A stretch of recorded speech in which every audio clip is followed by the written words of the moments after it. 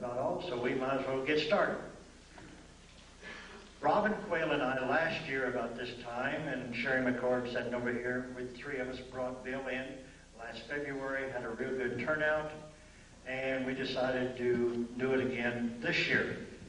Robin and I have been talking with Bill for over the past several months, and we found out that he's got a lot of brand new material that you people, if you were to the one last year, it's going to be new material. And one of the things he said last year, he said he was going to touch from kindergarten to about the 4th grade last year. And it made some people mad, but yet made them mad enough to want to come back.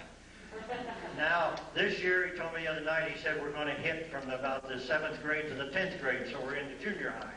So maybe in 2 more years, we'll be into high school or college. So this is some of the things.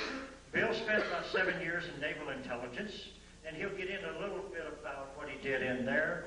And then he spent the last 17 years putting together what he is going to share with us this afternoon. And at this time, I'd like to introduce Bill Cooper. Bill?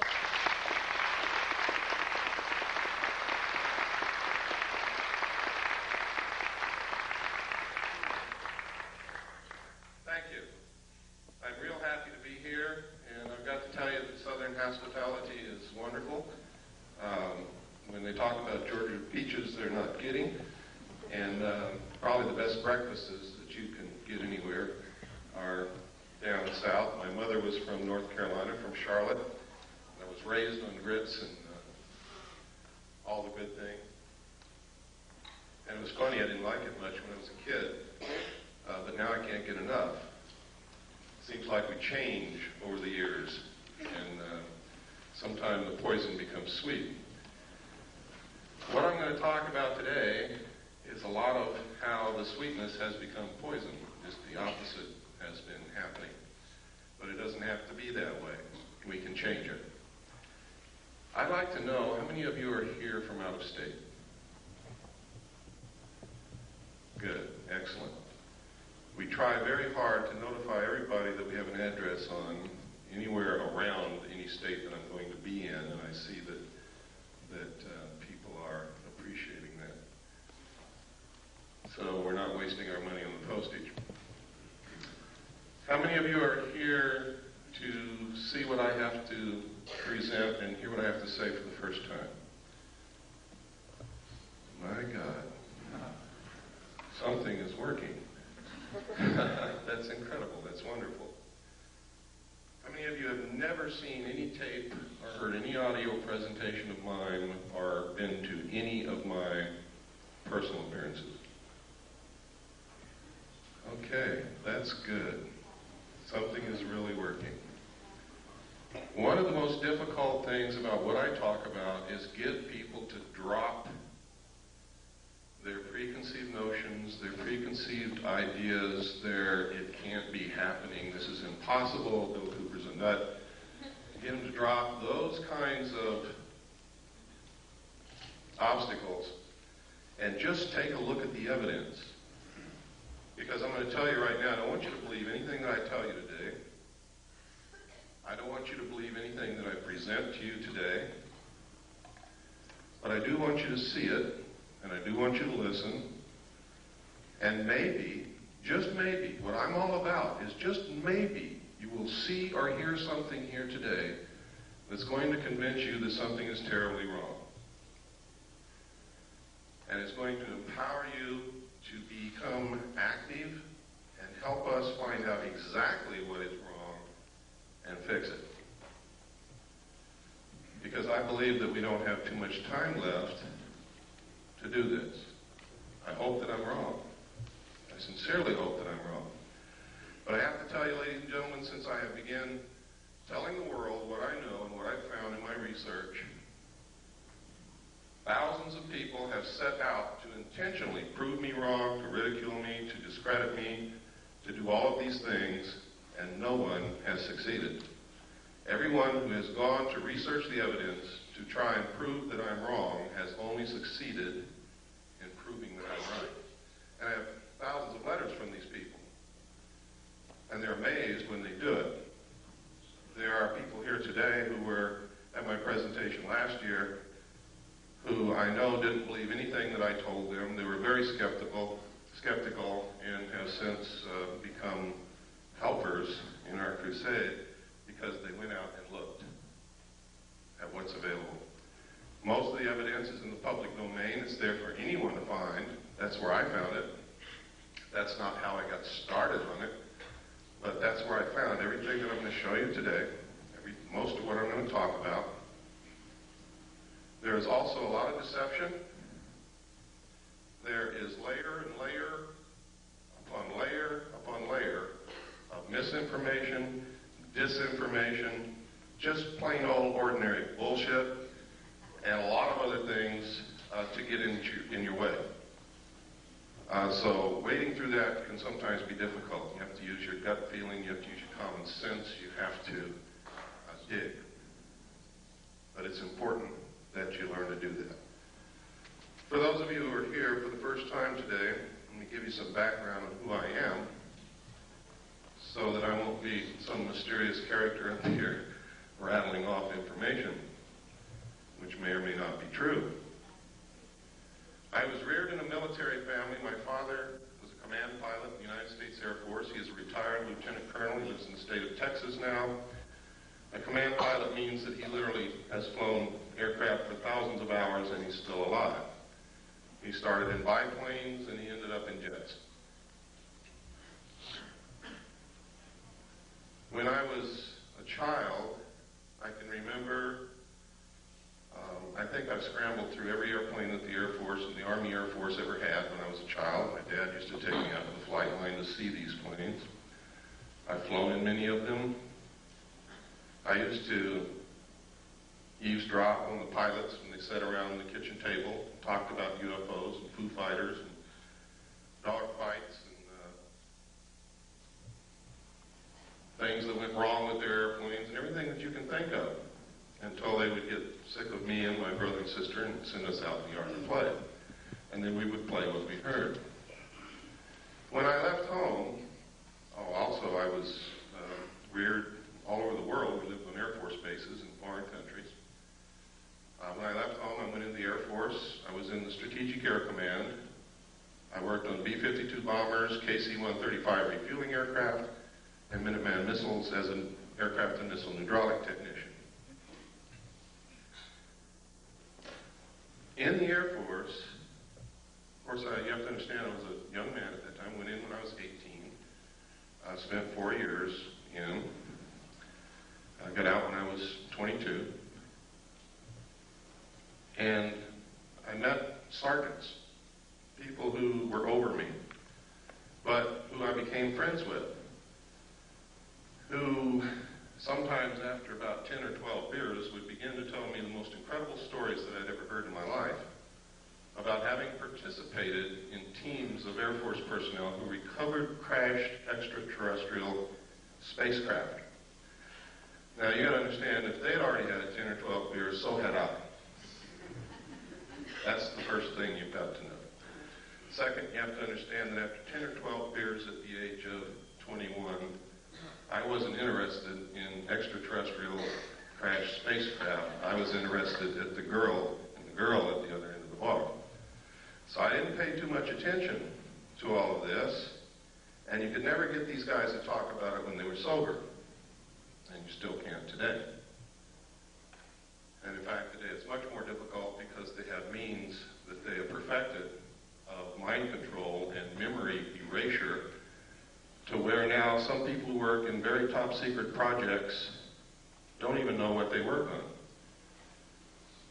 They know that they go to work in the morning, they get off of work and go home, they don't remember anything that they did all day. The technology for this is well documented, it's in the public domain also, and it's one way that they've figured out how to keep projects secret. If you don't believe that the military can keep things secret, consider this. You just recently heard of the stealth fighter for the first time. This is 1991. I think the first mention of it publicly was in 1990. Did anyone hear of the stealth fighter before 1990? What year did you hear? Early 80s. Would anybody like to venture a guess on when the first flight of the stealth fighter took place?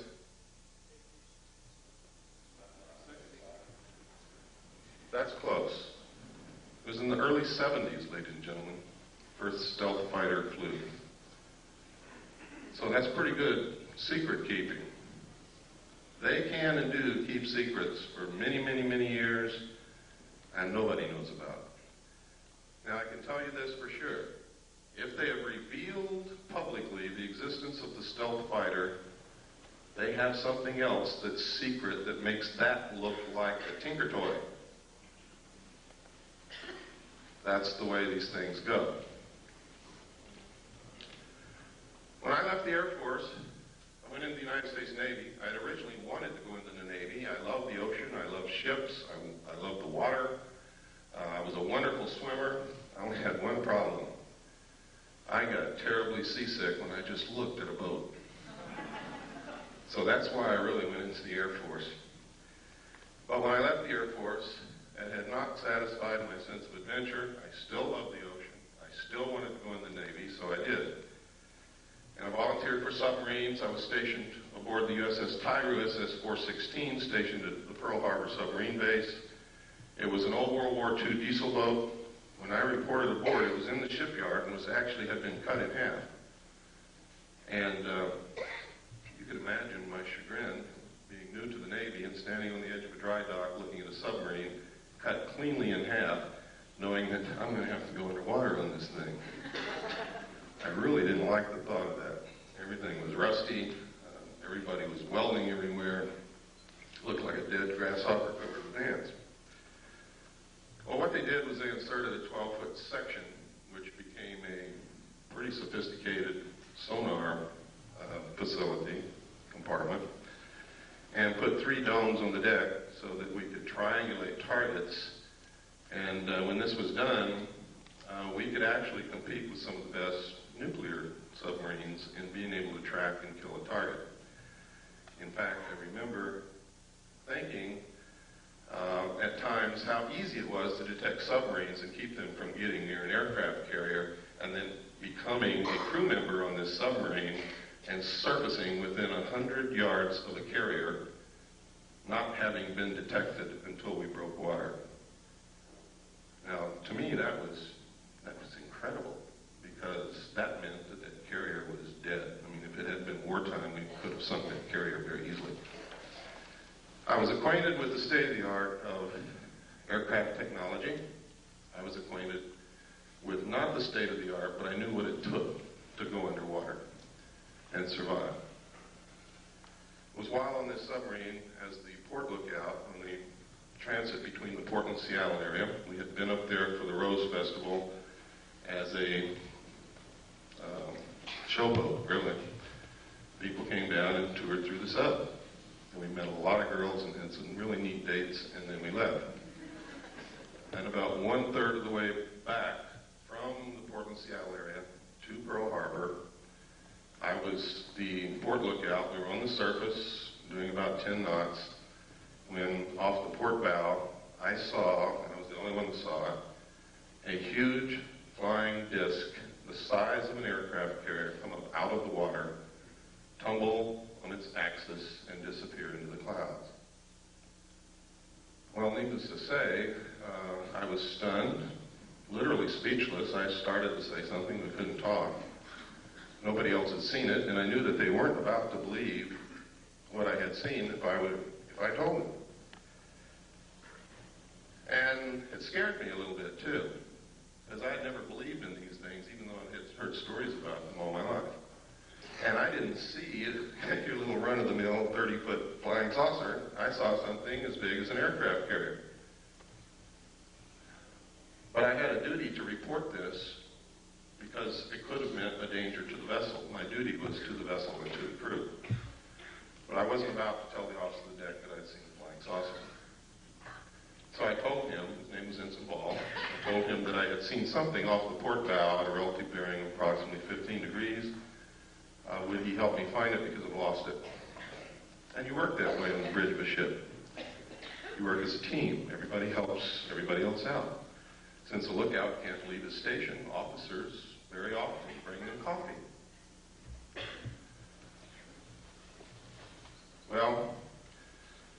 over there in the starboard lookout had also heard what I said, and he looked over there too. And I was turning around to look back again, bringing my binoculars up, when the same craft, or another one exactly like it, I don't know which to this day, came back down out of the clouds, tumbled again on its axis, and the most incredible thing happened. There was no splash. It was as if the ocean opened up ahead of it, and then it went into the hole which closed behind it. Now this sounds incredible. And to tell you quite truthfully, it is incredible. And if somebody had told me that and I hadn't seen it, I wouldn't believe it. And I would blame any one of you for not believing it. But I hope before this day is over, you're going to at least consider the possibility that these things exist, because I'm going to show you some real film, pictures, and documents, government documentation, and we're going to talk about a lot of other things that are going on. It's extremely important that people get out of the stuck in the mud, narrow view frame of mind. I can tell you that over the last 17 to 18 years that I've been doing research, I have discovered that our normal, everyday concept of reality is an illusion. It is a manipulation in most instances of the power structure that really runs this country and the world to keep us ignorant so that we won't know what the truth is. I can tell you that when George Bush says, out of the Middle East crisis will come a new world order, he is not joking. And the new world order is not what you think it is. Friendly nations working together. It's going to be a one-world, totalitarian, socialist government. Some of the reasons for this are good, some of them are not. I can tell you that there is a hidden secret technology that is astounding, resembles nothing less than sheer magic, would literally set us free, enable us to cure most diseases, if not all, give us probably a source of, if not free energy, very close to free energy, very inexpensive energy, which we need very badly. And I'm going to talk to you why these things are being hidden, when this all came about, and try to give you a basic understanding of what's going on. All of it is covered in my book, which you may or may not have seen. The name of the book is Behold a Pale Horse. This book has more suppressed information printed in it than any other book that's ever been printed in the history of the world, I can guarantee you. And if they don't succeed in suppressing it, a lot of people's eyes are going to be wide open when they read it. Everything that I have found, I document. So it's not a question of deciding whether or not to believe me, it's a question of whether or not you can accept those documents as proof. Someone once said you can put 10 tons of proof in front of people. If they're not ready to accept an idea, they will not accept the proof. No amount of evidence will suffice to prove anything. It is the jury that will decide. And you are the jury. Smart people know that.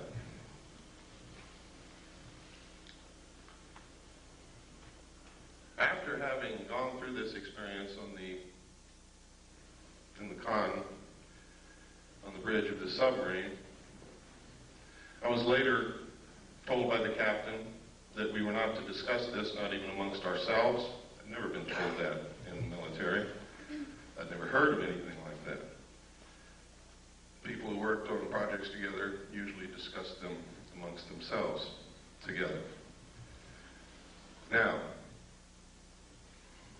when we reached Pearl Harbor, those of us who had been on the bridge, including the captain, were not allowed to go to shore. An officer, a commander from the Office of Naval Intelligence came on board, spoke with each one of us in the captain's stateroom individually, and literally what happened is he did not tell us what to say.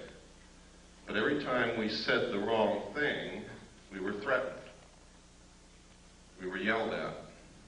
It didn't take me long to figure out, having been raised by a having spent 4 years in the United States Air Force, what this man wanted to hear. So I told him what he wanted to hear. Sir, I didn't see anything. I want to get the hell out of here real quick. Please, let's get this over with. That pleased him.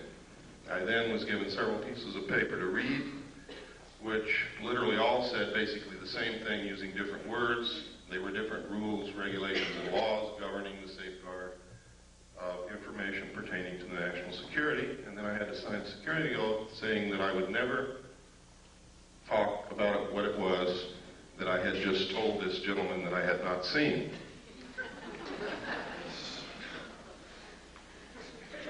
And then I was allowed to go. Later I was selected and trained for Naval Security and Intelligence. I was given a secondary NEC of 9545, which is Internal Security Specialist. My job was to safeguard, control classified information, secure perimeters, buildings, naval installations, detect bugging devices, all of these things. I was specifically trained to conduct Pacific Area intelligence briefings. And then after all this training, I was sent to Vietnam and made a patrol boat captain for Naval Security and Intelligence. I was attached to Camp Carter, which was the headquarters of Naval Intelligence and I Corps. I was then sent to a division of Naval Intelligence, which was the Da Nang Harbor Patrol. I was given a crew, a patrol boat, and a lot of weapons and ammunition, and they turned me loose. And that was crazy, because I was a young man that didn't know what the hell I was doing. But I did okay, thank God. Some others didn't. Later, I was transferred up to the Dong Ha River Security Group, which was another division of Camp Carter Naval Intelligence. And my job there was to patrol the river, make friends with the people along the banks, gather intelligence, and maintain the safety and security of the river. That river was at the DMZ. It's the Takan River. The base camp was Qua Viet at the mouth of the river on the southern bank. And it was a major supply route for supplies that went to Khe Sanh, which was under siege. While there, I learned that there was significant UFO activity in Vietnam. A lot of it. Why? I don't know. There were rumors flying everywhere. We heard stories of enemy troops firing at UFOs, our side firing at UFOs, UFOs flashing back with blue lights that did crazy things, the same things that you hear happening today. I know of one instance for a fact that after UFOs hovered above a South Vietnamese village all night, the next morning there was not a living soul in that village. Don't ask me where they went, because I haven't got the slightest idea. But it's incredible. We were told that any UFO information that we sent in dispatches, messages, or discussed over the radio, we were to use the code word enemy helicopter activity. And that's what we did. The enemy had no helicopters in Vietnam, period. So anything you see in the history of Vietnam that refers to enemy helicopter activity is in fact referring to UFO activity, unidentified flying objects.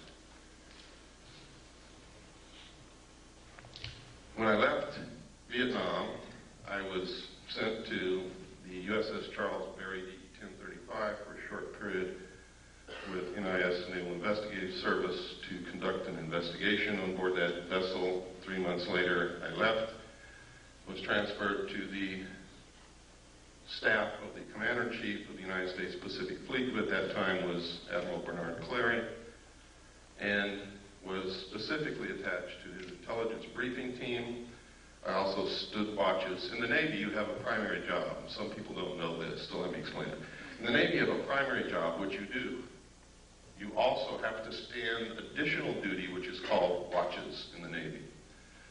My watch station was Petty Officer of the Watch in the Command Center, which meant I was the senior enlisted man in the Command Center, in charge of the Command Center and the information. I was also the designated SPEACAT operator, which meant top secret, crypto, communications that came in under a specialized, compartmentalized category.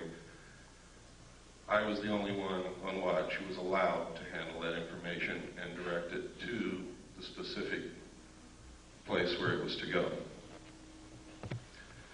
Now, normally these things are handled by radio men and communications technicians in a communications center. But in a command center where they have to have information instantly, everything that goes to the communications center also comes to the command center, so that there is not a delay in important information, urgent information getting to the right people who have to make commands decisions. It was there that I saw documentation that I have to tell you right now could have been shown to me or given to me, or I could have been put in that position in order to see these documents so that I would specifically talk about them later. I'll tell you why in just a few moments that might have occurred. I don't believe that's the case. I believe that the information that I saw was real, was accurate, and is occurring. The documents stated that extraterrestrials were real, that UFOs were piloted by them and had been visiting this Earth for many, many thousands of years, that there was a project called Aquarius that had researched this history and compiled the history from written human records, starting with the ancient tablets left by the Sumerians, the Assyrians, the Mesopotamians, the Egyptians, right up to modern times. These documents were quite thorough and very convincing, believe me. There was documentation that the United States had actually recovered crashed alien craft. The first one occurred near a small town called Roswell, New Mexico in 1947. The crash site actually covered 2 locations. One location was on a ranch belonging to a Mr. Brazel.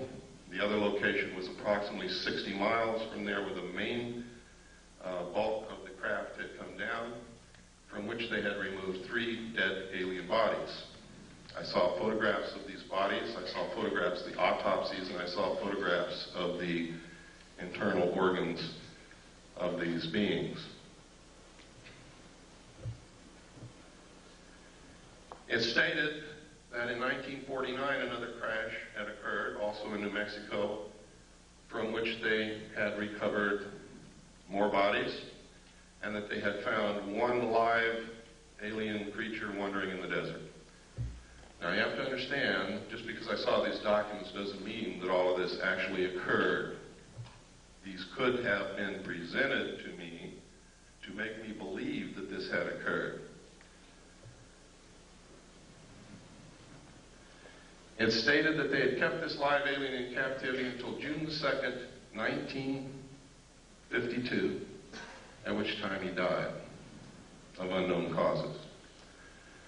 They instituted a project called Sigma to attempt to contact the race that this being belonged to. Sigma evolved into the National Security Agency. That eventually contact was made. Landings occurred, communication took place, an alliance was agreed upon.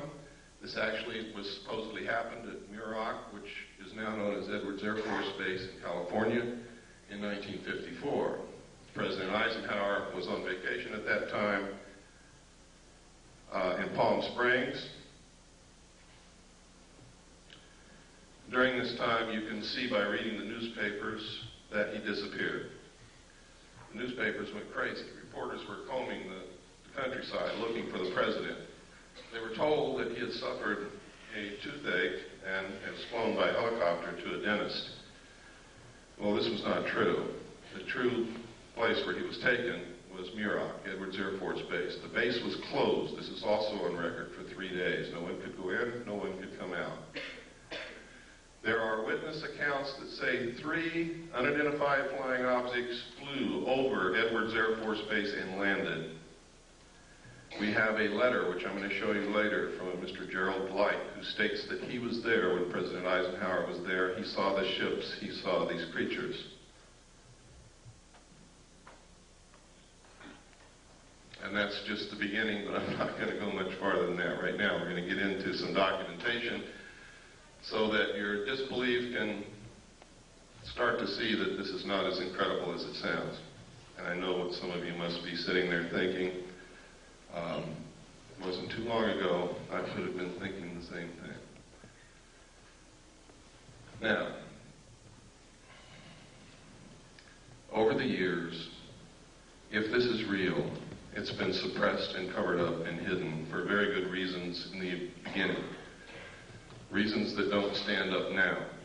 Reasons that have resulted in criminal activity, in erosion of the Constitution, in all kinds of things. Now, I said that I believe that this is all true. I don't believe that it's a hoax. The evidence is overwhelming that it's true.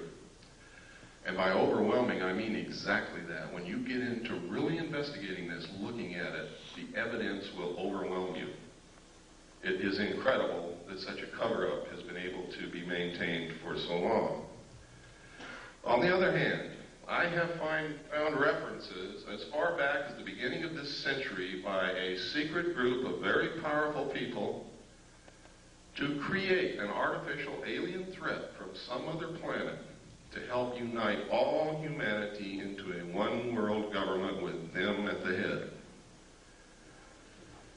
I have found a speech given by John Dewey in 1917 to Viscount Ishii and the Japanese delegation in New York City, where the first thing that he says in his speech is, "Someone once told me that the best way to unite all humanity and do away with war is if we were attacked from some other planet by alien beings from outer space." I have found reference in a report called the Report from Iron Mountain to the ultimate method of permanent peace on this earth and uniting humanity, doing away with nation states which cause wars, and substituting for war a tremendously wasteful space program that would unite humanity against an alien threat of an intelligent race from another planet. Now, I didn't know all this when I saw these papers back between 1970 and 1973 and the photographs and the records that I saw. This information came out during my research over the last 18 years. So it's something that has to be considered. I have to tell you that the intelligence communities, the powerful people in this world, have the capabilities to do this, to perpetrate such a hoax. They can do it. They have methods and ways to make us believe damn near anything they want to. But I will tell you this. The only question is whether extraterrestrials are real or not. There is no question whatsoever about the craft. The craft are real. They've been seen by millions of people all over the world. Credible people, military people, doctors, lawyers, bag ladies, elevator repairmen, people who work in grocery stores, heads of colleges, politicians, Jimmy Carter, Ronald Reagan, and many others. Now, Jimmy Carter said he saw a UFO before he was elected president. Now, if he's not credible, why did you elect him?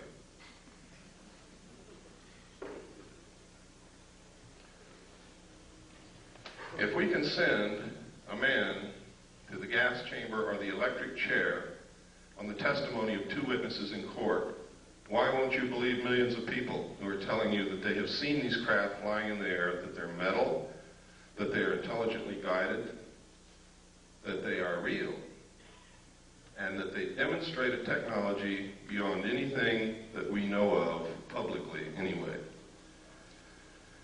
I can tell you that we have this technology in the United States. It is being flown in an area called Area 51, Groom Dry Lake, in the Nevada Test Range in the state of Nevada. I have seen it fly. Many other people have seen it fly. I have a photograph of it in my book. I also have a drawing given to me by one of the people who have been there and touched it and seen it. The drawing matches the craft in flight exactly. I'm also going to show you a videotape of another craft, what they call a cigar-shaped craft, above the test site here in just a few moments. So, when you hear people talking about secret weapons, when you see the stealth fighter unveiled, what they have behind it in the wings, that you too can also go see, by the way, in Nevada, if you have the money and the time to go out there and stand in the desert all night. If you look toward Groom Lake between sunset and sunrise on any given night, you can watch them test fly these craft. But you have to be prepared to stay there 2 or 3 nights because they don't always fly every single night. Now, at this time, to show you that I'm not so far out in left field that you could turn it off, I'm going to show you a tape now, and this tape is going to prove to you that the government's been lying to you for a lot of years. Now, when I say the government, I don't mean our constitutionally authorized and legal and lawful government. I mean the men who have infiltrated our government over the years and are controlling it, subverting it toward their own end. Have been lying to us. Our government hadn't had a chance to work over the last 40 years. And you're going to see why. What I'm going to show you is a tape of the Kennedy assassination. It's not a tape that you've ever seen before. I hope you will pardon the editing because I'm not a professional editor and I have to do this at home because I cannot let this tape out of my possession because that would be totally irresponsible and it would probably disappear. Keep your eyes on the driver of the car. Do not watch Kennedy. Don't look around at the scenery. Keep your eyes on the driver of the car. That's important. They have always known who killed Kennedy, and they have covered it up for all these years. Okay, if we can have the lights off, and please run the Kennedy tape. Can I sit down? Can that door be closed? Yes.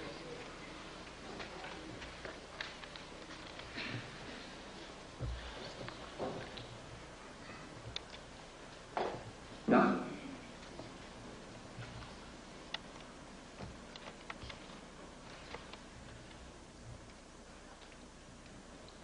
It was politics that motivated Kennedy to make the trip. Can you turn up the volume, please? It takes to reconcile differences between two factions of the state's Democratic Party, as well as draw political support in the state that he had barely carried back in 1960. Kennedy, in fact, had felt the visit to be so crucial to his re-election chances that he persuaded his wife, Jacqueline, to accompany him. The first day of the trip, which included visits to Houston and San Antonio on November 21st, had been very successful. Despite his mediocre rating in the latest Gallup poll, overwhelming and enthusiastic crowds greeted the President and the First Lady at every stop along the tour.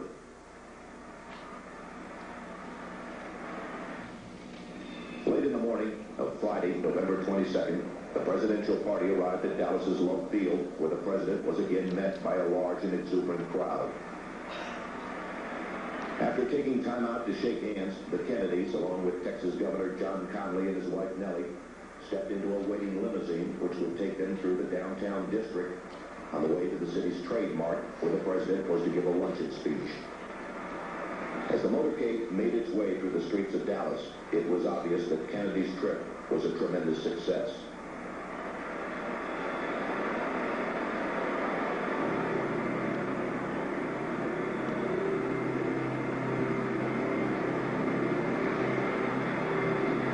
Near the end of the motorcade route, the limousine entered Dealey Plaza, a small open area on the outskirts of the city.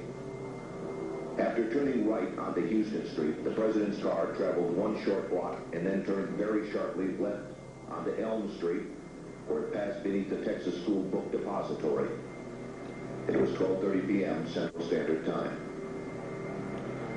At this point, Abraham Zapruder, a Dallas clothing manufacturer who watched the motorcade from atop a grassy slope to the west of the Book Depository, turned on his 8mm Bell & Howell movie camera.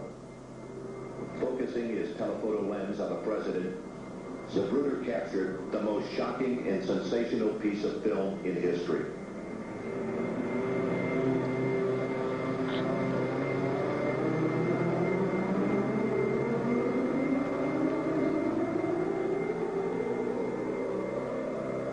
The motorcade in Dallas on November 22nd, 1963. As the presidential car passes behind the freeway sign, President Kennedy is struck in the throat by a bullet that was fired from the grassy knoll. As he's grasping his throat to John Connolly, turning around to his right, he at that point is struck. You notice the the passenger of the car turning back to see what has happened to the president. As he turns back to the front, the driver of the car turns with his left arm over his right shoulder with a pistol and fires. You see the 45 caliber nickel-plated automatic weapon in his left hand. He's firing over his right shoulder. You see it in relief. You see his head pointing backwards towards the president.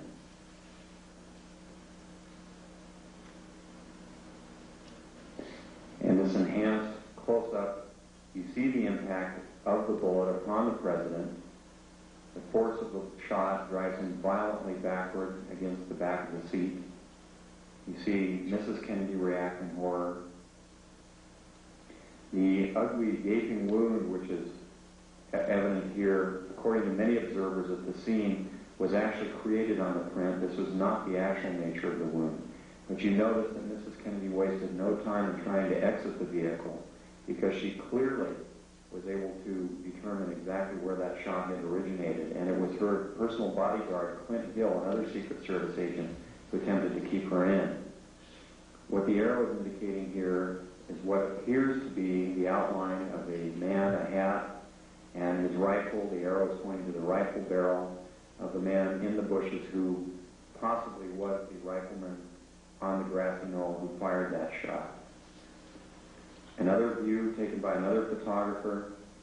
Again, you see Mrs. Kennedy trying to exit the vehicle at all times. Here you see the passenger in the front turning back, looking at the president. Instead of jumping back to assist him, he turns forward. The driver is now rotating. The weapon comes into view and he fires. You'll see this repeatedly in these sequences. Kennedy's been shot in the throat. He's leaning to his left.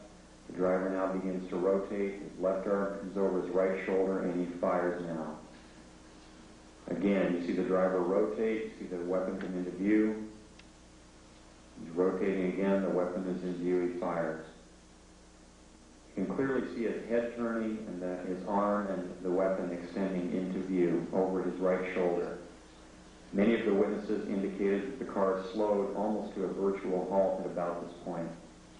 And here in the normal version, you see how much more quickly it is speeded up. It's much harder to determine. Many of the people who asked the question why Jackie Kennedy did not.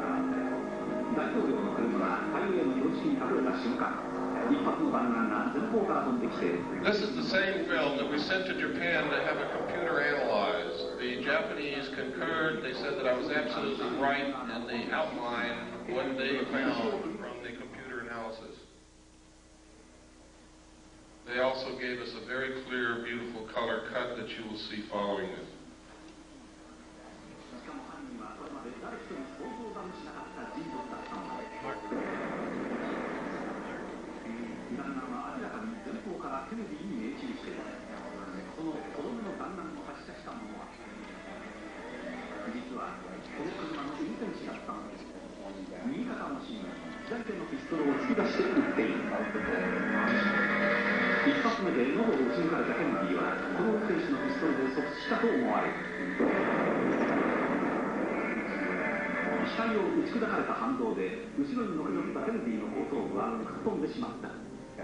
Here, according to many observers, 目の前で真犯人を目撃してしまったジャクリーン夫人は自分の身の危険を悟って車から逃がそうとした。だがすぐ後ろからつけてきたシークレットサービスによって押し戻され、電気に逃げるチャンスを失ってしまった。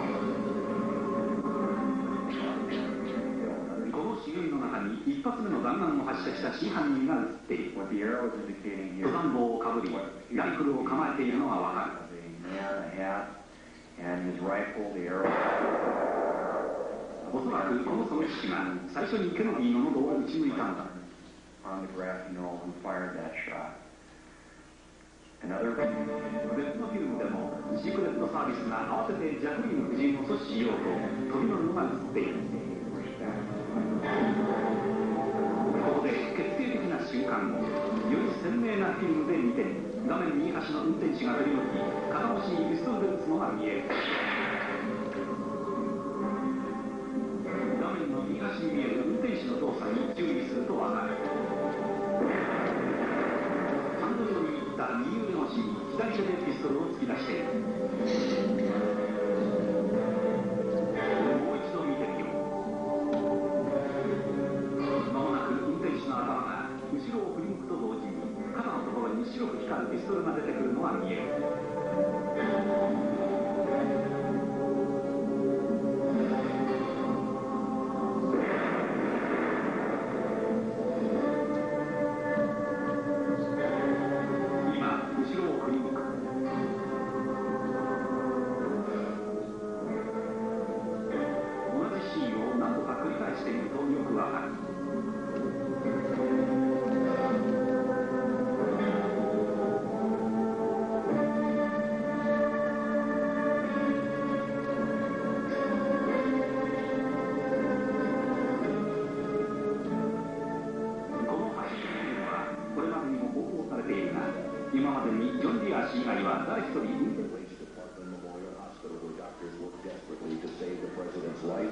and to care for Governor Conley, who was also seriously injured in the shooting.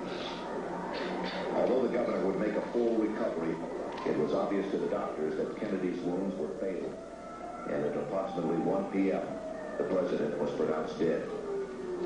Forth from this time and place to friend and foe alike, that the torch has been passed to a new generation of Americans born in this century, tempered by war, disciplined by a hard and bitter peace, proud of our ancient heritage, and unwilling to witness or permit the slow undoing of those human rights to which this nation has always been committed and to which we are committed today at home and around the world.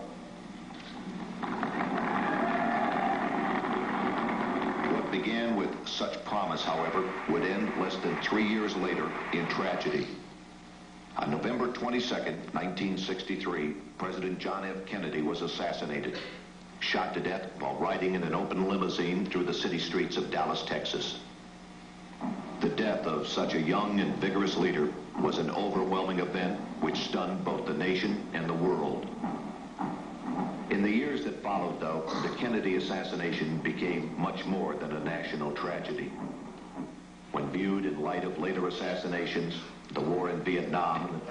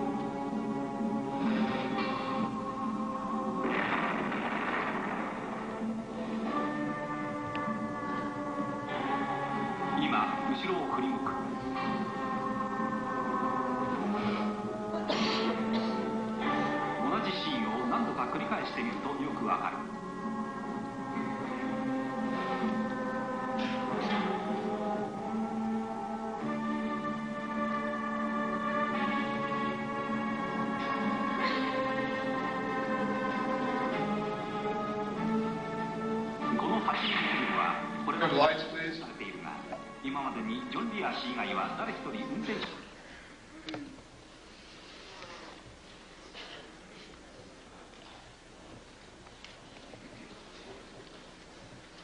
While I was with the Office of Naval Intelligence attached to the Commander-in-Chief United States Pacific Fleet staff, I saw documents that stated with no hesitation whatsoever, with clear understanding, that President Kennedy was killed by William Greer, the Secret Service agent driving his limousine in the motorcade. These documents disclosed to me that the people involved in the assassination of the President were the Office of Naval Intelligence, the Secret Service, Division 5 of the FBI, and the Central Intelligence Agency. The reason stated was that he was a security risk, that he had ordered them to stop the sale and importation of drugs to the American people, and that he had ordered them to develop a plan to disclose the presence of extraterrestrial visitation to this earth within the following year. He had also ordered a printing of legally constitutional silver-backed money, which is not in the best interest of the world bankers or the power structure or the Federal Reserve, which is not an agency of the federal government, but is a private corporation run, and the stock is held and owned by bankers, most of whom are European bankers controlled by the House of Rothschild. They pay no taxes on the national debt that we pay them and the money that they earn from the interest. So they were dead set against the printing of this money. Kennedy had also discovered what the CIA had been doing for many years. You see, being president, you get to open a lot of drawers that nobody usually gets to open. And he had informed the CIA that he had intended, and he said this publicly, by the way, that he intended to disband the CIA and scatter it in 1,000 different directions. So you see, he made some pretty big enemies. And there were some pretty powerful people who thought that he needed to be killed. Many of you saw this and found this out for the first time today. How many of you are upset by this? I am. I have been, ever since I saw those documents, I've been terribly upset. In fact, in my book, I enclosed parts of my service record in the appendix. You can see the exact day that I found out that the Office of Naval Intelligence was involved in the assassination of President Kennedy. I went over the hill with no intention of coming back. It was my good friend Robert Swan who talked me into returning so that I could do what I'm doing today. He said, "Bill, you can't help anybody if you're in jail, and that's where you're going if you don't go back." So I went back after 8 days. But you can see the exact day in 1971 when I saw the document that told me who killed President Kennedy. Let's take about a 5-minute break. Let's take a 10-minute break.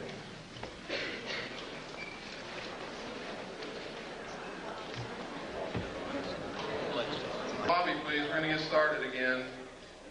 I'm going to show a videotape of a UFO. You're not going to want to miss this because it's extremely rare footage of what they call a mothership, a cigar-shaped craft.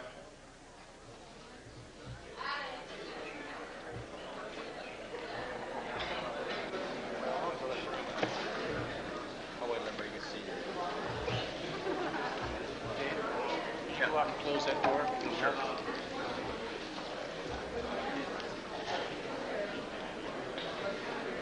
I meant to say this in the beginning, but forgot all about it. For those of you who have ordered my book, all the paperback books that were ordered have been sent. They've been sent for over a week. So if you ordered it and haven't got it, it's probably in your mailbox right this moment waiting for you to come home, or will be there in the next couple of days. The hardback books are printed, but they are not bound yet. They will not be sent for another 2 weeks.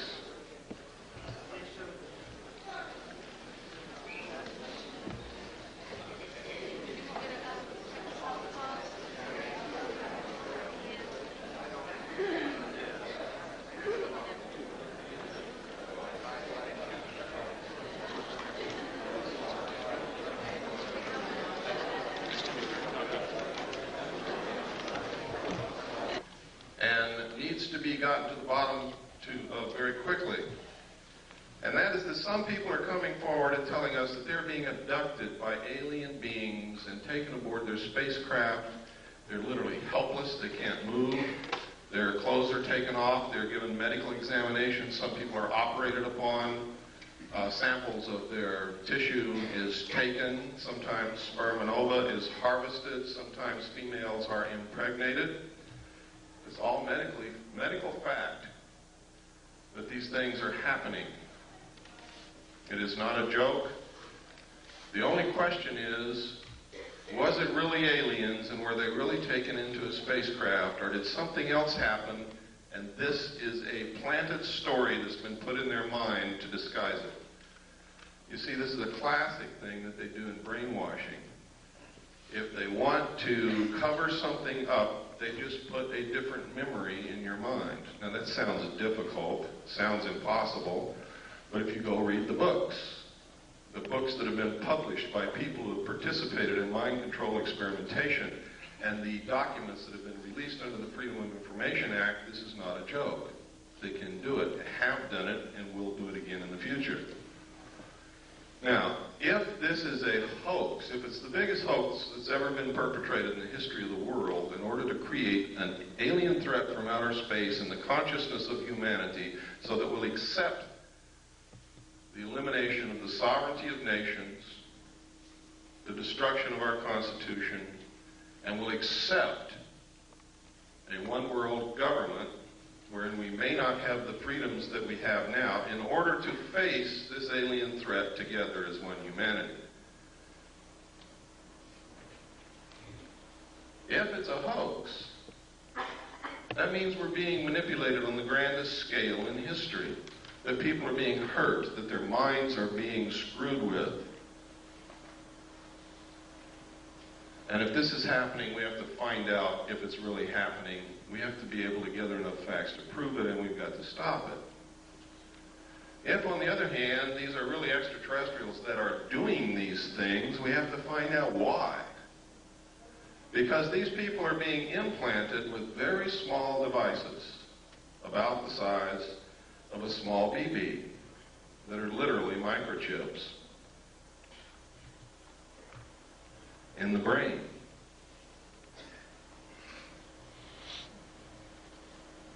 What is the purpose? I don't know. Can these people be controlled through these implants? I'm going to show you the locations where these implants are put into the brain. They're easily detected by MIR CAT scan, by anybody who is a medical professional adept at identifying foreign bodies in the human body. So, aside from the obvious reasons why we should be looking into this, those are some of the other reasons why we should be looking into it. If the New World Order is so benevolent and so good for us, why is it that we have to be coerced and manipulated into it? Because this isn't the only coercion that's going on, if that's what's happening.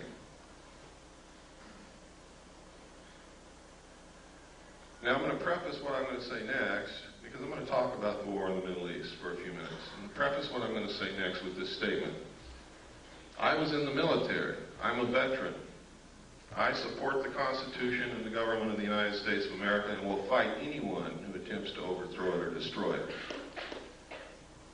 I am for our troops in the Middle East.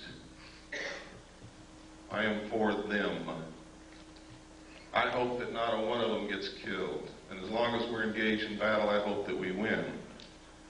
But I'm going to tell you right now, we are not there for the reasons that you've been told. And let me give you a little history of this.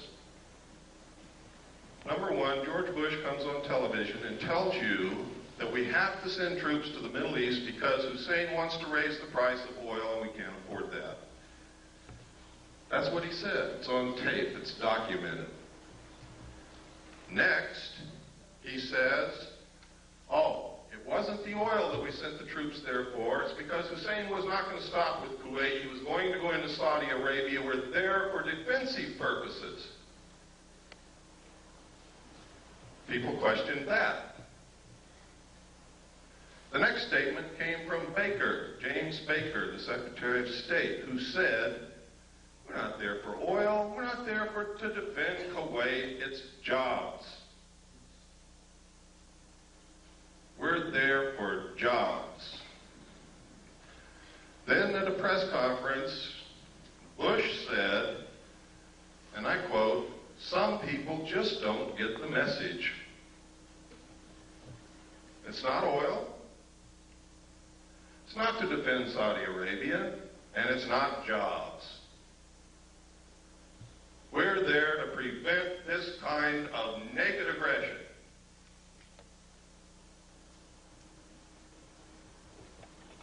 Now, I submit to you that if the President of the United States and the Secretary of State don't know why the hell we're there, and they change their mind every minute, that none of the above is true. The truth is, a legal precedent has to be established that says that the United Nations is the ruler of the world. It has to be a legal precedent that all nation states submit to the will of the United Nations and give up their sovereignty to the United Nations and submit to the rule of the law of the world, which is the United Nations Charter and the resolutions passed by the United Nations. And the United States military is acting as the police force for the United Nations to establish that legal precedent. And Bush has said on television, no nation can ever again stand against a world united. And if they try it, the same thing will happen to them. Margaret Thatcher was the last world leader who was opposed to the one world government. And she is no longer the Prime Minister of England because of that. I'm going to tell you now that the only obstacle to the New World Order coming together at this moment is the right of the American people to keep and bear arms. That is why there is such an effort to take your guns away from you. You see, the intent of the Second Amendment, the Second Article and Amendment to the Constitution, was not so that we could go hunting. It was not to protect the possessions in your home or to protect you from burglars. The intent of our forefathers in establishing the Second Article and Amendment to the Constitution was that as long as every American owned a weapon, whether they ever fired it or not, our government could never oppress us just with the knowledge that we all had that weapon in our closet. That's the reason. That's why every time you see a bill to take weapons away from the American people defeated in Congress, 4 more are introduced immediately. It's a never-ending battle. That's why they lie about the statistics. The truth is, in a town where everybody owns a weapon and everybody knows it, there is almost no crime.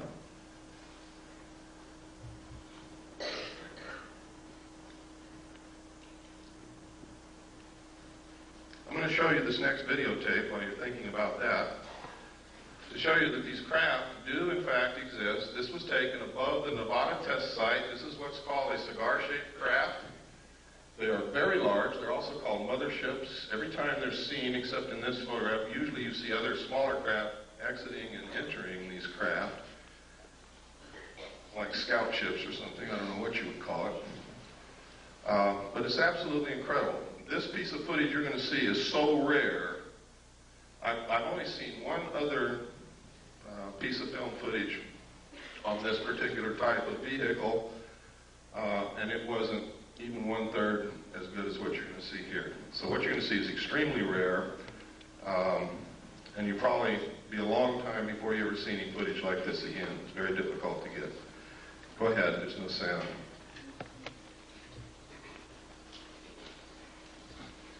Kill the lights, please.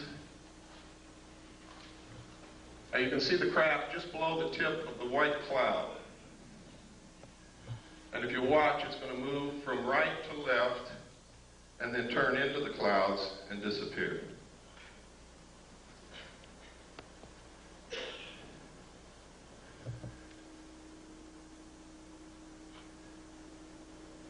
were approximately 15 miles from that location when this footage was taken. Which means that what you're looking at there is approximately 2 to 3 miles in length.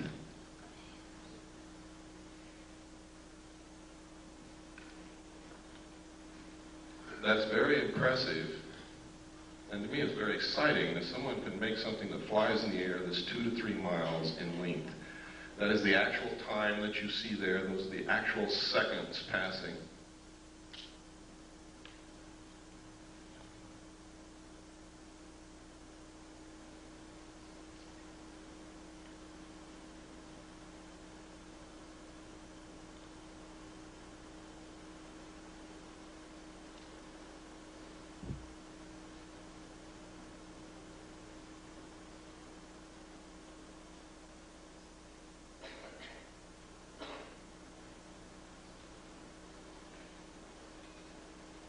And it's almost gone now. Now it's into the cloud bank.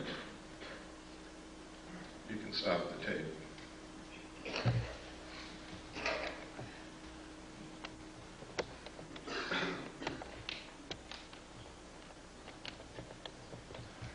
Okay, if you'll turn on the slide projector, we'll get into some of these slides. I'm not going to be going very fast through these slides. Some of you have seen a lot of them before. You're going to see some very startling information here. You're going to see some documentation that's going to prove to you that the government's been lying to you for many years.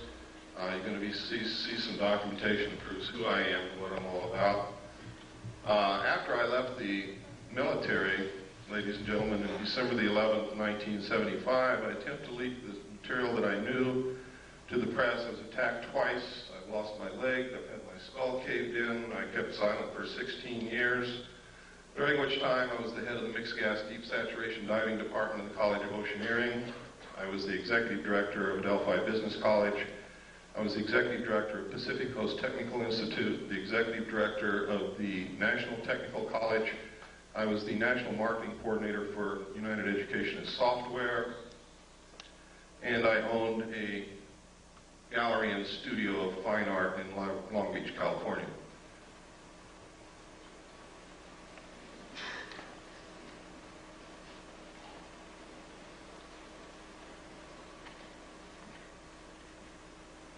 Is it on? It's on.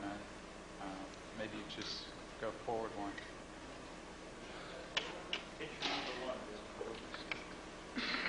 I'm hitting it. Something's wrong. There we go. You want to go forward? That's the wrong. I want to go forward. There we go. Okay. This is a letter from Jim Joyner, who's the head of the Mixed Gas Deep Saturation Diving Department of the College of Oceaneering. And basically what he's saying in this letter is I worked for him, I was the head of the department, I was an instructor, and I'm a good guy.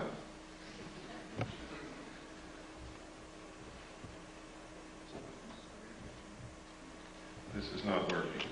It's not? Go ahead and push. Just say forward and he'll push the button. Okay.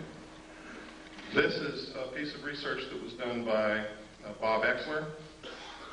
In his own research, he verified something that I had not told anybody, and was that when I was with the Commander-in-Chief of the United States Pacific Fleet, I worked directly under Bobby Ray Inman.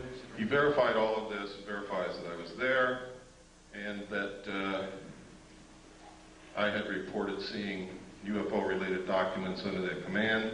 And it goes through to outline Bobby Ray Inman's career path, which is incredible. He believes that Bobby Ray Inman is very much connected with the cover-up group, is one of those in the know, knows everything about the alien situation. Born April 4th, 1931, graduated from college at the age of 19 with the BA from the University of Texas in 1950. He entered the United States Navy in 1952, advancing to the rank of Admiral in 1981. 20 years after entering the Navy, he graduated from the National War College in 1972. He was the assistant to the Naval Attaché in Stockholm from 65 to 67, and no records are available for his service assignments from 68 through 71. From 72 to 74, he was assistant to the Chief of Staff of Intelligence Office of the Commander of the Pacific Fleet. Inman was the director of naval intelligence from 1974 to 1976 before moving on to become the vice director of the Defense Intelligence Agency. You can see what he did? I mean, he skipped over some pretty senior people, and he's going right straight to the top. And only people who are considered to be of the inner circle do that. He became the director of the National Security Agency in 1977, holding that post until 1981 when he attained the rank of admiral and became the deputy director of the Central Intelligence Agency. He retired from government service in 1982 and became the CEO for MCC. Remember what I was telling you about implants? Microelectronics and Computer Technology Corporation. MCC is a private sector joint venture supported by and share funded by the government and corporate shareholders. The venture was motivated by the Japanese fifth generation artificial intelligence computer project. Yes, next. This is a letter from Bob. Remember I told you Bob Swan was the one who talked me into going back after I went AWOL. Later, I got married on June the 2nd, 1972. On June the 1st, 1972, I sat down with Bob and a bottle of scotch and I told him everything I knew and gave him a set of documents to prove it. Bob acknowledges that conversation in this letter. He acknowledges what I told him about alien installations on the moon, about the Kennedy assassination, about the fact that I gave him documents that were highly classified, and he says that he doesn't know what happened to them, he doesn't have them anymore, and it's exactly what he should say. Next.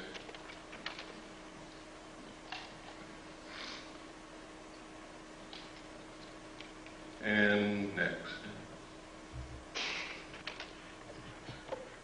This is a document known as the Eisenhower Briefing Document. Was brought out by a research team of Moore, Chandray, and Friedman. William Moore, with Charles Berlitz, wrote a book called The Roswell Incident, which was the first legitimate work on the so-called crash of the flying saucer near Roswell, New Mexico in 1947. This document is a fraud, and I can prove it to you very easily. But it has a lot of truth in it. In fact, the document itself reads as if it were taken right out of Moore's book, The Roswell Incident. All of the designations on it are legitimate. Top secret, magic was the same designation given to the material that I saw when I was with Naval Intelligence. Magic means Magi controlled. Magi is the majority agency for joint intelligence, which reports only to a top secret group called Majesty 12, also known as Majority 12. It is made up of 19 members. There are 6 from government, 6 from the Executive Committee on the Council on Foreign Relations, 6 from the Jason Scientific Group administered by the MITRE Corporation and Dr. Edward Teller. This briefing document calls it Operation Majestic 12. The documents that I saw said that it was Operation Majority. Also, look at the date, 18 November 1952. Eisenhower was not yet president, and if this is truly one of the highest held secrets in this country, he would never have been exposed to this information until he actually took the oath of president. He was not even in government service at the time he was elected. He was the president of a college. Next, please. I can tell you that of those listed there, those names, Admiral Roscoe Hillenkoetter was the director of the CIA when this group was supposedly formed. If in fact it was formed at that time, he would have definitely been a member. Secretary James B. Forrestal, according to the documentation that I saw, was a member and was the man responsible for the operation of the recovery of the craft at Roswell, New Mexico. And it is really his story that is outlined in Whitley Strieber's book called Majestic. The main character in that book was an abductee, carried the bodies from the crash site to Los Alamos National Laboratory. In the documentation that I saw, that actually did happen to James B. Forrestal. Next slide, please. And next slide. We don't have time to go through every sentence and every paragraph, so I'm just going to hit the major points. Next. Next. On this page, you can see, without any doubt, that this document is a fraud. In enumeration of attachments, you'll see attachment A, special classified executive order number 092447 TS/EO. TS is top secret, EO is executive order. Executive orders are numbered consecutively from president to president, from executive order to executive order, no matter who occupies the White House, for the purpose of continuity and record keeping. Truman wrote executive orders in the 9,000 range. Eisenhower wrote executive orders in the 10,000 range, and so on and so forth. President Nixon wrote in the 11,000 range, and some of the ones that he wrote were actually signed by Carter. This is 92,447. Any way that you look at it, it can only be a date. 09, which would be what month? September the 24th, 1947. Executive orders are not listed by date, they are listed by number. Next slide, please. This is a memorandum for the Secretary of Defense. This also is a fraud. Next slide, please. This is legitimate. This came directly from the National Archives. It is legitimate. One thing that makes it important is it does mention NSC, National Security Council / MJ-12 Special Studies Project. In the documentation that I saw, Majesty 12, also known as Majority 12 for security reasons, where it got the name Majority 12 is that they had to have a majority of 12 votes to carry on any motion or any operation or anything that they wanted to do. If they didn't have 12 votes, they couldn't do it. It was abbreviated MJ-12. I also saw documents that there was a special studies group made up of scientists and prominent people belonging to a secret society called the Jason Society, which actually makes up the core of the Council on Foreign Relations, and under them is a Jason scientific group administered by the MITRE Corporation to study all the facts, lies, evidence, disinformation of the alien question and arrive at what the truth was. It was a 3-year study. Dr. Zbigniew Brzezinski headed the study group for the first 18 months. The second 18 months was headed by Dr. Henry Kissinger. During that time, Dr. Henry Kissinger, this is historical record, wouldn't even speak to anyone. He was gone, get up early, he'd leave, he'd come back very late at night, didn't talk to anybody, didn't care about anybody. He was so engrossed in whatever he was doing that it was like he was living in another world. His wife actually divorced him for this. So it fits. If he was really studying the alien question, I think that's the only thing that I can think of that would engross me so much that I would neglect my wife. Something of such historical and monumental consequence as that. Next slide, please.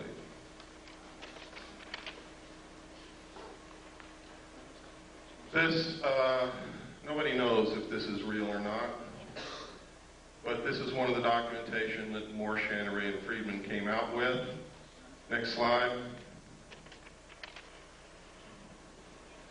This is a letter from Jesse Marcel Jr. In the Roswell crash in 1947, Major Jesse Roswell was an intelligence officer attached to Roswell Army Air Force Base, and he was the one who was sent out to check out this wreckage that Mr. Brazel reported on his ranch. When he got there, he determined that this wasn't anything he'd ever seen before, didn't know what it was, gathered it all up, put it in his car, took it home, showed it to his wife and child that night, and the following morning took it into the base. That night, when he showed it to his child, Jesse Marcel Jr., interpreted that this was pieces of a flying saucer. And I don't know if his father told him it was a flying saucer or not, but I believe that the suggestion was probably planted in the kid's mind because the only thing that the father had was bits and pieces of stuff that looked like tinfoil from cigarette packs and balsa I-beams, although they weren't balsa, it was some kind of metal, but they were very light. Next slide.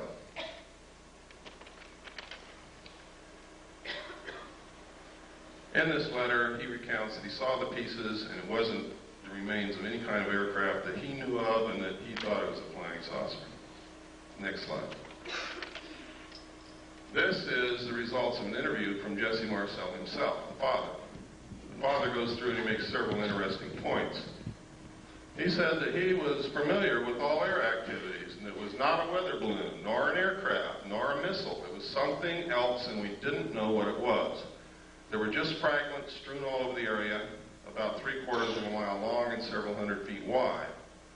We proceeded to pick up the parts of whatever it was and load it in the vehicles. It was one thing obvious to me, that whatever it probably exploded above the ground and was strewn over the ground, traveling in a easterly direction, probably northeast to southwest. We filled the vehicles and then proceeded to come back home to Walker Air Force Base, which is now called, or was then called, Roswell Army Air Force Base, where I was stationed, and that's how it was. Now notice that Jesse Marcel, the father, doesn't say that that was a flying saucer. He just says he didn't know what it was. And that's significant, and it's never been pointed out before. Everybody cites this letter as proof that he picked up pieces of a flying saucer, and that's a lie. He doesn't say that anywhere in this interview. Next page. And he goes on here, and he talks about the metal and the pieces and what it did. He said they tried to burn it, could not be burned. Would not burn. The same with the parchment we had. The metal was so thin, just like the tinfoil in a pack of cigarette paper. I didn't pay too much attention to that at first until one of the boys came to me and said, you know that metal that was in there? I tried to bend that stuff and it won't bend. I even tried it with a sledgehammer. You can't make a dent on it.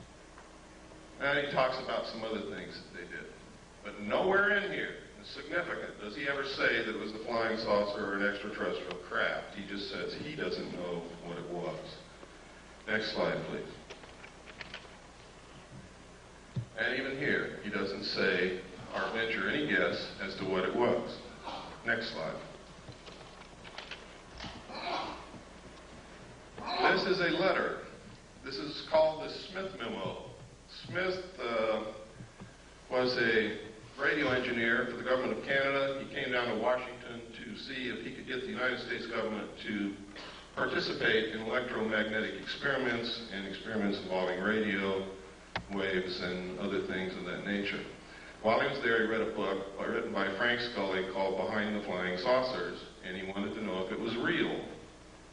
Scully in his book had said that the government had recovered crashed flying saucers and was hiding this from the public. He went to his embassy, the Canadian Embassy in Washington, asked them to find out the truth. The Canadian Embassy contacted Dr. Robert Sarbacher, who was a senior scientist working for the Pentagon at that time. And if you'll give me the next slide, this is what Dr. Sarbacher told the Canadian Embassy, and they relayed it to Wilbur Smith. A, the matter is the most highly classified subject in the United States government, rating higher than even the H-bomb. B, flying saucers exist. C, their modus operandi is unknown, but concentrated effort is being made by a small group headed by Dr. Vannevar Bush. D, the entire matter is considered by the United States authorities to be of tremendous significance. Again, no mention of extraterrestrial or alien beings.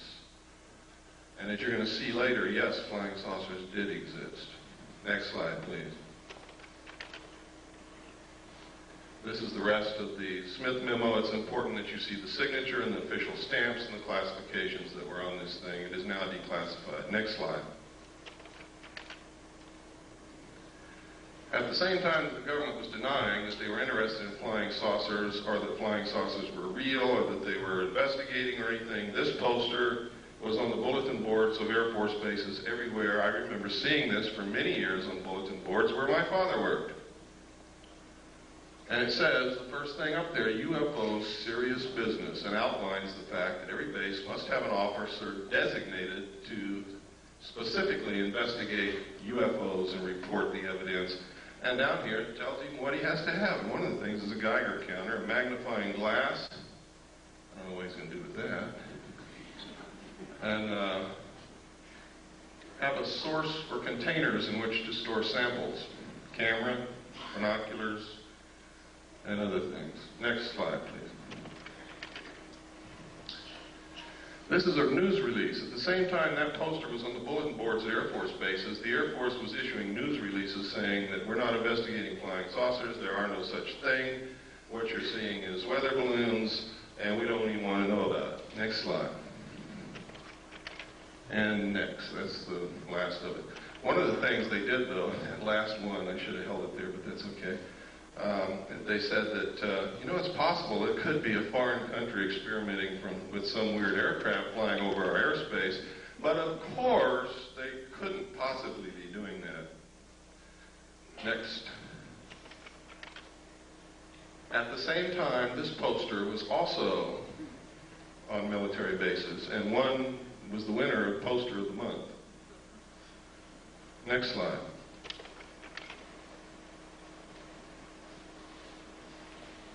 These are cows.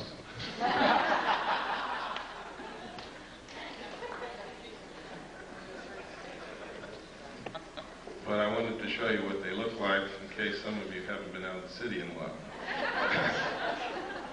Next slide. In some cities that I go to, there's really a reason for doing that. I wanted to show you this. There's something happening with this phenomenon that is absolutely incredible. Everywhere on this slide where you see an M, there has been a classic case of cattle mutilation. I'm going to describe to you what a classic case of cattle mutilation is so that you will know in your mind what I'm talking about. I'm talking about the lips on one side of the face gone. The jaw, the flesh and the muscle on the lower side of one of the jaw, lower jaw, gone, stripped to the bone. The tongue missing, one eye missing, one ear cored out and missing. Usually a 6-inch diameter patch of skin somewhere on the animal has been cut out. If it's a cow, either the entire udder or a portion of the udder is missing. The rectum is cored out in a perfect cone shape. These sexual organs are always missing. If the cow is pregnant, sometimes the fetus of the calf is gone, but the fetal bag is not opened or cut and has not been invaded in any manner. Now that's incredible. But the most significant thing is that all the blood is drained from the animal's body with no vascular collapse, and there's not a drop of blood anywhere. There are no cigarette butts on the ground, there are no tire tracks, there are no shoe prints, there are no footprints, there are no gum wrappers, there is nothing. The government says that coyotes did that.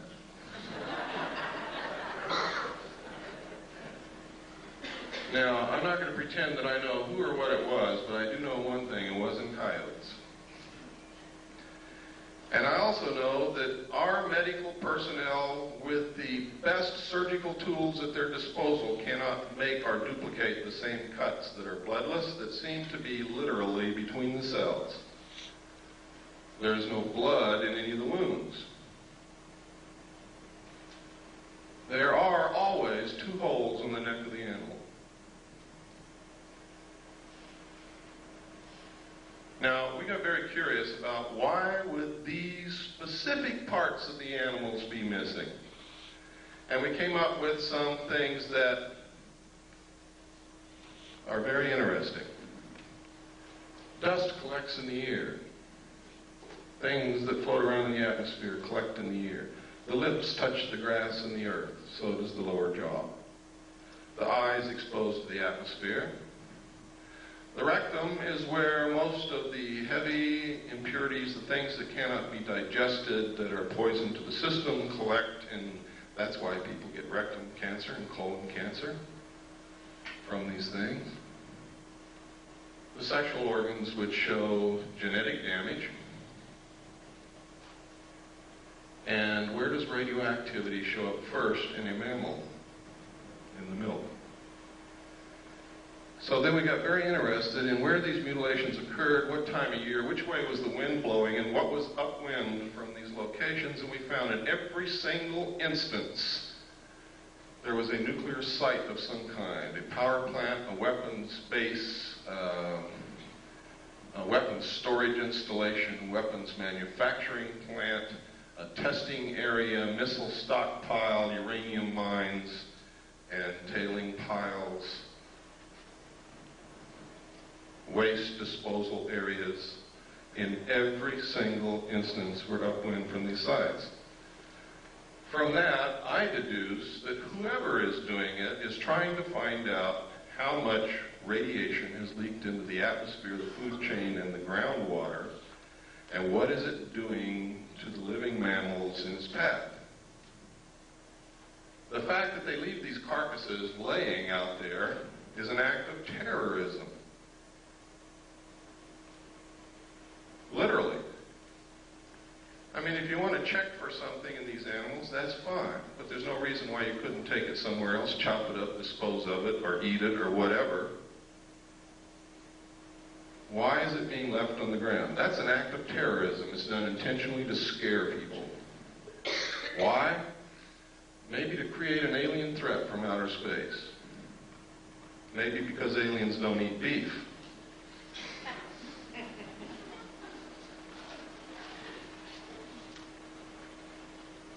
Next slide, please. Sometimes these are seen in the sky over the areas where these things occur. Next. Sometimes it's these things with something going up and down from them. Next. Sometimes these things are found, they're being found all over England. One of the incredible things about the crop circles in England is they are literally a vestige of some kind. There's a book called The Father of Lies. In the back of that book, it gives an example of the cipher that the secret societies used in ancient times to communicate with their members so that people who were not initiates would not learn the secrets of the society. The symbols of their cipher match exactly the crop circles found in the ground in England. Now, this was by accident that I ran across this. There's a woman in California who lives in Victorville, who is a wonderful woman, discovered this. She had been looking at pictures of crop circles.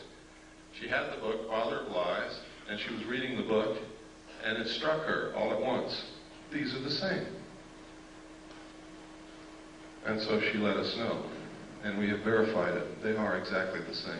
Secret societies have a lot to do with what's going on, believe me. Next slide. Sometimes these things are seen. Next slide. Always they find this. Next.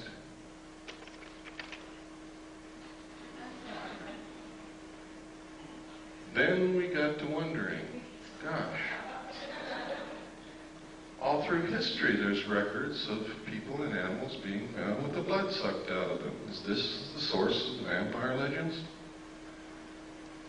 Back through history, we have found that there are accounts of animals and humans who have been mutilated in this classic manner. Next slide, please.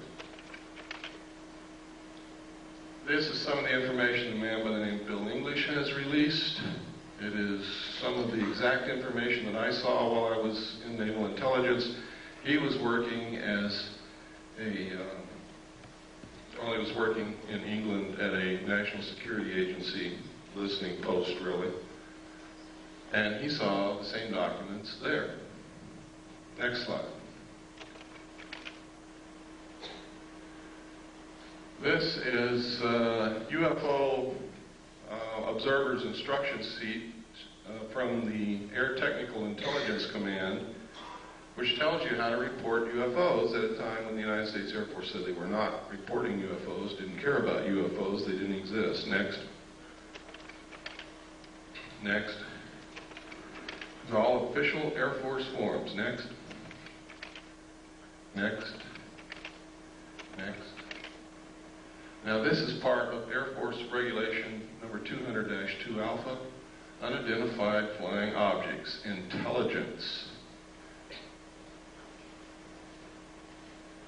Now, this is significant. The Air Force is not supposed to lie to us, but they were telling us, no, UFOs do not exist. We're not interested in UFOs. There is no evidence of UFOs, and anybody that says they say a UFO is crazy. We don't care about UFOs. Yet they have written a U.S. Air Force regulation called 200-2. And this says on the cover sheet, direct communication is authorized between ATIC and other Air Force activities in matters pertaining to UFO investigation. Specifically, the ATIC may call upon the commander of the 1127th Field Activity Group, Fort Belvoir, Virginia, to conduct further field investigations if review of the initial report indicates such a requirement. In this event, the headquarters, 1127th U.S. Air Force Field Activity Group, will prepare the final report by order of the Secretary of the Air Force, Thomas D. White, Chief of Staff. Next page. This tells how to report it, what forms to use, identifying information, weather and winds, comments of preparing officer, classification, time and date of sighting, manner of observation. Next. General information, releasing information. That's funny. Releasing information, it says under here. All information of releases concerning UFOs, regardless of origin or nature, will be released to the public or unofficial persons or organizations by the Office of Information Services Office of the Secretary of the Air Force. This includes replies to correspondence, except congressional inquiries, submitted direct to ATIC and other Air Force activities by private individuals. Exceptions. In response to local inquiries resulting from any UFO reported in the vicinity of an Air Force base, information regarding a sighting may be released to the press or the general public by the commander of the Air Force base concerned only if it has been positively identified as a familiar or known object.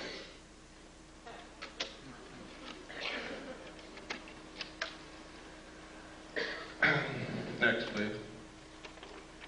And it goes on, but we just don't have the time. This is how to report one that moves around in the sky. Next. Next. Next.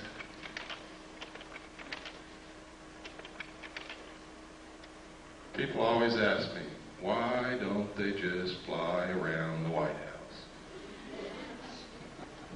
Well, there's a UFO. This photograph was taken in the early 50s, and that's certainly the White House. Next slide. Those are not butterflies. The truth is, in the early 50s, there was extensive UFO activity in the immediate area of the White House on an almost nightly basis over a long period of time. It is in the headlines of the newspapers. Pilots were scrambled in their aircraft to go and get them out of the airspace around the White House because it's prohibited airspace. And every time they would scramble, get in their planes, take off, the UFOs would disappear. The pilots would go back and land, the UFOs would come back. This kept happening night after night after night until the pilots got so disgusted and so frustrated they wouldn't even get in their planes anymore. Next slide. This is another, this is 200-2 identified flying objects UFO. This is the rest of it. Go ahead, next. All Air Force regulations. Next.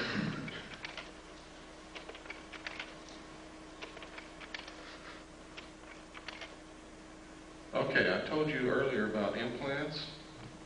Let me show you where these implants are being found in human beings. We don't know who's putting them there.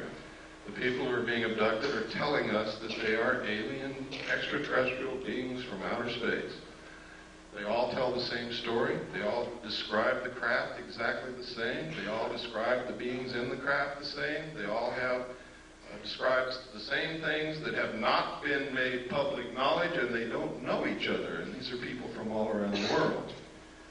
One of the best abductee researchers that I know is here in this room with us, Robin Quayle.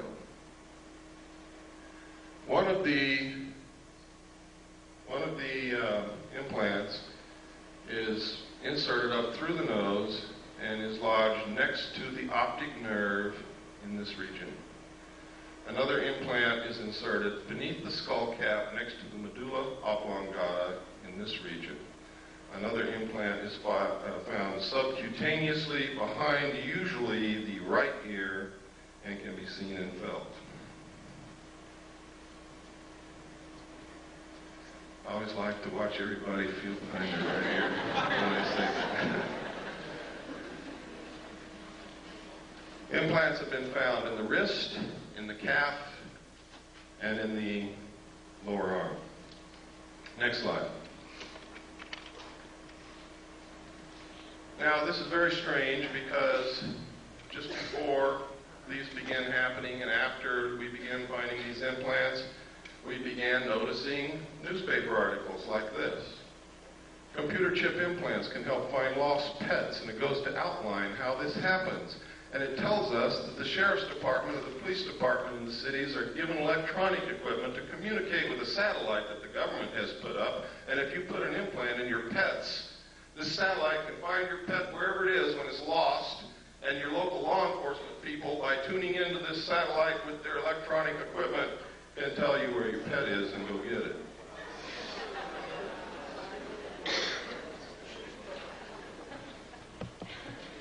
Then, next slide, please.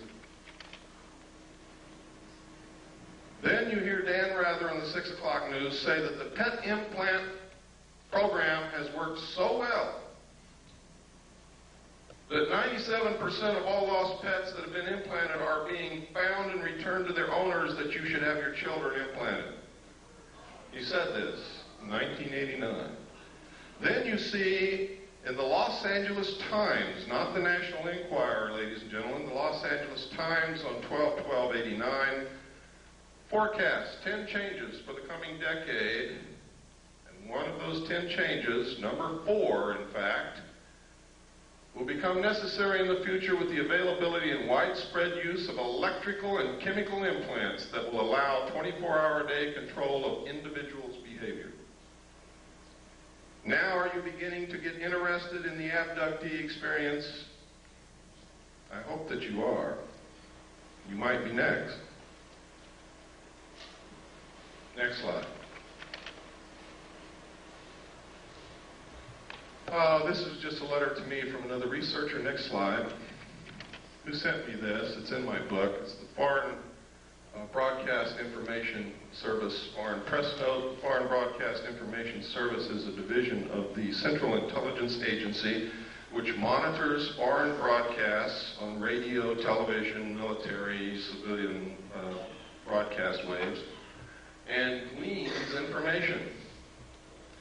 This entire report, each paragraph is a separate report of flying saucer or UFO reports in the Soviet Union during the period covered by this report, and this report was issued 22 November 1989. You never heard of any. Every paragraph. One of these paragraphs refers to a crashed craft on a hill from which they recovered pieces of technology that we're not capable of manufacturing. Next page, please. All of these. Now you see at the top is what they found up here. You look closer so I can read it. Some of the scientists have concluded that the object that crashed into Hill 611 was an extraterrestrial space vehicle constructed by highly intelligent beings. Doctor of Chemical Sciences B. Vysotsky, it's a good thing I'm not Russian, I couldn't talk, stated that without doubt this is evidence of a high technology and it is not anything of a natural or terrestrial origin. He cited the fact that the remnants of fine mesh included bits of thin threads with a diameter of only 17 microns, and that these threads in turn were composed of even thinner strands twisted into braids. Extremely thin gold wires were discovered intertwined in the finest threads, evidence of an intricate technology beyond the present capabilities of terrestrial science, according to this man that I can't pronounce his name. Next slide, please. And it continues. Next. Next. And I was marking some of the locations. There's a mark on here somewhere. Right here. There's one of the locations, one of the reports. Next slide. These are some of the others. I didn't mark every one of them. I marked the important ones in the Union of Soviet Socialist Republics. Next slide, please. This is the first known civilian photograph of a UFO. Next slide. This is a letter, the Gerald Light letter. This letter is absolutely astounding. It confirms everything that I've been saying. Nobody knew that this letter even existed until Bob Exler presented it at the 1989 MUFON Symposium in Las Vegas. He presented this on July the 1st. I had already issued my information that this confirms on May the 23rd of the same year. In here, he says, "My dear friend, I've just returned from Muroc." Remember I told you Muroc is Edwards Air Force Base now. "The report is true, devastatingly true. I made the journey in company with Franklin Allen of the Hearst Papers and Edwin Norse of Brookings Institute, Truman's erstwhile financial advisor, and Bishop McIntyre of LA. Confidential names for the present, please. When we were allowed to enter the restricted section after about 6 hours, in which we were checked on every possible item, event, incident, and aspect of our personal and public lives, I had the distinct feeling that the world had come to an end with fantastic realism. For I have never seen so many human beings in a state of complete collapse and confusion as they realized that their own world had indeed ended with such finality as to beggar description." Can you get the sense of what this guy had gone through? "The reality of other plane aeroforms is now and forever removed from the realms of speculation and made a rather painful part of the consciousness of every responsible scientific and political group.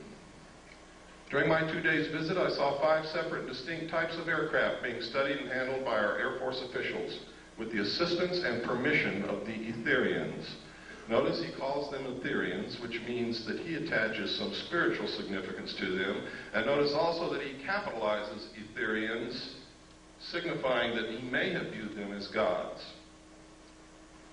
I have no words to express my reactions. It has finally happened. It is now a matter of history. President Eisenhower, as you may already know, was spirited over to Muroc one night during his visit to Palm Springs recently. And it is my conviction that he will ignore the terrible conflict between the various authorities and go directly to the public via radio and television if the impasse continues much longer. Well, we know that he didn't do that. And it goes on. We don't have time to read it all. It's in my book in the appendix. Those of you who get the book, you can read it at your leisure. Next. This is the second page. Next. This is Bishop McIntyre. Next. There's old Ike. Remember the slogan, "We like Ike"? Ike started this crap. Next. There he is again. Remember what Ike said to us when he left office? Does anybody remember that? He tried to warn the American people against a group, a powerful group within the defense industrial complex, which might seize unwarranted power and destroy this country. And nobody listened to him. Next. I think he would have said a lot more, but he didn't want to die. Was this one of the little guys he met? Or is this for our entertainment? Next. Is this one of the little guys? Now, this is a very well-known photo that's been leaked out to the public. It's been thoroughly debunked by everybody in the world, but it's never been proven false. Never been proven to be a fraud. Nobody knows where it came from. Now, I hope you all know what debunked means. Let me show you what debunked means. What's your name, ma'am? No, it's not. What's your name? No, it's not. What's your name? No, it's not. That's what debunked means. Next slide. One of the things that I saw and I talked about earlier was that there was an elite group of scientists called the Jason Group, administered by a corporation which at that time was not the MITRE Corporation, but is the MITRE Corporation now. I talked about that all over the country. People said, you're crazy. Well, I found reference to them in the Pentagon papers that were leaked by Daniel Ellsberg. And in the Pentagon papers, it said that the Jason Group had invented and come up with the electronic barrier that was placed across the DMZ of Vietnam to detect and prevent the North Vietnamese regulars from coming across the border. I was there on the DMZ. It didn't work. So they're not as smart as they think they are. But they do exist. Some people submitted Freedom of Information Act requests and actually got the truth out of the Pentagon. The first official acknowledgement that they exist. We submitted one and got it, but what I'm going to show you is not what I got, because people always doubt what I get, so I'm going to show you what somebody else got. Richard Whitmire of the Gannett News Service published this in the Olympian in Washington, and this is what he found. Next slide. He found that these guys are incredible. They have the highest security clearances in the nation. There are several Nobel Prize winners in the group. They hold the protocol rank of Rear Admiral, which is 2 stars whenever they visit any military installation, ship, airplane, Air Force base, or government facility. They are paid $500 a day consulting fee, and they are literally some of the best brains in this country. Next slide. Next. And these are some of the lists. These are some of them. There is only one woman among them. Her name is Claire Max. Let me see if I can find her. I think she's on the next slide. There she is, Claire E. Max. Institute of Geophysics and Planetary Physics, Lawrence Livermore National Laboratory. What do they need with a planetary physicist in a government consulting group? Next. Next. I always try to point out what's happening with women because I'm very sensitive to women's needs nowadays. I think, really, truthfully, if the world were run by women, we wouldn't be in this situation. Next.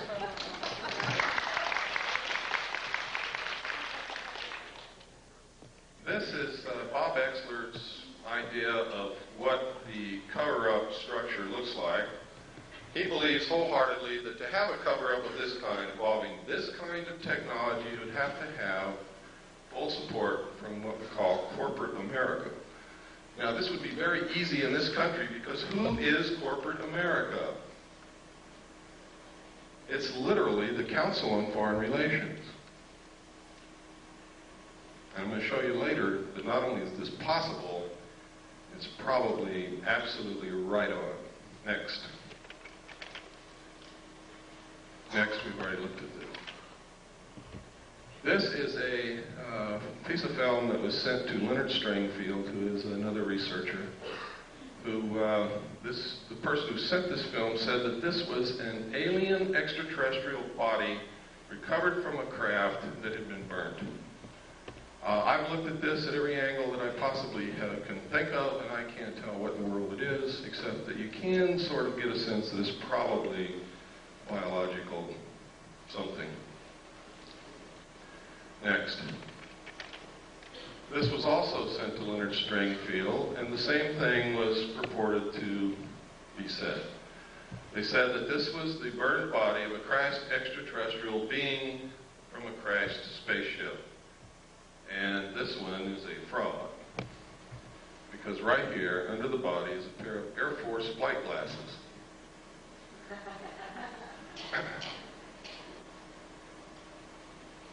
seen enough of those in my life to know exactly what they are. Next. This is an official U.S. The newsreels captured it. We went down to watch Roy Rogers on Saturday morning, and they showed us this thing hopping around the flight line in front of a bunch of reporters in bleachers, and it never went anywhere. It just sort of hopped around, and the pilot had this incredible, terrified look on his face. Next slide. This is a photograph taken at a junkyard at a, I believe it was White Sands test range. Nobody knows what it is. Looks like a mad welder went wild. Next. This is a photograph. It's supposed to be able to learn how well parachutes of different designs work with this thing. Is that true? I don't know. Next. This is another one. We couldn't figure out what this is used for. We compared the shape and the size of this to the known nose cowlings of large aircraft, and we haven't been able to find anything that it fits. But there's a lot of experimental aircraft that you never get to see, so that doesn't mean anything really. Next. These are photographs of 3 UFOs, or actually 4. One's almost out of the photograph up there, over a power plant. They seem to really like power plants. They're seen a lot, especially around nuclear power plants. If my theory about the cattle mutilations is correct, that might explain it. Next slide.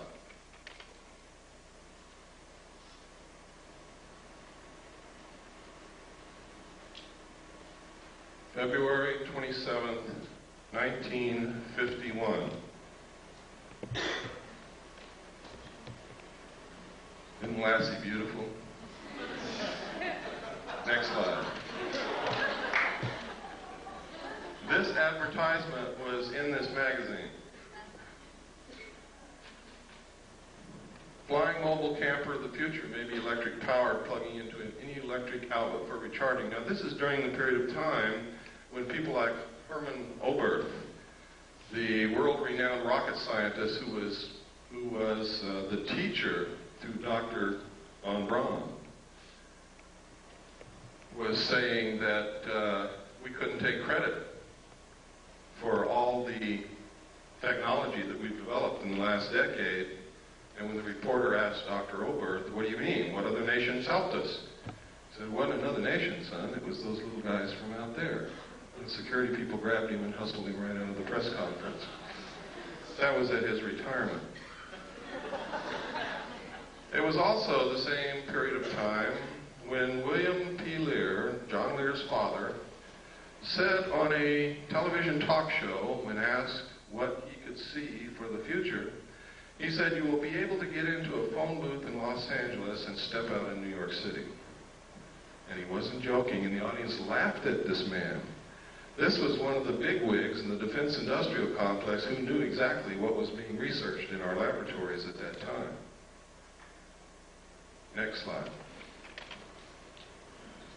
And also in this magazine, this scientist, Richard Wilson, exposes flying saucers. He says what they've been saying for day one, they're weather balloons. Next slide.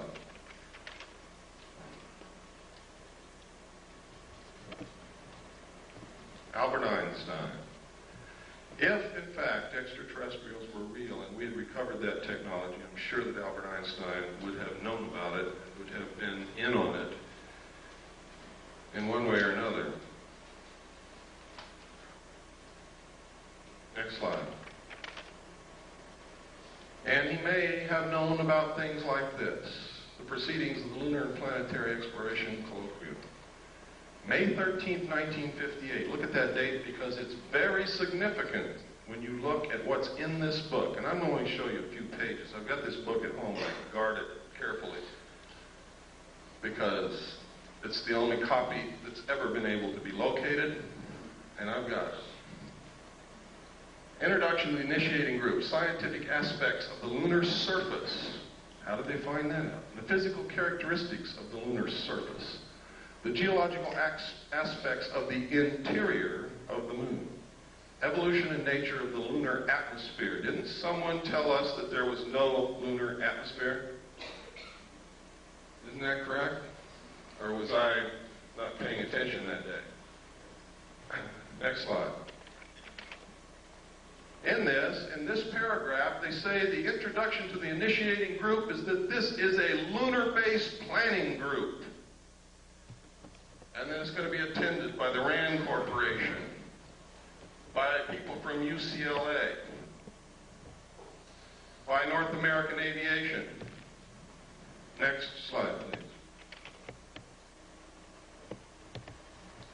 You can see that this colloquium took place between May 13, 1958 and April 25, 1959. Next slide. Next.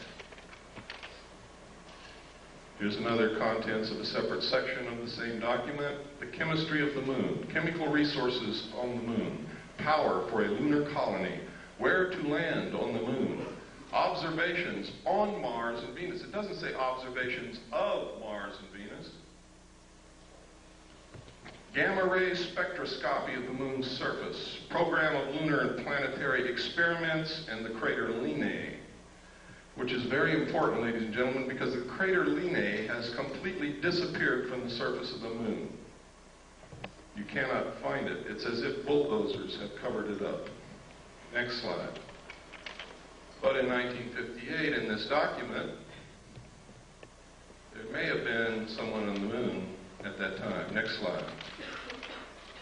Are orbiting the moon who took these photos of the crater Linnae. What's so interesting in the crater Linnae? Why did they have that in their colloquium? Well, there's a couple of things. One is this right here. Look at the crater. See the crater? See where the shadow is? And see where the sun is? There's another crater. See where the shadow is and where the sun is? That means this is not a crater. This is something sticking straight up from the surface or coming out of the surface of the moon. The caption in the photograph said that this is gas escaping from the interior of the moon. But there's even something even more interesting, and that is in this crater there is a dome. And in this crater there is also a dome. These are both the same photograph taken with different filters. Next slide. Now, supposedly we had nothing up there in 1958 and 59 orbiting the moon, and there was nothing on Earth that could take a photograph like that from the Earth. This is the Tonopah area of Nevada. Tonopah Test Range is out in this area. Next. Down here you can see Nellis Air Force Base. See again up here, Tonopah Test Range. Down in here is Mercury. Over here is Groom Lake. Next slide. This is the Tonopah Test Range with some revelations on it. Stealth fighter flight path, turn off to TTR, rocket on stand, radar road, large radar facilities, unmarked runway used by stealth fighters is here. We could go on and on, but we don't have the time. Next. This area is also the test range. Nellis Air. Over here it says Force Base. Gold Flat. You see over here is Tonopah. Right up here it says Saucer Mesa. See that? Saucer Mesa. I don't know if that means anything, but I think that's a hell of a coincidence in an area where they're testing flying saucers, that you've got a name on a map called Saucer Mesa. Next. This is a letter from a man who worked this is in my book, so I'm just going to brush over it lightly, who worked in Area 51 and saw the saucer fly. Next. That's just a lens cap for my camera. We cover up names to protect the identity of people so that they don't get hurt. But in here, he talks about seeing crates labeled Project Red Light. Project Red Light is the name of the project that I saw that flew crashed alien discs and the technology that we had for flying saucers. He also talks about the fact that when a certain siren would go off, they were supposed to run into a building and they couldn't look out the windows. Or if they were caught outside, they all wore a little pouch on their belt that contained a black hood. They were to take the black hood out of the pouch, put it over their head, and lie down on their stomach on the ground and not move. Next. And he goes through, he talks about, he says he saw the pilots. They were human and they were just slightly larger than he was. Next. And next. This is a photograph of one of the craft flying above Area 51 in Nevada. Next. This is a photograph of some craft. I forgot where this was taken. It was not in Nevada, but this symbol, some people say that this symbol belongs to a group of aliens called the UMO group. Now, I did a lot of research to find out if there's anything in this earth named UMO. I found an UMO corporation in London, England, that was a KGB front company. Just like the CIA has front companies. One of them is Gray Advertising in New York City. Belongs to the Central Intelligence Agency. They are the ones who paid the expense checks for UFO Cover-Up Live. Next. This is a saucer developed and flown by the French. It is real. It flies. It's not a joke. Next. It's another view of the same saucer. You can see the hatch down here. This is significant. That is a watertight, airtight hatch. What kind of technology is that based on? Boy, you got me. It says here, it says 3 135 horsepower engines would supply the power. Doesn't say that it did, and it doesn't say what kind of engines. Next.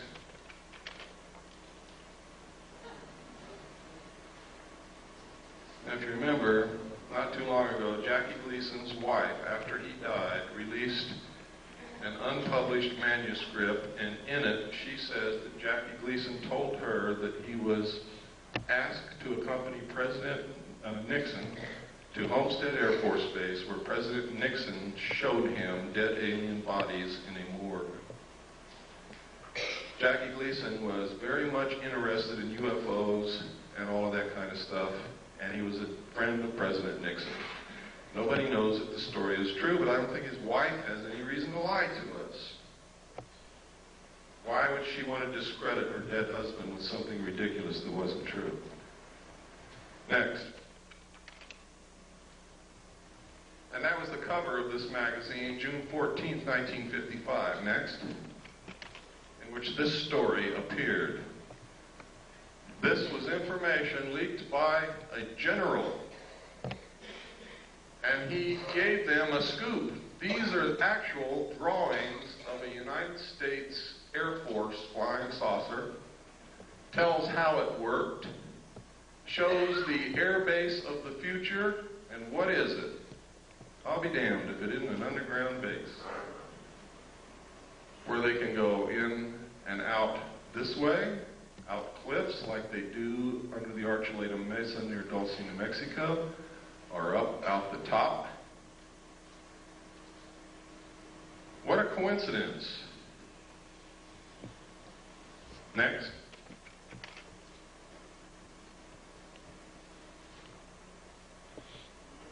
Next. Has it evolved into this? Here we are again at the Nevada Test Range. Next slide. Now, this is Groom Dry Lake right here. Notice it says danger. Right up here is where the 29.5-mile marker is. Right up here somewhere is the little alien. Down here is Las Vegas. This highway goes up out of Las Vegas through Alamo to Ash Springs. Then you take this highway down here to the 29.5-mile marker, and you look directly at Groom Lake on any given night from dusk till dawn, and you will see them fly. You can take photographs of them. You can videotape them. Thousands of people have done it. They have called into radio shows and said what they saw. When Billy Goodman was on KVEG in Las Vegas, every night, dozens of people would call in and report what they saw out there. Next slide. That's Groom Lake again, showing the tunnels that go to Los Alamos and up to Tonopah. Next. These are the facilities at Groom Lake. The United States Air Force and the government say that there is nothing there. It is a barren desert wasteland with a dry lake bed. There is nothing there. This is where they developed the U-2. Next. It's another view of the same thing. Next. Here's another view. Same. Another view. Another view. Another view. I guess by now you all know there's something there. The runway is over 30,000 feet long. That's 6 miles. It's really closer to 7 miles from the people that I've talked to. This is a satellite, an SR-71 photograph. Next, this is, no, the other one was a satellite photograph. This is an SR-71 photograph, I'm sorry. Next slide. And this is what we've been able to identify as being there. The runway was built in 4 phases. They have a TACAN, which is a tactical navigation tower, navigational aids, access road, refueling ramp, tank farm. Tank farm is fuel tanks. Pipeline, road, housing, MiG haven. They have one of every kind of MiG that was ever built here. Power lines, water supply. This is a National Security Agency, CIA satellite intercepting dish antenna. Next. This is one of the underground tunnels. We found a publication, we'll look for something called Project RAND, which turned out to be a deep underground symposium hosted by the RAND Corporation and attended by some of the biggest defense contractors in the country. And in it were these photographs. Next. The date of this symposium in this publication was 1959. Next. Next. Look at that drill bit, ladies and gentlemen. In this, they said they had the technology to drill a tunnel 45 feet in diameter at the rate of 5 feet per hour. No one knew this technology existed at that time. We thought the Hughes drill bit that drilled for oil was the greatest thing since butter. Next. Look at that. Next. Now you know why Howard Hughes knew almost everything. These were developed by the Hughes Tool Company. Next. Next. Next. What kind of engine turned these things? In the symposium report, it says, just as airplanes, ships, and automobiles have given man mastery of the surface of the earth, tunnel boring machines and shaft sinkers will give him access to the subterranean world. What in the hell are they talking about? And construction of underground facilities. I also saw in the documents that there were underground bases all over this country, specifically in the Four Corners area of Utah, Colorado, Arizona, and New Mexico. Next. Next slide tray. You got to go back to the beginning. Okay, next slide tray. Everybody, stand up, take a stretch so you don't get kinks in your muscles. And we're just going to keep going right on through, and then we'll take a break in about 30 minutes.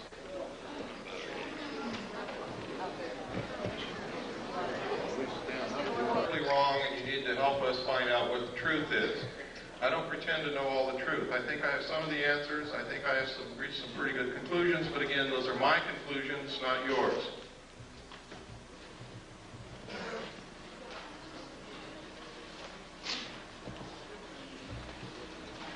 If in your research or your activities you can prove something that I have said or done or shown you here wrong, I want to know about that so that I can verify your research and your conclusions and change it.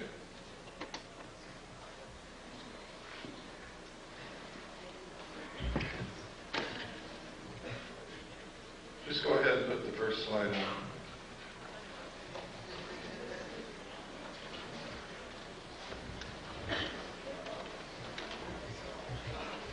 Is that the first one? That's backwards. Backwards? I think so. Is it first? Forward button. Okay, go back to 0. Oh, go back to 1. Is that 1? Okay, go to 1. That's the last one. Okay. Should be number 2. Okay, when we began to research this underground stuff and these tunnels, we found newspaper articles that stated, this is the Los Angeles Times, Wednesday, June 28, 1989, the secret of Moscow's underworld. Moscow also has tunnels under it, as does much of the Soviet Union. And next slide. Next. This is the Dulce, New Mexico area. Let me get my little wizard zip gun here. This is the small town of Dulce, New Mexico. Everybody is making a big mistake calling this the Dulce base, the Dulce underground base, the Dulce papers, the Dulce this, the Dulce that. It causes confusion. I don't know how many people have gone to Dulce, New Mexico, walked all day around that little town, and have come back and said to me, there's nothing in Dulce, New Mexico. And they're absolutely right. There never was. Except some very nice people who are terrified. North of Dulce, however, there is an area called the Archuleta Mesa, up here.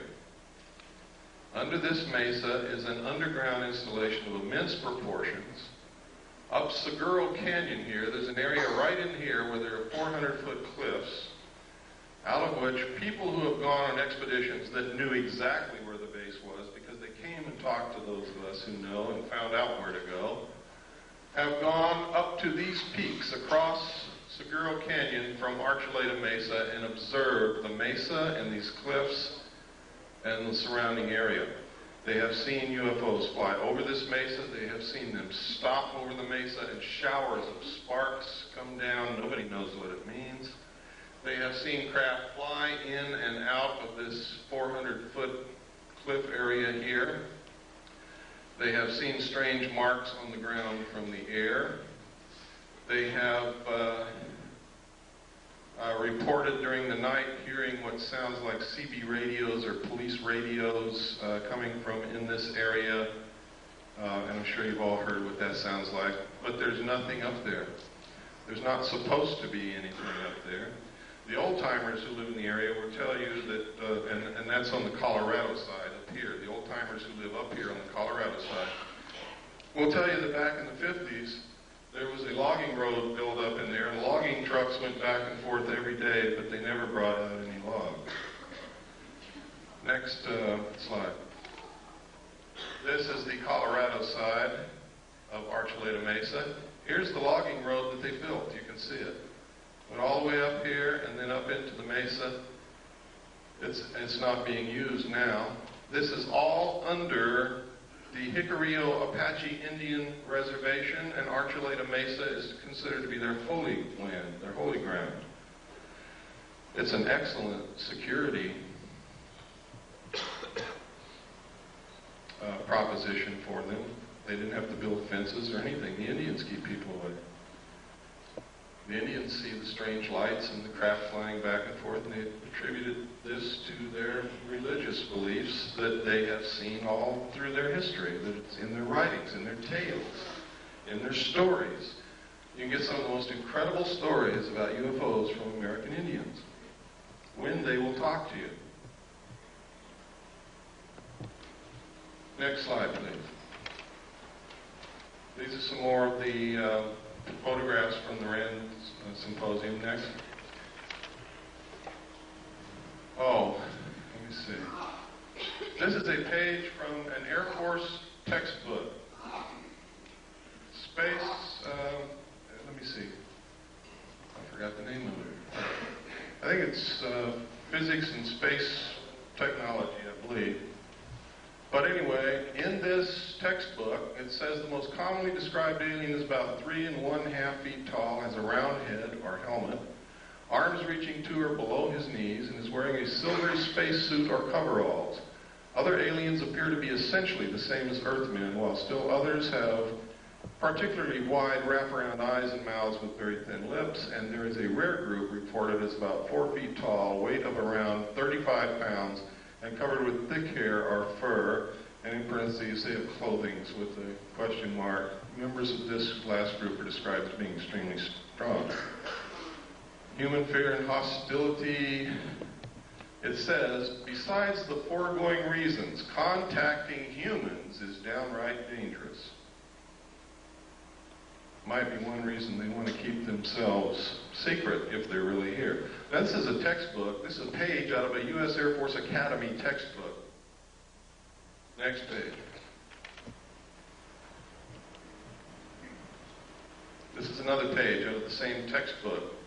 It says, this leaves us with the unpleasant possibility of alien visitors to our planet, or at least of alien-controlled UFOs. When this textbook got into the hands of researchers, they excised the entire chapter from the textbook. Next.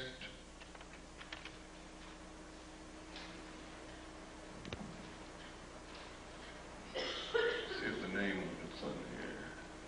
Nope. Okay, next. This is Janet 146D. You want to know why people don't report these things? Want to know why more airline pilots don't speak up? Why more captains of ships don't speak up? It's because of Janet 146, Joint United States-Canadian Communications Instructions for Reporting, and notice it says vital intelligence sightings. Now, in this regulation, it says, if you make this report, you can be thrown in jail for talking about any of the information in the report. You can be fined. You can lose your license. But if you don't make the report, it's okay to talk about it. Next. And this just goes through telling you what's in here. Next. Next. Next. Wait a minute, go back to the last. Oh, here we go. Stay on that. Unidentified flying objects.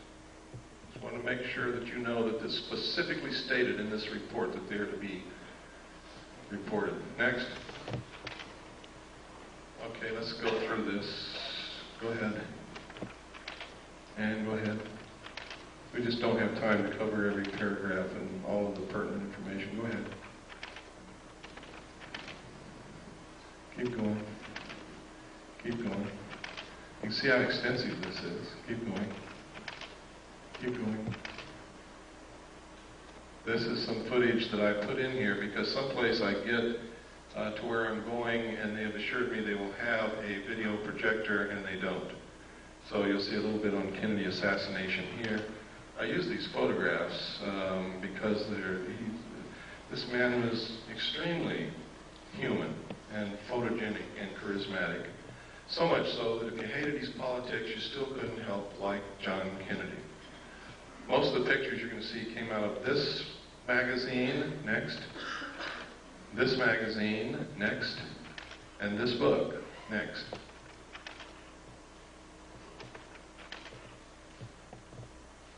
Go ahead. Can you imagine pictures like this of Richard Nixon? Lyndon Johnson? George Bush? Gerald Ford? Oops. Next. Next.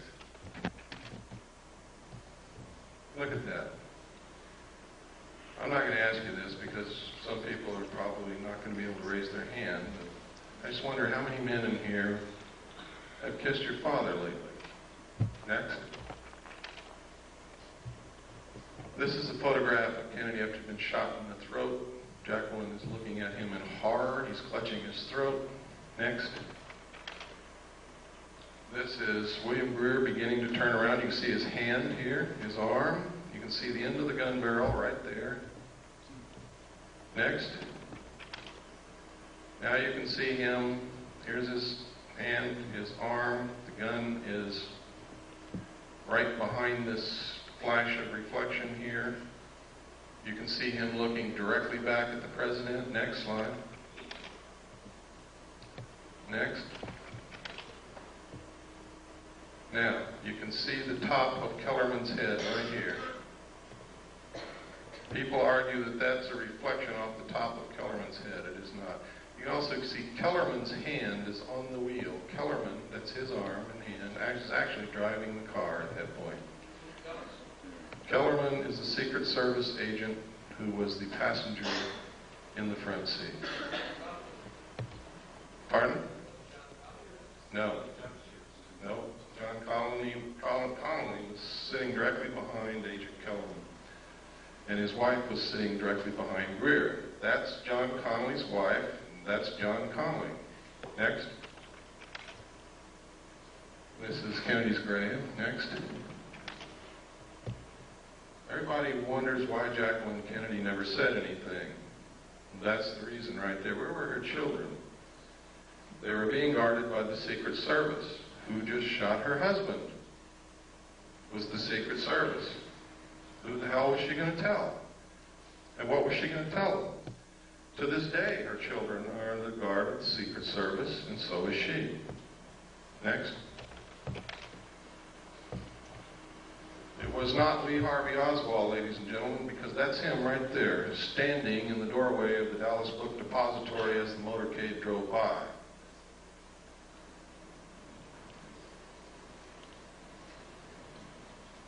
The Central Intelligence Agency has agents in the civilian community writing books and making statements to keep you confused. They will tell you that's not Lee Harvey Oswald, it's somebody who looks like him. What was Jack Ruby's part in? I don't know, but he certainly had a part. Next. There he is again. Lee Harvey Oswald. We have done body proportion measurement comparison. We have studied the clothing. We have studied the jawline, the features of the face. Next. And it is Lee Harvey Oswald.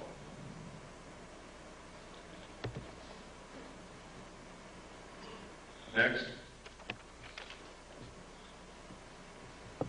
And that's us if we don't do something quick. Next. Now, everybody wants to know, why do we have to have a one-world government? Why is it that they won't let us have these things that we know will cure disease? Why are they so hard on homeopathic medicine? Why this, why that, why this, why that? It's simple, folks.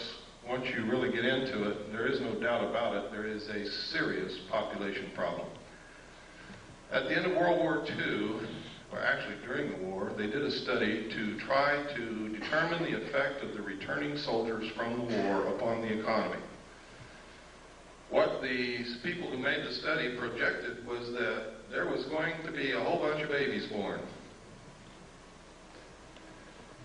They did a study again in 1957, which stated that the exponential increase of the population would ensure that the population would double between 1957 and 1990, and it did. They said that if something wasn't done, the increase in the use of insecticides, toxic chemical waste, effluent sewage, the pollution of the air, the use of fossil fuels, the use of timber, the increased need for raw materials was going to put us in a crisis, because they said that if something wasn't done to stop the growth of the population would double again 28 years from 1990. And it will. And then we will need twice as many trees, twice as many homes, twice as many cars, twice as much oil, twice as much food, twice as much everything. We will be putting twice as much sewage into the earth, twice as much pollution into the atmosphere, twice as much toxic waste material. And the study said if we don't stop this, if something isn't done, the human race will cause itself to become extinct shortly by or after the year 2000. Some people still didn't believe it. So the Club of Rome was formed secretly by Dr. Aurelio Pacheco in Rome, Italy. He got together a group of elite men and scientists, and they did another study and came up with exactly the same answers. They then commissioned a group of people in the United States at MIT. They put together a team to establish a computer model to determine what can be done to stop this, what can be done to ensure that it doesn't happen again, what can be done to ensure that the human race survives. And the answer is some of the things that I'm going to show you. All of this is in my book. It's thoroughly documented. It's going to really upset some of you, but it's true. The first indication publicly was this book written by Dr. Paul R. Ehrlich. Now, y'all wonder why is Dr. Paul Ehrlich writing these books? It's because his wife, ladies and gentlemen, is a member of the Club of Rome. Next slide. This was copyrighted first in 1968. It was the first indication of the results of the secret studies. This was published by Paul Ehrlich. Next. It says here, probably accurate to say that if all the food produced in the world today were in some sense equally distributed, that everyone would have an adequate diet. Does that mean that those who claim that there is no population problem, only a problem of distribution, are correct? Absolutely not. Population pressures are a product of animals as they exist, not as they might be. If lions ate grass instead of antelopes, the plains of Africa could support many more of them before the plains would be overpopulated. Similarly, the carrying capacity of Earth for saints is considerably higher than the carrying capacity for Homo sapiens. In theory, the problem of human overpopulation could be solved by a reduction in population size or by a change towards more saintly behavior.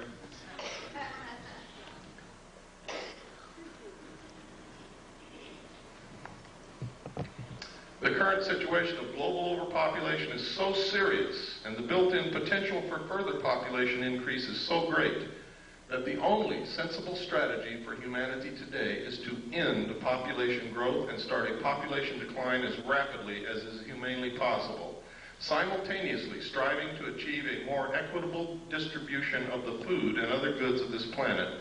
Limiting births and increasing social justice are not alternative strategies to preserving society. They are, ladies and gentlemen, necessary complements. Next slide. Now, here is the key. In this book, Paul Ehrlich told us that they had already decided on the solution because they had tried zero population growth and we didn't buy it. We didn't buy it. It worked in some small areas, but it didn't work in many, and it certainly didn't work worldwide. This paragraph tells you everything that you ever need to know about what is happening today and will answer a lot of your questions. Basically, then, there are only two kinds of solutions to the population problem. One is a birth rate solution, in which we find ways to lower the birth rate. Didn't work. Didn't work. The other is a death rate solution, in which ways to raise the death rate, war. You asked me about the Middle East. You asked me about what happened to Iran. You asked me about El Salvador. You asked me about Nicaragua. You asked me what's going to happen in the future. This paragraph tells you what's going to happen. Famine, pestilence, find us. They have just shut off the water to all the farmers in the San Joaquin Valley. They produce 50% of all the vegetables that are consumed in this country. Do you believe that's an accident after reading this?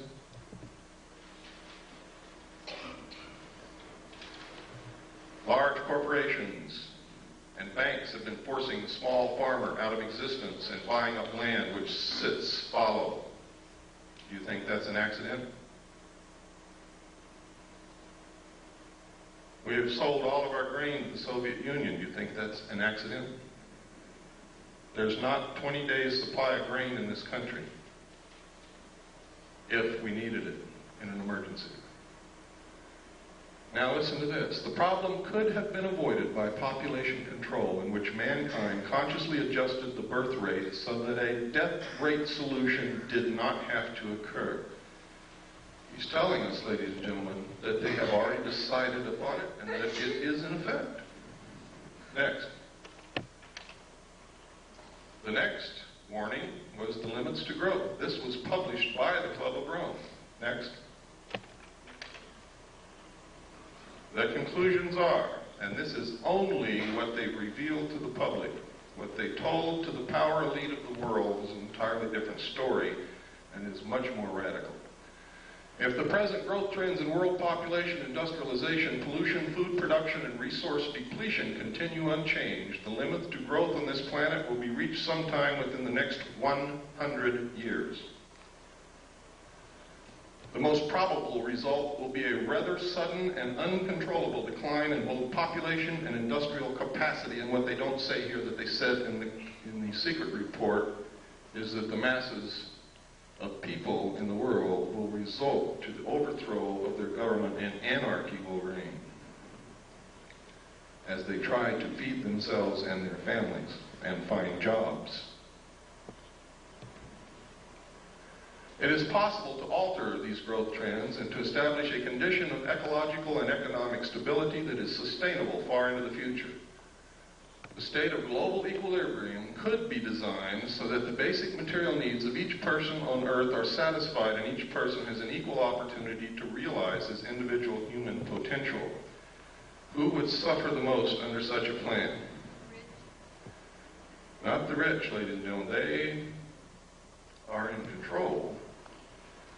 It's going to be us. Americans consume most of the raw materials in the world. 50% of the energy supply is consumed in this country. We pollute the earth more than any other nation. It is us who are going to have to go back and live like our ancestors did, and they're going to make us if we don't learn how to do it on our own. I'd rather be a volunteer than a slave. I don't know about you. If the world's people decide to strive for the second outcome rather than the first, the sooner they begin working to attain it, the greater will be their chances of success.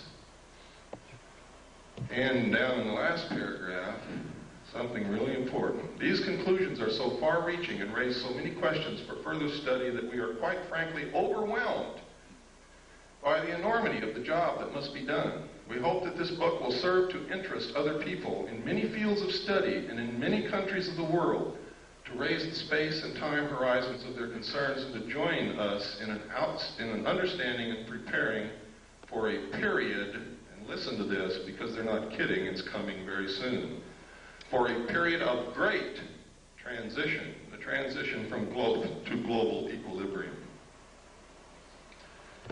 Henry Kissinger said when asked what he foresaw for the coming decade, he said, everything will be different.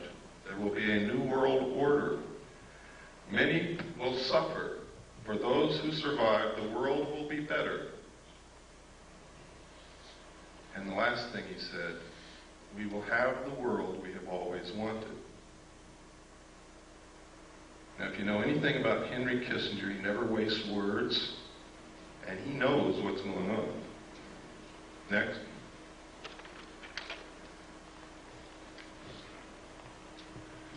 This is the regionalized and adaptive model of the global world system from the computer model at MIT, designed for the Strategy for Survival project of the Club of Rome. Patriots in this country have been running around calling the Club of Rome a subversive organization. They've been trying to ensure our survival. They're a study group, a think tank. That's all they are. They don't make the decisions. Next.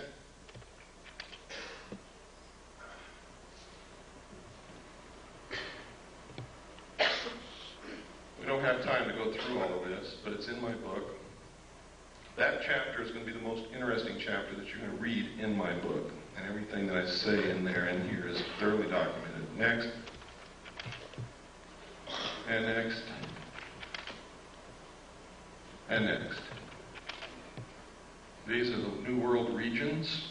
There is already a new constitution has been made for the United States of America. It's called the New States Constitution.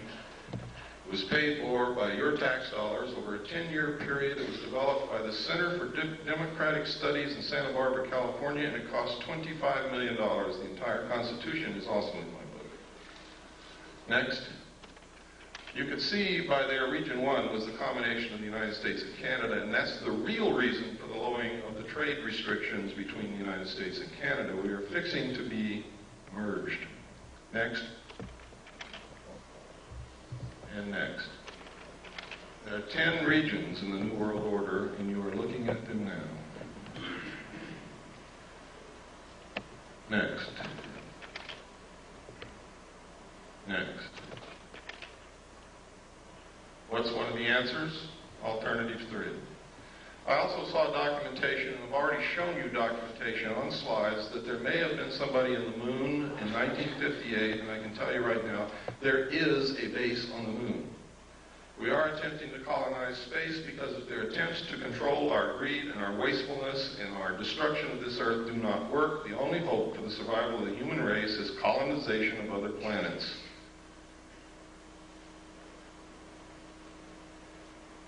Next. This is verification. I can't tell you who wrote this letter, but it is a letter that was delivered into our hands from, well, I can't tell you that. But this confirms that as far back as 1962, working for the Jet Propulsion Labs in Pasadena, she was working on photography taken of the moon and Mars from objects that went there. I can tell you that the first landing on Mars of a probe occurred on May the 22nd, 1962, sent back photographs and verified the existence of an atmosphere that could support life.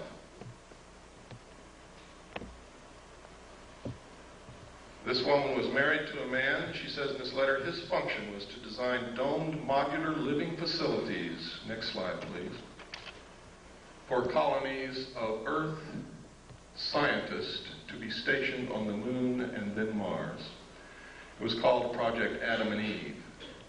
We didn't get this letter, ladies and gentlemen, until August of 1989. I had already revealed the presence of a colony on the moon and Mars on July the 2nd, 1989. Okay, next. Next. Next. Report from Iron Mountain on the possibility and desirability of peace. Next. This is really important. Though not yet expressly put forth as the development of a long-range sequence of space research projects with largely unattainable goals, this kind of program offers several advantages lacking in the social welfare model. First, it is unlikely to phase itself out regardless of the predictable surprises science has in store for us. The universe is too big. In the event some individual project unexpectedly succeeds, there would be no dearth of substitute problems. For example, if colonization of the moon proceeds on schedule, it could then become necessary to establish a beachhead on Mars or Jupiter and so on. Next. This is a book called Exploring Space with a Camera, published by the National Aeronautics and Space Administration. Next. In which you see tracks on the surface of the moon.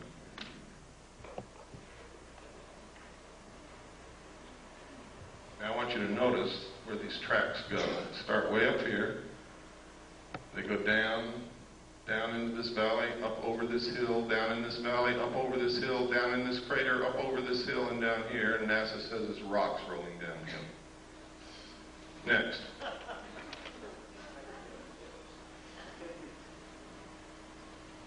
Next. Here's another one. Look at this. It goes way down in this crater, up here, over here, down in this little crater, up, down again, and stops right there and makes a long shadow. Next. Here's another one. So whatever was making those tracks was still there. Yes. Next. Look here. Look at those tracks. Look at that object and look how big the shadow is. Here's another small set of tracks here. Goes out into the washout in the light. And here's another one. Comes up out of the crater and down here. And there's the object casting a shadow. Rocks rolling downhill. Next. These are official NASA photographs taken right out of a NASA publication. I didn't fake them. You can go get the same book and look at them yourself. They told us there's no water on the moon.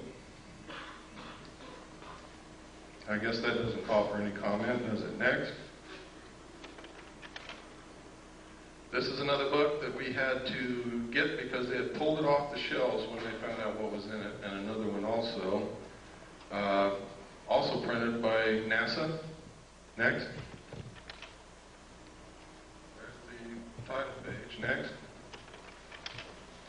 And this is the other one, Atlas and Gazetteer of the Near Side of the Moon. We have located one in the library of the Jet Propulsion Laboratory, which the title is The Lunar Base, and we are trying to get someone in there to photograph it now. Next. Next. Next. Right here, you can see a machine inside the crater throwing dirt out of the crater, and right there you can see a saucer sitting on the rim. Over here you can see a crater that's already been artificially mined and is just left vacant. Next. That's another view of it. You can no longer see the disk that was sitting on the rim. It's gone.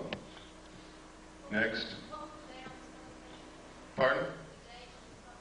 I don't remember. We've already passed that page. Does everybody want to go back to it?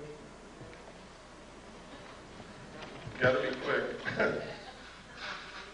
Go ahead. Next. Down in this crater, you see all kinds of artificial objects. We have no idea what they are. They are not natural. It's really strange. You can see here a building with a ramp coming this way and then up to the top, and then a flattened off top here and square corners all around it. You never find anything like that in nature anywhere. There are other objects, I won't go into them. That is the most obvious. It has square corners all the way around. Next. Here you can see the antenna from the lunar orbiter here. Look at these weird things in this crater over here. These are the ones we just looked at, and that's where the mining is going on, or what appears to be mining up there. And this is the artificial crater that we looked at. All of the other photographs that you saw were macro photography taken from this photograph out of the book. Next. Anybody see anything strange there? It's right out of the book, folks. Don't see anything strange? What's that? Next. I don't know. What is it? Give me the next slide. What is that? Give me the next slide. Okay, go back one. This looks exactly like a B-24 Liberator bomber. Is it? I don't know. Look over here. Here's another one. There's a wing, there's a body, there's a tail section. Small plane. Next. Look here. See this mountain that has been shaved off? The top is flat and there are 4 domes on it. Can you see it? Give me the next slide. I know there's somebody out there that's faking. They don't see it yet. Okay, give me another slide. Now can you see it? Right out of the book. Look at this dome here on this flattened off area. It looks like a piece of pie. There's a dome. 4 domes on this mountain. And we're talking from way, way up. Those domes are big, even though they look small to you. Next. This is the crater Kepler. Anything unusual there? Right out of the book. Look at this. You see those 4 domes lined up in a row right there? You see where the side of the crater has been cut out? You see where somebody's built it's either a road or a wall beside a road that goes from here down into the crater.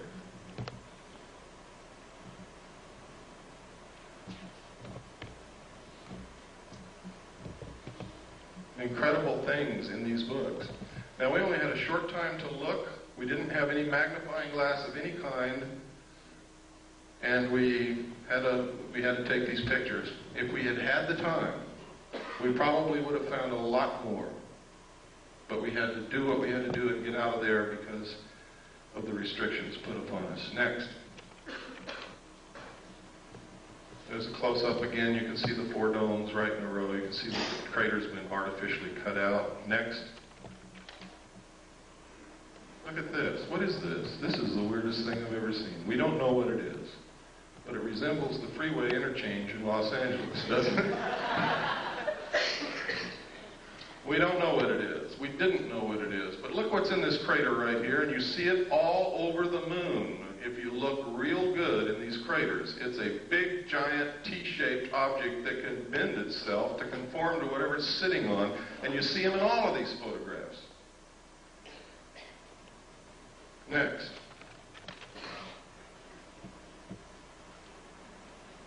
Look right up here on this ledge, folks. You'll see a whole bunch of buildings. See them? They're all square and rectangular with perfect 90-degree angle corners all the way around.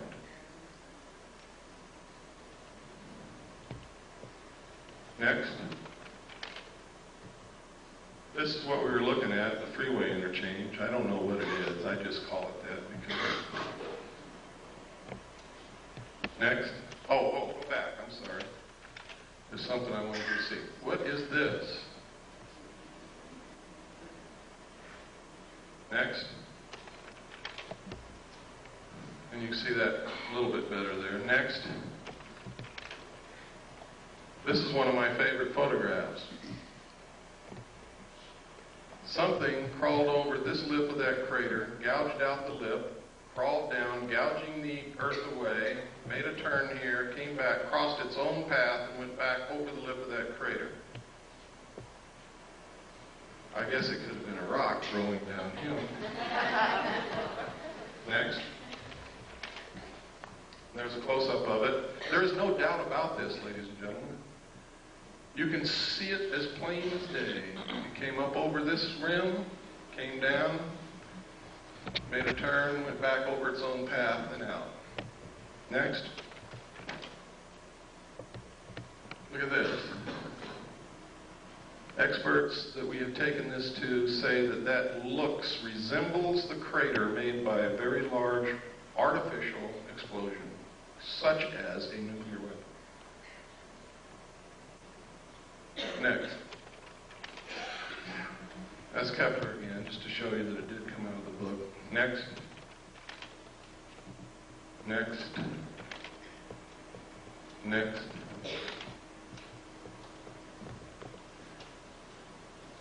What was it? Oh, you can see these T-shaped things again. There's another one.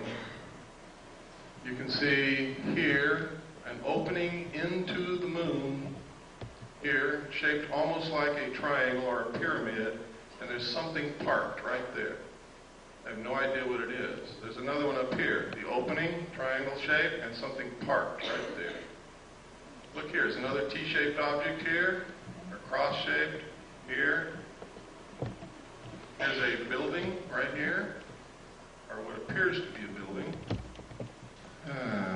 Look here. Look at these tracks. Look at this. It has an arm coming out the side and something trailing behind it. Next.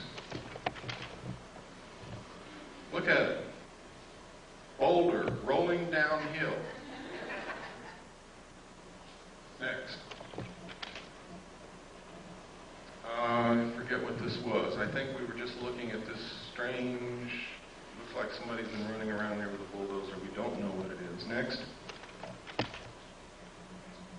Can you see the clouds? Can you see the clouds in the lunar atmosphere, ladies and gentlemen? This is an official NASA photograph out of an official NASA publication, a book that they printed that shows clouds in the atmosphere of the moon. Next.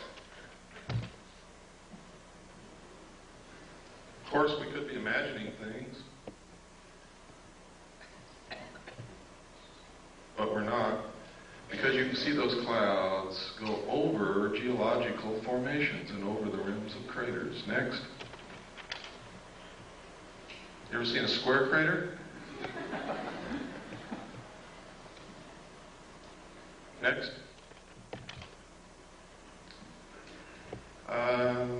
Oh, look here, folks. What is that? Doesn't that look like a triangular-shaped lake or reservoir with an island in the middle? Is it? I don't know. Next. That's the same picture a while ago. I kept trying to get a better picture of this object because you can sure see that thing sticking out with an arm trailing behind it. Next. Yeah, we saw it. This is, and this is incredible that they would allow this to be published. It says here, they resemble many steep terrestrial slopes, including those of some man-made craters produced by explosives. Next. Here are again 2 triangular-shaped openings into the moon. They are not the same location as the other ones, and they have a platform at the lip, but there's nothing sitting on these as there was on the other ones. Next. Anybody see anything unusual here? What we're looking at is across the entire crater Copernicus. What I'm looking at is a page of the book in which, in a very small portion of that photograph, I have taken this with macro photography, and in this you can see a base in that crater across on the far side of the crater, and you can see towers, you can see buildings, you can see tanks, you can see another tank or tower over here, and you can see it even better. Next slide. Check it out. Next slide. Look at this. Look at this big Christian cross right here. Look at these buildings here. Look over here. It looks like what's a building up under this ledge. These are all perfectly square corners. They do not occur in nature. Any expert will tell you that. Next. This right here is a pyramid, exactly to the same scale of the Pyramid of Cheops. This is a Christian cross. Now, this is so far away that this cross has to be hundreds of feet high. A rock. Next.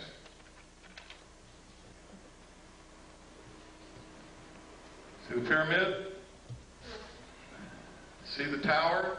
See the buildings?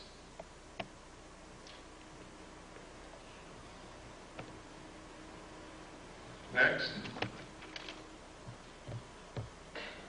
Again, there's the cross. It is huge. You can see tanks right along here. They look like oil tanks. Here's another tower over here. See it? Next. Again, you can see the pyramid, you can see this tower, you can see the cross, you can see looks like a city here. These are buildings. All have perfect 90-degree angles, all over the place. Again, here's the tanks, look like oil tanks. Next. What was this?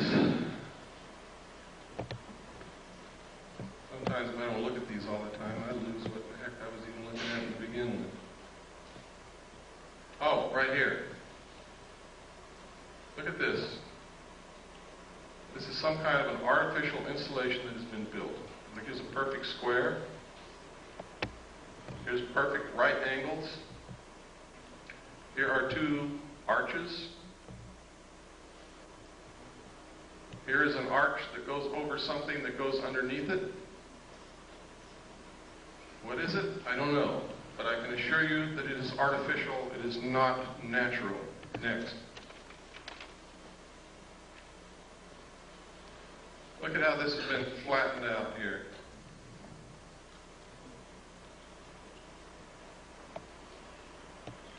And I think there was some domes or something here, if I remember correctly.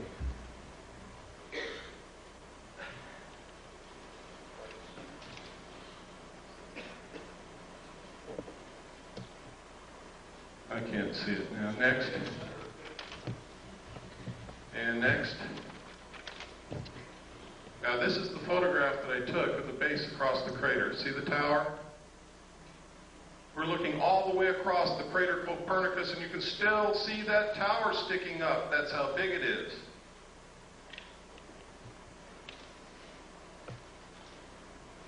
That's what caught my eye. And then I began to take macro photographs. It wasn't until we really developed the film that we knew that we had anything from that, because this is the photograph that I was photographing. That's why NASA put it in the book. They overlooked it. Next. That's Kepler again. Next. That's the crater Copernicus. That's the one. This is the photograph that I took the pictures over there. The last one you looked at was a close-up of about this area. And the close-ups that you saw where the base was were right in here. Next. That's the one, remember, we talked about, we didn't know what it was. It looked like a bulldozer had run back and forth inside the crater. Next. Next. Next. Next. Boulders, downhill, moonquakes. There's the Christian cross. This is the base again. These are the buildings in here. Next. These are photographs of Mars, ladies and gentlemen. What you're looking at is agricultural terracing. Ancient agricultural terracing. You can follow each terrace all the way around. NASA says this is wind erosion. But NASA tells us that Mars doesn't have any appreciable atmosphere, only 1% as dense as Earth's. Next. Next. These lines are exactly like the lines on Nazca, and you can see that each line carves into the lip of that crater. Next. Here you can see the face on Mars. Up here you can see an arrow in the surface of Mars. See it? Over here you can see pyramids. What we call the fort. We don't know what it is. Incredible? Damn right it is. Look at this plateau with these buildings on top of it. Next, or whatever they are. Another view. Next. Under computer enhancement, the face has eyeballs and also has teeth. Up here, I was reading this book, which is the Encyclopedia of Space or something put out by NASA, and this covers Mars. And on here I notice it says Mars Airplane, Robotic Surface Exploration, Mars Airplane. What are they talking about? They told me Mars only has an atmosphere 1/100th as dense as the Earth, yet they're preparing to build a Mars airplane? Well, maybe my concept of a plane is wrong. Let's pursue it a little further. Next. There's an official NASA photograph of the Mars airplane that they intend to build. If what they tell us about the atmosphere of Mars is true, this airplane will not fly in the atmosphere of Mars. It's absolutely impossible. Look at the nose of that airplane, ladies and gentlemen. You will see a propeller spinning. Next. Yeah, this confirms the alternative 3 scenario. Franklin D. Martin, NASA's Associate Administrator for Exploration, has the host of reasons for sending humans to Mars, but after he gives all those reasons, he says, science is one of the reasons you do these things, but it's not the driver. The driver is the survival of the human race. Next. These are some more of those lines like Nazca on Mars. Here you see the arrow.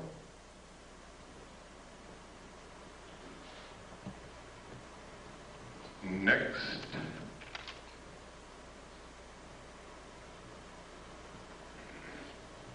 Next. Oh. Okay, let's go back one and change slide trays. We're almost through the slides and we can get into some serious stuff.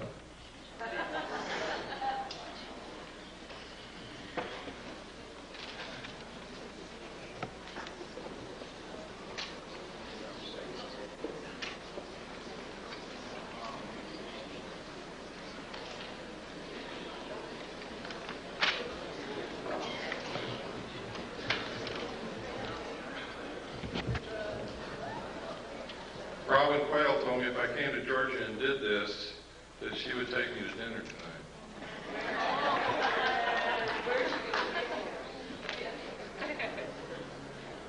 But I think she left already. This is the face on Mars again.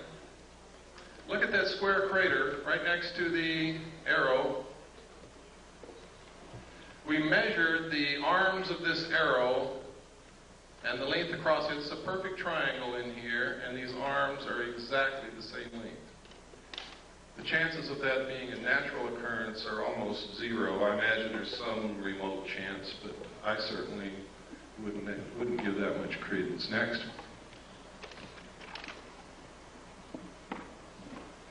And look at this down here. It's almost boat-shaped with what appear to be buildings on top. They may not be buildings. We can't get perfect 90-degree angles on it, but that could have been eroded away over who knows how many centuries. Next. The black dots. Those are places where the spacecraft was sending back the information and it didn't make it to Earth. They're not freckles, they're not painted dots on Mars, they're just where the bits of information didn't make it from the spacecraft to the Earth. Yeah, the face is approximately 1 mile across. Next. I really don't know, ma'am. I try not to guess at things, especially if it doesn't even remotely look like what we might guess it might be. You have to understand, when we're trying to interpret something totally alien to this Earth, we have to understand the concept of what the word alien means. What we might perceive as a landing strip might be a carnival to them. Who knows? Look at this. This is the Martian probe that we landed in 1976, I believe. And it took this picture of something flowing from up here down to here. Could be sand. Sand does flow under the right circumstances, or it could be water. If that's flowing water, then that's significant. If it's sand, it means nothing. Next. Government scientists call newly discovered heavenly object a stray asteroid. Sounds kind of interesting, doesn't it? Until you read the subhead. Astronomers worldwide in disagreement with official explanation call phenomenon an intelligently guided object. London Evening Standard. I think that's 7/10/60, page 3. Next. Now, if you won't believe all this other stuff, how many people in here believe that Gordon Cooper, the astronaut, is a credible individual? Can I see a show of hands? He's an astronaut. He's also a colonel in the United States Air Force. Now he's retired. He wrote this letter to the United Nations, and in the first paragraph he says, "I wanted to convey to you my views on our extraterrestrial visitors, popularly referred to as UFOs, and suggest what might be done to properly deal with them."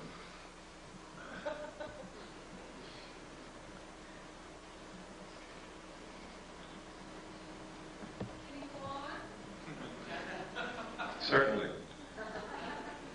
I was waiting for the gasps to die away. I believe that these extraterrestrial vehicles and their crews are visiting this planet from other planets, which obviously are a little more technically advanced than we are here on Earth. I feel that we need to have a top-level coordinated program to scientifically collect and analyze data from all over the Earth concerning any type of encounter and determine how best to interface with these visitors in a friendly fashion. What's another reason for a one-world government? I'll tell you why. If people can't get on a bus with black people without causing incidents, if they can't accept a Chinese person who moves into their neighborhood because they're a chink, how in the hell are we going to interface with a completely alien race from another planet?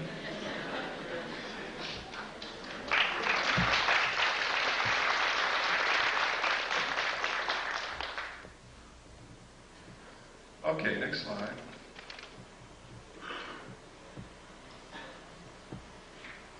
This is in my book too. A lot of this stuff is in my book, with a lot of stuff that you're not seeing here.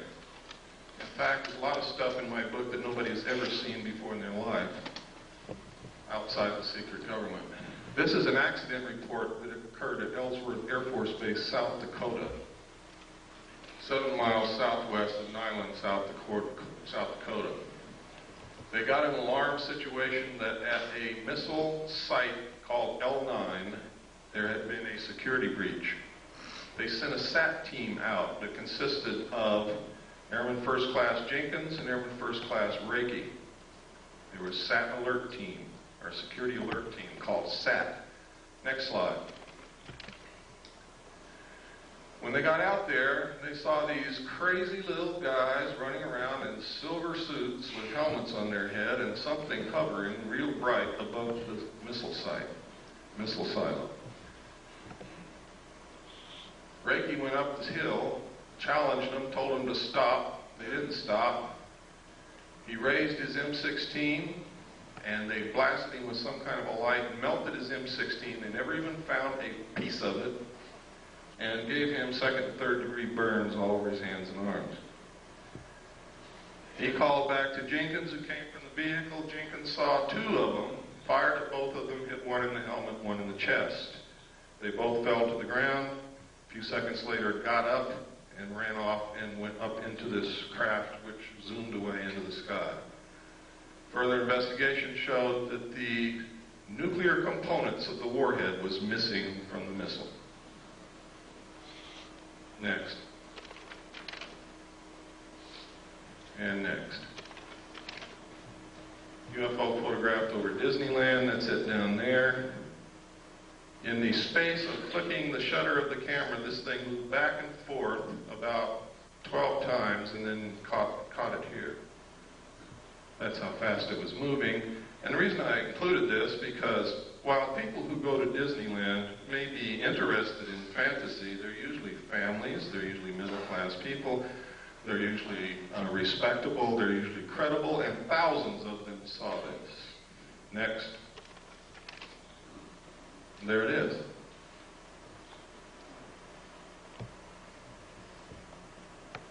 That's incredibly fast when you figure that during the time the shutter snapped, it moved back and forth that many times. Next. This is a Billy Myers picture. One of the things that I think is incredibly suspicious about his still photographs is they're always sticking out of the tree. However, I must caution you because he has produced some movie film which is incredible and has been analyzed by different countries, different people, different scientists. They can find nothing wrong with it. Shows craft way out in the distance with trees in between, flying over cars that are moving on the ground and all kinds of things. Next. This is one sitting on the ground. Looks like, never mind. Next. This is a drawing that an abductee made of the craft that they were supposedly abducted and taken up into. Next. This is one of the best of the historical, genuine photographs of UFOs that exists. Because of the different things in the photograph, you're able to obtain perspective, depth, and you're able to triangulate and compute the size and shape and distance away from the camera of the saucer. Next. This is another very good one. Next. This was over Phoenix, Arizona. It was seen by hundreds of people. Next. This was taken over Mount Rainier in 1948. It's original Kodachrome slide, which we made the prints from. And I made slides from the prints that we had then, and we also made 4x5 negatives and transparencies in case something ever happens to the slide. This was given to us by someone who works in the government, whose identity cannot be revealed. This is perfectly symmetrical. It is not a meteor. It is moving exactly parallel to the ground. This is ionized air. It is not fire or flame. Next. This is commonly what's known as a lenticular cloud formation. This red haze over here is the test firing of a rocket at the Rocket 9 facility at the west end of the San Fernando Valley. I only know that because I used to live right on top of the mountain next to it. Next. Somebody's hat blew off. Next. Notice that photograph was taken by the local barber. These are photographs that were taken in New Mexico and Colorado during a particularly heavy, what they call a flap. There's a lot of sightings by a lot of people in one area. And there were a lot of photographs came out of that. These are some out of the newspaper. I tried to photograph them so that they can be identified as not something that I made up. I have been accused of being the most rotten bastard that ever lived, making up everything, phoning photographs. So I have to be very careful. Next. This photograph was taken over London. It's one of my favorite. I have a degree in photography, and this is a very artistic photograph. It's a very rare photograph, and it is a very unusual subject, and I have to like it. Next. This is another part of what I call Project Snowbird, to make the public think that what they're seeing can be explained away by technology like this. And you saw some of it on the news about the war. They said they had things that can fly over the enemy and do recon with no pilot in them, so no loss of life if it gets shot down. That's what that is. Next. And next. And this is just about the Aurora spacecraft that they fly in Nevada. It's what they call a TAV, Trans-Atmospheric Vehicle, which literally takes off from Groom Lake, flies completely out of the atmosphere, can orbit the Earth, and I believe that it can do more than that, but that's where I'll leave it. Next. This is the first photograph that we had of the UFO over Mount Rainier taken in 1948. The man at first would not allow us to even touch the slide. So we took a camera and made a picture of the slide, blew up the slide, made a print, and made Polaroids from the print, and then we're photographing the Polaroid. That's how crazy we were getting, until finally he agreed to allow us to use the slide, and we were able to make the prints that we have and the transparencies and the 4x5 negatives to preserve that image. Next. We go through a lot of work to produce the material that we have, believe me. It costs a lot of money, it takes a lot of time, it takes a lot of searching, sometimes it takes begging and pleading and everything else. Next. And next. Next. This is what's called a cigar-shaped object. This appeared in Omni magazine, and this is a photograph taken, photographed of the photograph in Omni magazine. Next. Next. This is a classic UFO photograph. It's considered one of the best ever taken and is considered by every expert to be absolutely genuine. Next. This is the man who took Albert Einstein's place, Stephen Hawking's. How many of you read his book? Anybody here? I would suggest that you read it. Next. Another lenticular cloud formation. Is there really a cloud? Or could they possibly have the ability to generate what looks like a cloud around them? I don't have the answer to that question. Next. I read in documents when I was with Naval Intelligence that they do have the ability to generate clouds of what appears to be clouds around them. I guess water vapor. I have no idea in the world what those are except clouds. Next. And next.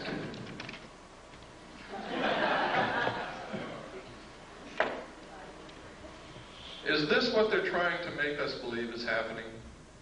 So that we'll accept a one-world government, give up our freedoms, submit to totalitarian control? Is that the easiest way to control us so that we don't destroy the earth? Is that what this is all about? That, by the way, is from The Creature from the Black Lagoon, which was a classic horror film for the buffs. Next. And next. They do exist, folks. For those of you who thought they didn't, never saw any, they exist. This was taken from an airplane window. So you know that nobody threw a hubcap into the air. It's above the clouds. Next. This was taken by a tourist in Hawaii.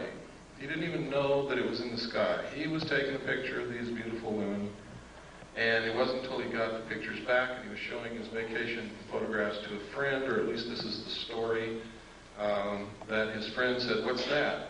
And he said, "What?" I never saw that. And this is a close-up. Next slide.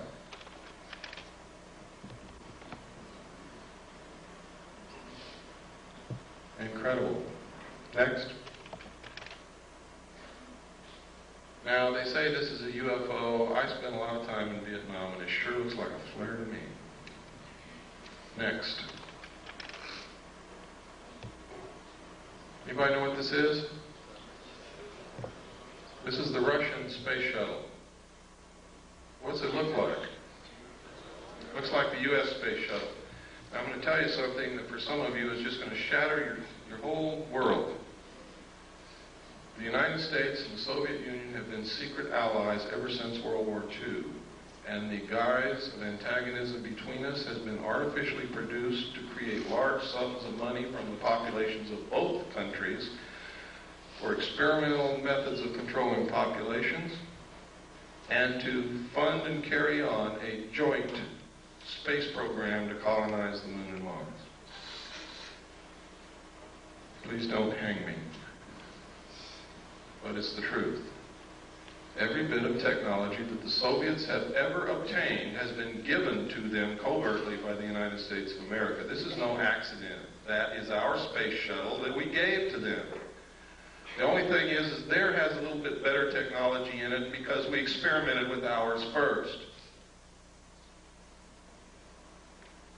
We gave them the atomic bomb, and then we fried the Rosenbergs as scapegoats. Next. Next. These are a series of photographs put together from the Venus orbiter. The United States maintains that the atmosphere of Venus is so thick that we cannot take pictures of the surface of Venus, and cameras and film will not last, or cameras and TV cameras will not last on the surface of Venus to send back pictures. So they do what's called cloud-penetrating radar mapping, and that's what this is. For you Hollow Earth folks, there's a hole up there. I don't know what it means. Next. If any of you see this happening, please call me immediately.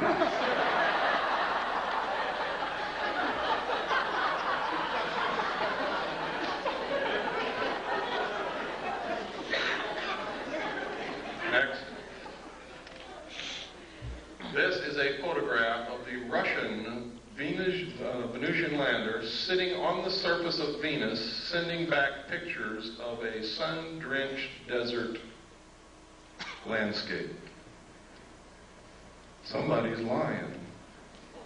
Immediately after the Russians released this photograph, officials and government people from Washington called a high-level meeting with the Russian space program people, and you never saw it again. Next.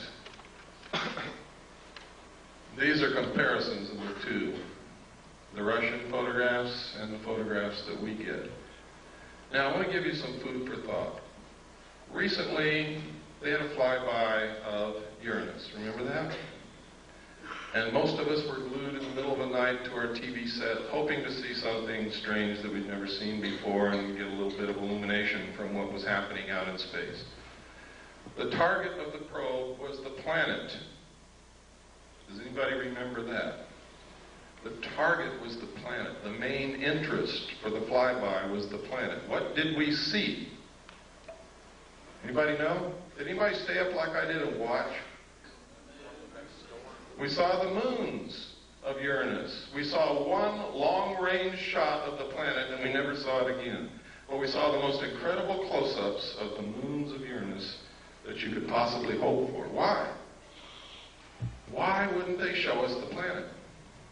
And it happened elsewhere also. Next. This is a book after its kind, and the documentation I saw, that symbol there was said to be the trilateral signal, or the trilateral symbol used by the aliens as their symbol. It literally means, in ancient writing, I found it, finally. The first place I ever saw it, outside of the official documents, was on this book. The second place was in a Bible that contained a page of old ancient Christian symbols. And another one, I found a book in the library, I forget the book, but it was about symbology and symbols. And this is an ancient symbol that means mother and father with the children. See, these are two old symbols. You take this apart and you have a mother symbol and a father symbol, or a man and a woman symbol. Put them together, it's mother and father. It can also mean the process of reproduction. With a circle on one side, it means one child. With a circle on the other, it means two. This literally means mother and father with the children. The thesis for this book is a scientifically dependable yet popular analysis of the theory of evolution. In it, he asserts that there must have been some outside interbreeding or influence or genetic insertion into the human race to produce modern man. Next slide. This book was first written in 1927. Next. This is an article that just says how they can move technology, secret technology, from government laboratories into the world. Next. And next. Oh no, go back one. Go back one, please. Right here. This is a perfect illustration, folks. Look at this photograph, and you'll see that in the shadows there is no detail whatsoever. In space, without an atmosphere, there can be no detail in shadows because the only thing that will produce light in shadows is diffusion of light through an atmosphere. Now, next photograph. which proves that this photograph was not taken on the moon. Or if it was taken on the moon, there is an atmosphere. Next. Oh, this was right after I gave my talk in Sedona, which I'm sure some of you know about. I was driving back the back roads because I wanted to see some of Arizona because I had fallen in love with Arizona, and now I've moved there, and then I'll show you how much I've fallen in love with it. And I saw this cloud form. There was nothing there. There was no cloud in the sky anywhere, and all of a sudden, bam, a saucer-shaped cloud right in front of my eyes. I stopped and took the next picture, and it disappeared as quickly as it had formed. There was not another cloud in the sky. There's no lake. There's no water anywhere. It was incredible. I can't explain it, but it's certainly something worth looking into. Next. This is a drawing made by one of the students at Glass College where I was the executive director. Stan was the head of the security department. Some of you know Stan Barrington. He's my only authorized representative in this world. Would put my life in his hands, and I have on several occasions. Stan was the head of the security department, and one of the students in the security curriculum was in trouble, was failing. Stan was counseling the student, and she drew this picture. And she drew, next slide, this, and next, this, and next, and these little guys. Now, she had no idea that I knew anything about UFOs or flying saucers. Nobody in the world did at that time. Stan didn't even know then, and I didn't even know then that Stan had guarded a flying saucer when he was in Delta Force in the Army.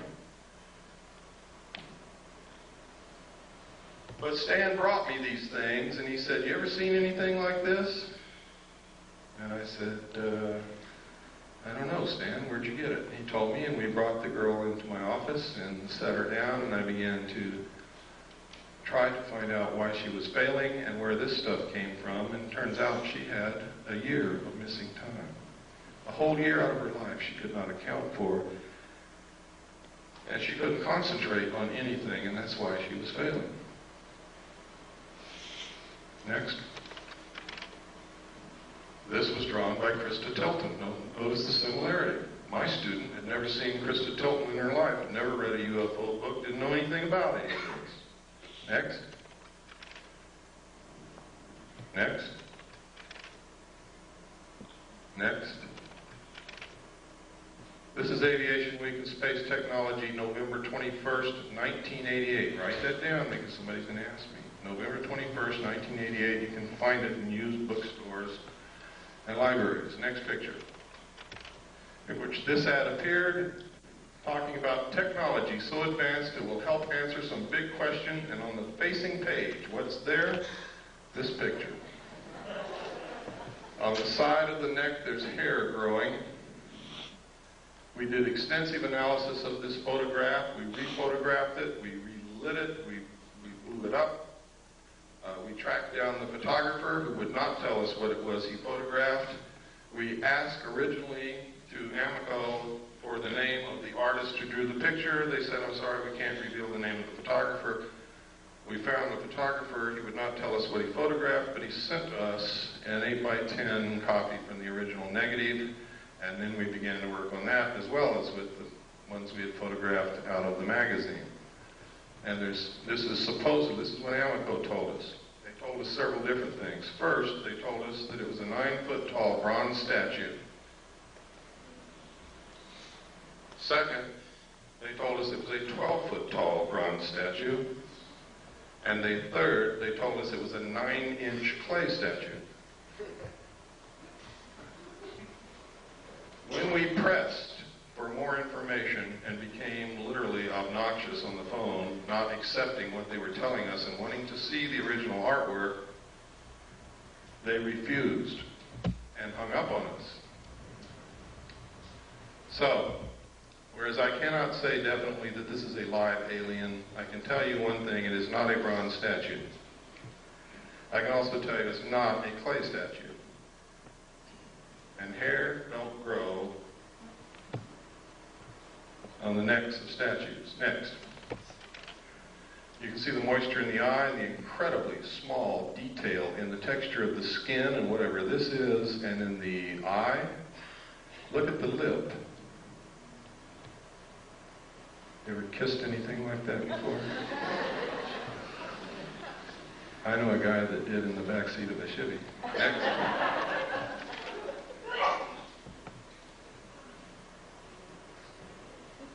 Look at the incredible detail. I have never seen an artist in my life that was capable of doing this kind of work. But I haven't seen all the artists that there are either. Next.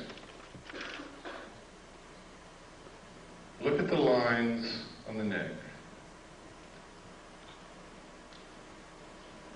Look at the detail on the arm. Next. Look at the hair on the neck. Can you see it? It's kind of hard to see, but it's there. That little fuzzy hair.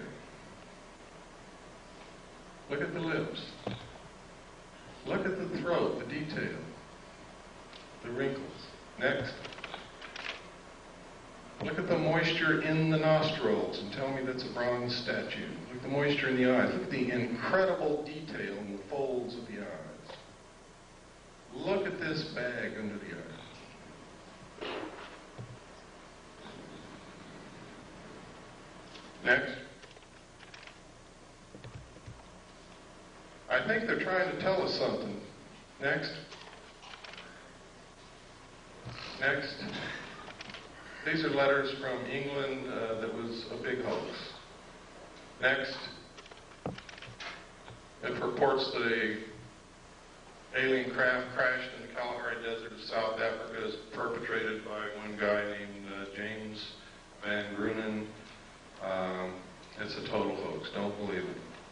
If you want proof, write to me. If you think you're going to waste your time pursuing this, I'll give you the proof. Next. Next. Next. Next. Next. Next. Next. Next. Just keep on going right on through.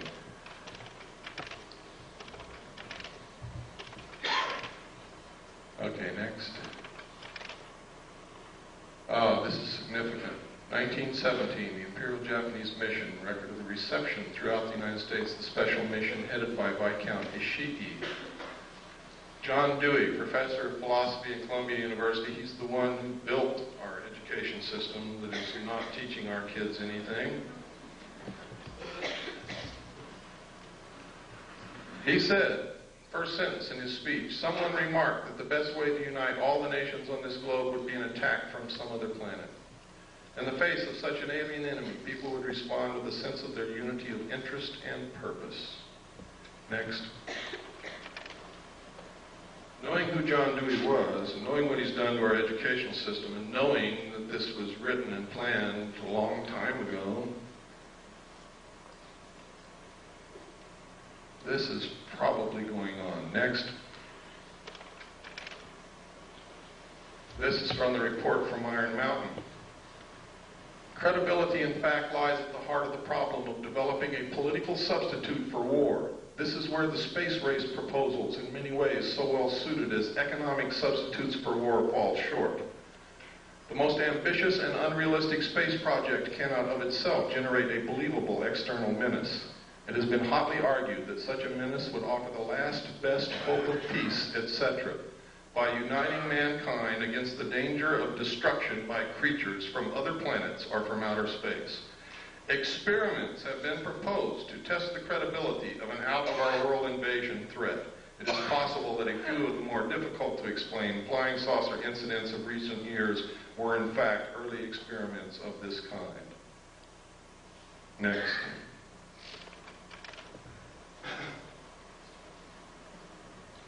By guys like this. Next. Or this. Anybody know who this is? It's John Lilly. one of the fathers of the CIA mind control methods. Next. Is this what's going on?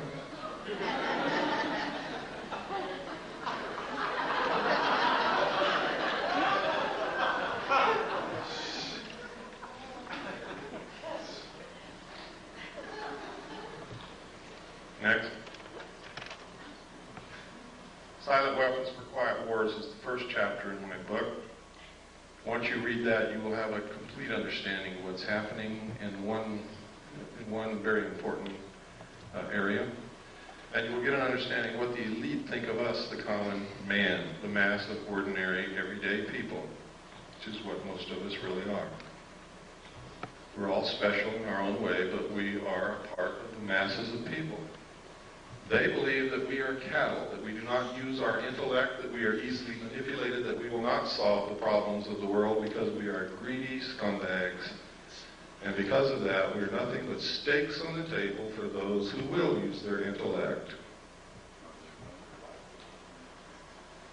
And until we change that, they're going to treat us like cattle. And I've got to tell you right now, on a daily basis, we prove them right. Next.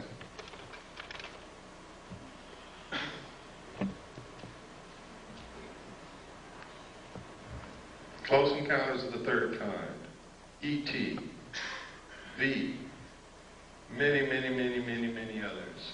Many movies. We've been bombarded with alien movies, alien commercials, an alien spaceship landing at the end of the 1984 Olympics to reinforce in our consciousness the creation of an alien threat that does not exist, or to wake us up to an alien presence that has been here for many years. It's not an accident that these things are happening. It's not an accident that you're seeing on your TV. Was ITT or ATT? AT&T, one world, one card. These aren't accidents. Right out here in the lobby of this church, you see a picture of the world on the bulletin board. And go, when you leave, just look what it says. Next. Don't get me wrong, ladies and gentlemen, I'm not opposed to a one-world government at all. I think in the evolutionary future of mankind, it is absolutely necessary and unavoidable. What I'm opposed to is being manipulated into something I know nothing about, and knowing the fact that if I have to be manipulated into it, I'm not going to like it. And knowing that the best government that's ever been created on the face of this earth is going to be destroyed in the process. And that we're going to lose our Constitution and our Bill of Rights in the process. That's what I'm opposed to. I want to be included. I want to help them decide what this is going to be so that I can be satisfied with whatever it turns out to be. Stephen J. Kurzweil, MD. I've met this man, I've talked to him, I've researched this case thoroughly. This is his credentials, his curriculum vitae. Look at who this man is. This is no flake. This is a medical doctor with many degrees, a lot of credentials and memberships in many of the medical society, what do you call them?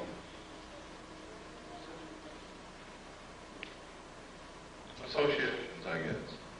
He's also Phi Beta Kappa and an Alpha Omega Alpha Honor Medical Society. This guy has the credentials that most people would drool for. What happened to him?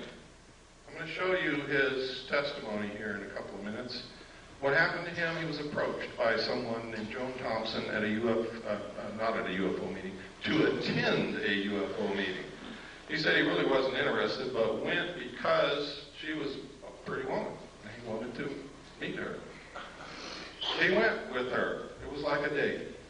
He said what he learned there astounded him. He never heard of any of that stuff. But he also met somebody named Bud Hopkins. Joan Thompson told him that she was an agent of the Central Intelligence Agency, and Bud Hopkins identified himself as also being an agent of the Central Intelligence Agency and recruited this doctor to help them work with abductees. and report information to the Central Intelligence Agency. He worked with them for a while until he found out that Bud Hopkins had no credentials whatsoever, was an artist, a painter, but was hypnotizing people who had been abducted, was conducting group psychology therapy sessions with them, was extracting as much information as he could out of them and then dumping them like a hot potato. And this man, Stephen Kurzweil, MD, with all these credentials, reported Bud Hopkins to the New York State medical authorities, and nothing happened to Bud Hopkins. Stephen Kurzweil, on the other hand, was charged for being delusional, and they're trying to take his medical license away from him because he told them that Bud Hopkins was engaged in this research of alien abductions that the government was covering up, and he was judged to be delusional. We have all the documentation, the medical reports, everything. Next. It's all in my book. These are the official charges that the state of New York brought against him. It's incredible. Next.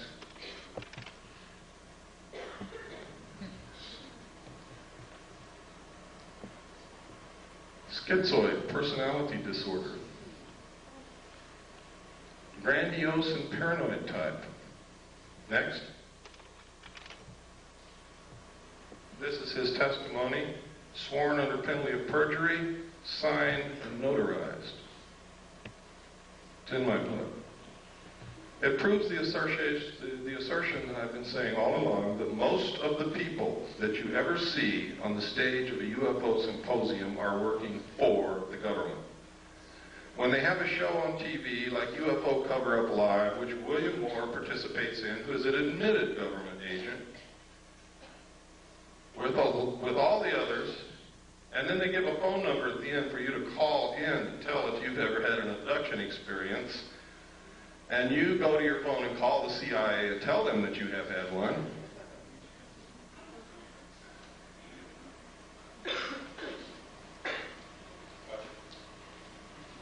That's right, gotcha. You guys better start being careful, and you better start listening to those of us who are really looking for the truth and not trying to bullshit you. We are being manipulated on a grand scale by people who know what the hell they're doing. And if we don't wake up, we're going to be wherever they want us to be, and only we're going to discover that that's not where we want to be. Next. This. Oh. In my original paper, The Secret Government, which I published May the 23rd, 1989, I said that there had been a military coup in the United States. I documented in my book. 3 other people have confirmed that they saw the same message that I did, and that message was before Nixon resigned. Nixon was not going to resign. He didn't think that they could impeach him. And I don't know whether he could or not. Nobody will ever know because no trial occurred.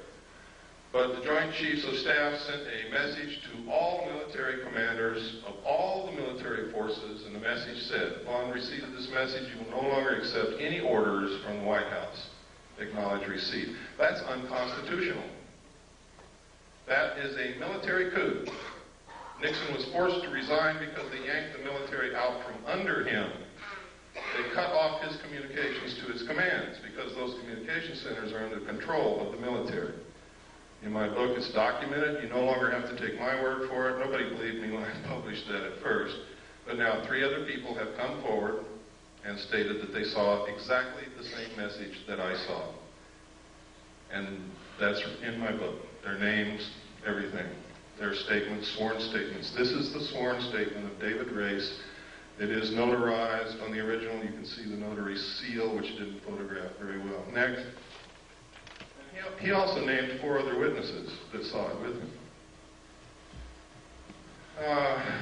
Richard Doty. This is extremely interesting. Richard Doty. Richard Doty was the agent in shadow called Falcon on UFO Cover-Up Live. I also found reference to a project called Project Mogul, which you have to remember that it was in July 1947, that the Roswell crash supposedly took place. You have to remember, this William Moore, confessed government agent who researched and wrote the Roswell incident. It's Richard Doty Falcon who's been working with Moore for years to supply him information. Richard Doty is the counterintelligence agent for the Air Force Office of Special Investigation at Kirtland Air Force Base. These are the notes of an interview that Barry Greenwood did with Richard Doty. It's funny that Project Mogul, a project that released balloons on July the 3rd from Holloman Air Force Base, which floated in the direction of Roswell Air Force Base, on July the 3rd, 1947, and these balloons were coated with thin aluminum sheathing. Now go back and remember the description that Jesse Marcel gave of what he found in the field on Brazel's Ranch. And the man in charge of that Project Mogul was Richard Doty's father. That's significant. We are now in the process of getting documentation through the Freedom of Information Act to prove this. Next.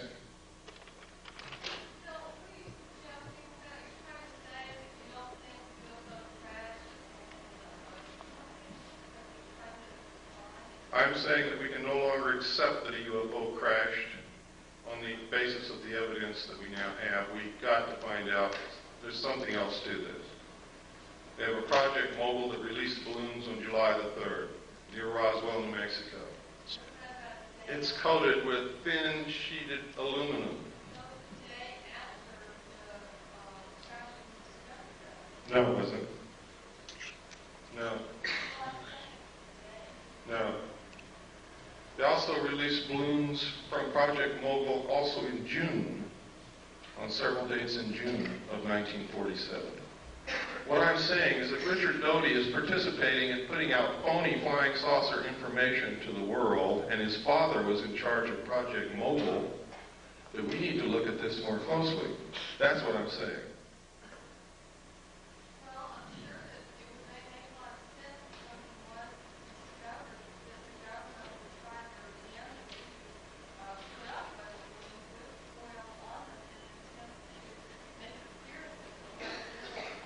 You don't understand.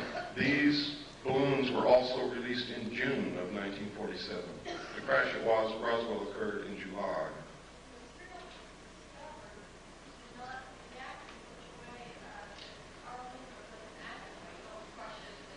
Well, you have to also understand that you're taking the word, you have no evidence, you're taking the word of an intelligence officer who may be participating in creating something for you to believe that doesn't exist.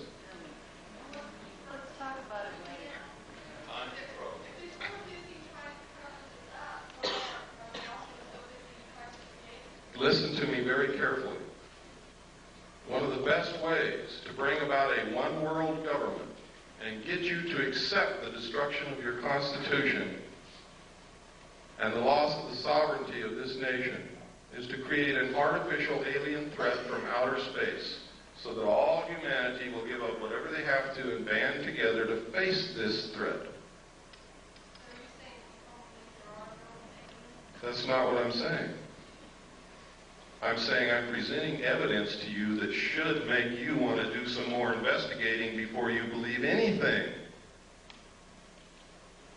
And I specifically stated at the beginning of this lecture, I don't want you to believe anything that I say or anything that I show you, but I want to create enough curiosity and maybe anger and maybe a lot of other things in you that you help me start looking for the truth. That's what I'm about. Earlier, you said that you would explain why the government's spending billions of dollars on stealth aircraft and other conventional aircraft with this technology that we have. Why are they so ignorant of the fact that we have this kind of technology? If that be the case. I've already explained it to you, sir. Some people can't, and I know it's hard to put all this together. You saw that there's a population problem. The technology that they're hiding from us would make us live longer, would give us better lives, would give us a source of possibly free energy or next to free energy. would probably give us methods in which to kill most, if not all, illnesses and diseases. And their goal is to cut back the population. They're not suppressing cancer cures so doctors can get rich. They're suppressing cancer cures so more people will die. So that they don't have to come out and say, you and you and you up against the wall, it's your day to get killed. They make it appear to be natural, or as natural as they possibly can. That's why. Can you talk about AIDS? This is a letter no, that's in the book. I'm not going to get into AIDS today. That's in the book. This is a letter that was written to the White House to Mr. Fitzwater, who was Reagan's press guy. And what he wanted to know is who wrote the paragraphs about aliens that Bush inserted into the end of 6 speeches that he gave during his administration. Most people don't even remember that he said those things, but he did. Next slide. What Marvin Fitzwater wrote back was that the president himself inserted those paragraphs. They were not put in there by the speechwriters. One of the speeches was to Boston High School students and faculty. Next. In which he said, I couldn't, but one point in our discussion privately with General Secretary Gorbachev, when you stop to think that we're all God's children, wherever we may live in the world, I couldn't help but say to him, just think how easy his task and mine might be in these meetings that we held if suddenly there was a threat to this world from some other species, from another planet outside in the universe. Do you think all this stuff is coincidence? I hope you're beginning to wake up. He said this 6 times in 6 speeches in his administration. This is come together one world government stuff. This is alien threat from outer space stuff. 6 times, the president said. Next. To the General Assembly of the United Nations. Next. In our obsession with antagonisms of the moment, we often forget how much unites all the members of humanity. Perhaps we need some outside universal threat to make us recognize this common bond. I occasionally think how quickly our difference worldwide would vanish if we were facing an alien threat from outside this world. And yet I ask you, is not an alien force already among us? What could be more alien to the universal aspirations of our peoples than war and the threat of war? What would a one-world government do? Abolish war. What is the threat that will bring it about? An alien threat from outer space. Please wake up. Next.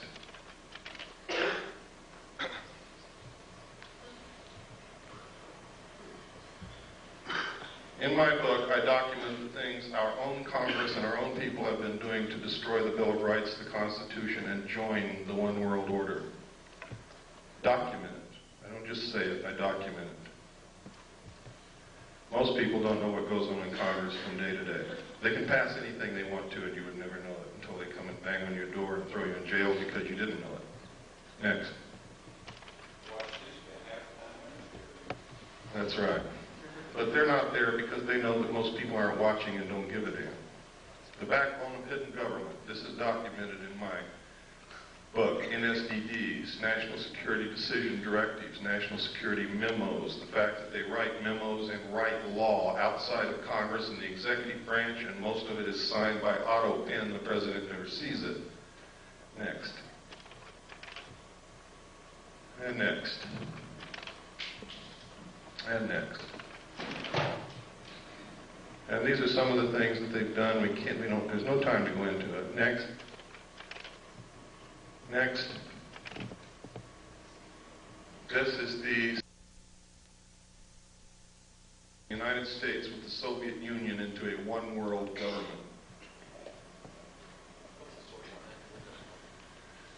That's from an organization called Free, put out by Johnny Stewart. The address over there, it's in my book. You want to know why you can't get the truth off of television, radio, or the newspapers? CFR owns, controls them. Barbara Walters, all of them are members of the CFR. Next slide. This is the super world government. I have the Bush administration. It's updated in the book. of all the membership in the Bush organization. Next. This is George Bush. Notice Dan Quayle's not a member.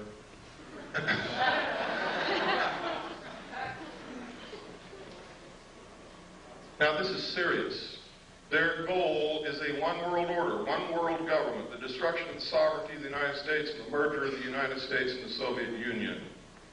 Why do you think our generals and admirals have been going back and forth to the Soviet Union and theirs have been coming back and forth over here? They're getting ready to do it.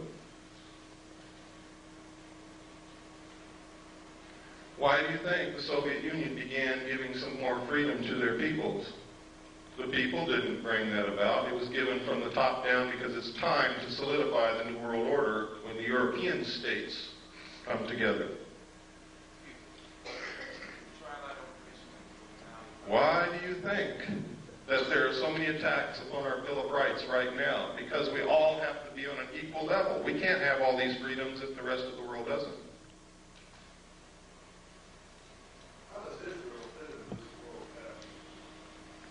I don't know what you mean by how they fit. There's certainly a thorn in everybody's sides, but not because they're Jewish, but because they will not settle the Palestinian question. There'll never be peace in the Middle East until they do.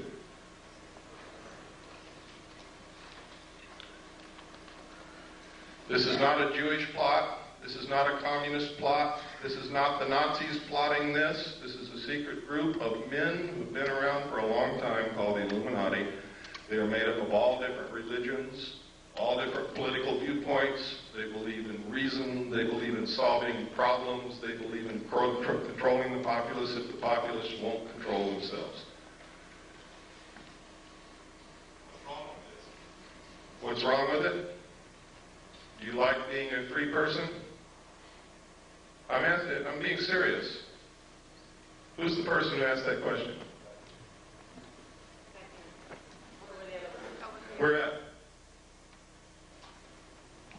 I'm saying we don't know what goes on in our government now as it is. Whose fault is that? I'm not trying to pick on you. I'm trying to get at an answer. Really, I'm not picking on you. But I have to... I don't know, I'm just questioning. Okay. The reason that this is happening is because we've all abdicated our roles as responsible citizens in this country. We bought a business. Here's what we did. We bought a business. We hired everybody that's going to work in this business. We stocked the shelves with merchandise, and we went on a permanent vacation. What do you think is going to be left of our business in 20 years when we come back?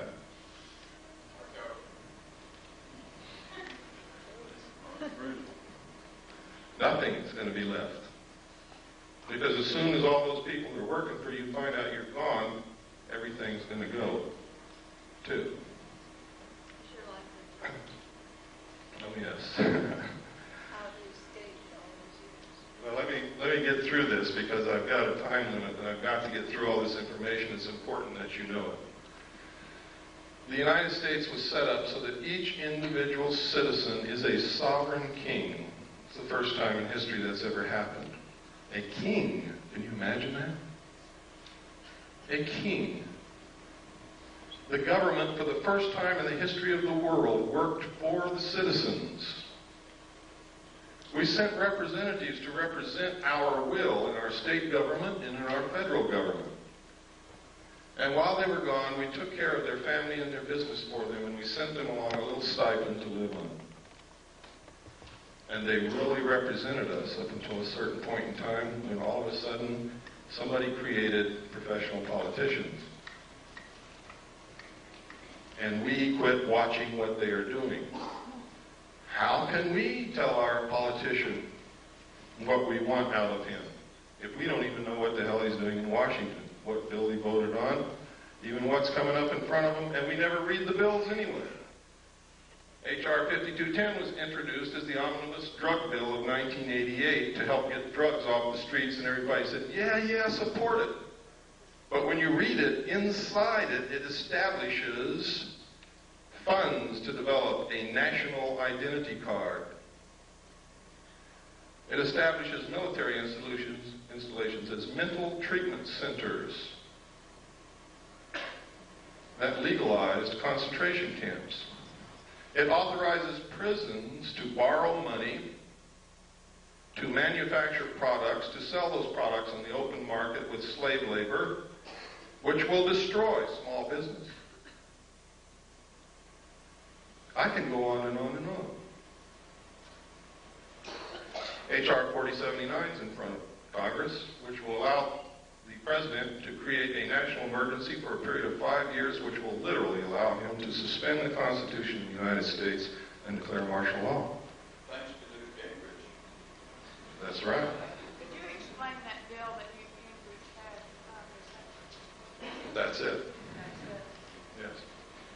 So what I'm saying is, this is our government, our country, and we're going to lose it if we don't get smart real quick. And we're going to find ourselves a part of a one-world totalitarian socialist state merged with the Soviet Union and the other countries of the world in a cashless economic system. Bankers already know it.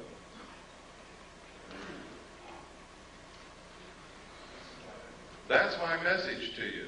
My message is to you that all of this extraterrestrial stuff may be phony. I may have been used. They may have passed me all this kind of stuff. And for years I believed it was real, and now I have doubts, real doubts.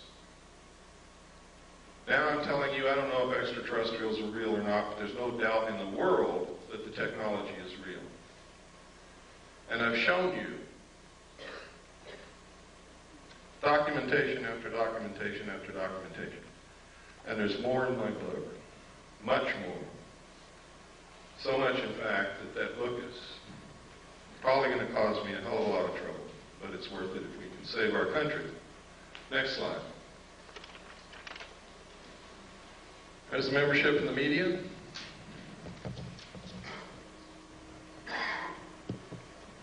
The only one that's relatively free is Cable News Network. Daniel Shore is the only member. And that might be why you see a little bit more on CNN than you see in any other network or station in this country. Next. But you only see it when Daniel Shore is off that day. Military. They have been teaching interdependence, one world order, one world government is the solution to war in the Naval Academy, the Military Academy at West Point, and the War College since the end of World War II. I'm a little confused. I thought the war was one of the things they were trying to promote to solve the conflict. No, war has traditionally been used to solve the problems. They want to bring about a one-world government that will eliminate war altogether, but they have to have a replacement for war. The replacement would be a tremendously wasteful space program to repel an enemy from outer space that may or may not exist. What we got to do is find out what the truth is. How would that reduce the population?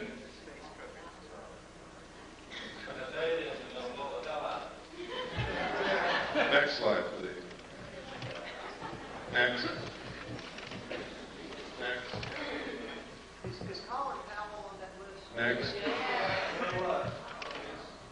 Next. These are the letters I get back from Congress. Thank you. Next. Thank you. Next. Thank you. Next.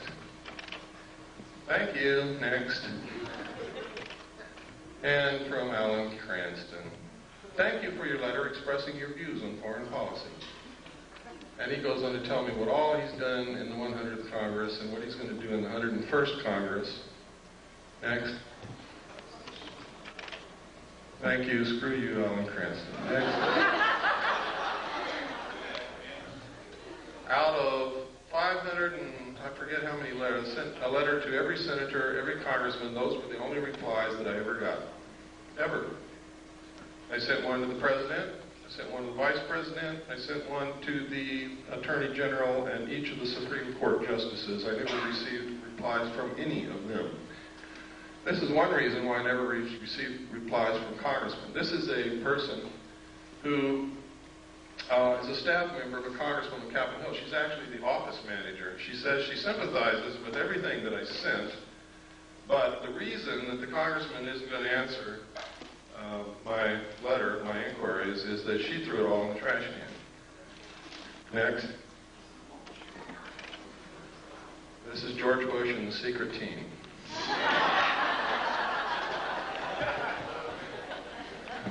Next.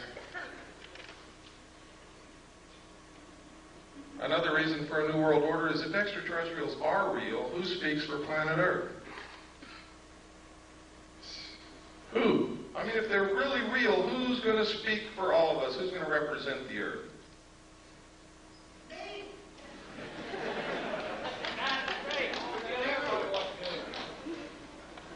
Next.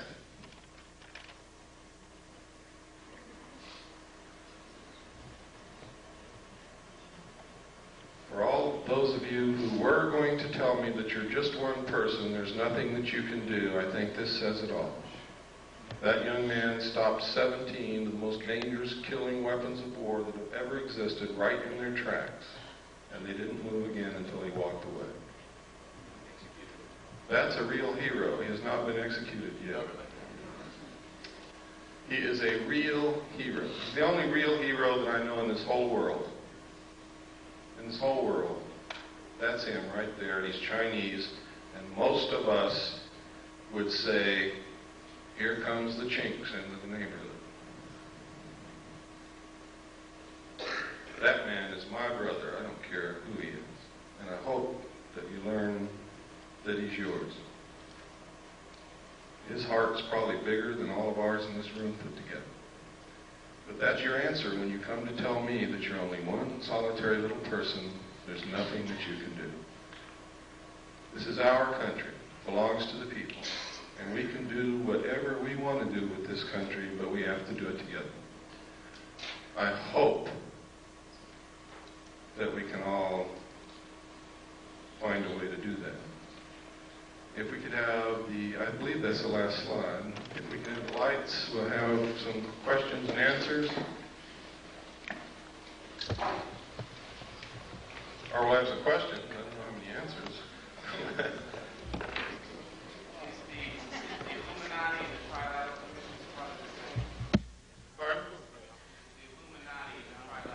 The core of the Trilateral Commission is certainly Illuminati. The core of the Council on Foreign Relations is also, in many other groups, one of the tenets of the Illuminati is that they would not use their real name. They would never appear under their real name, but under different names and different occupations. This is historical fact. Bill? Yes. Are you in personal danger because you are, advocating all of this? It doesn't make any difference, and I don't want to dwell on that. I believe that the future for my family and for my daughter and for my children is more important than my personal safety. I believe that this country is more important than my personal safety. And you have to understand that we wouldn't have this country if George Washington asked if he was going to be in danger, if he signed the Declaration of Independence or signed the Constitution or participated in the war against the king. There are some things worth dying for, and I believe that I've found out what it is.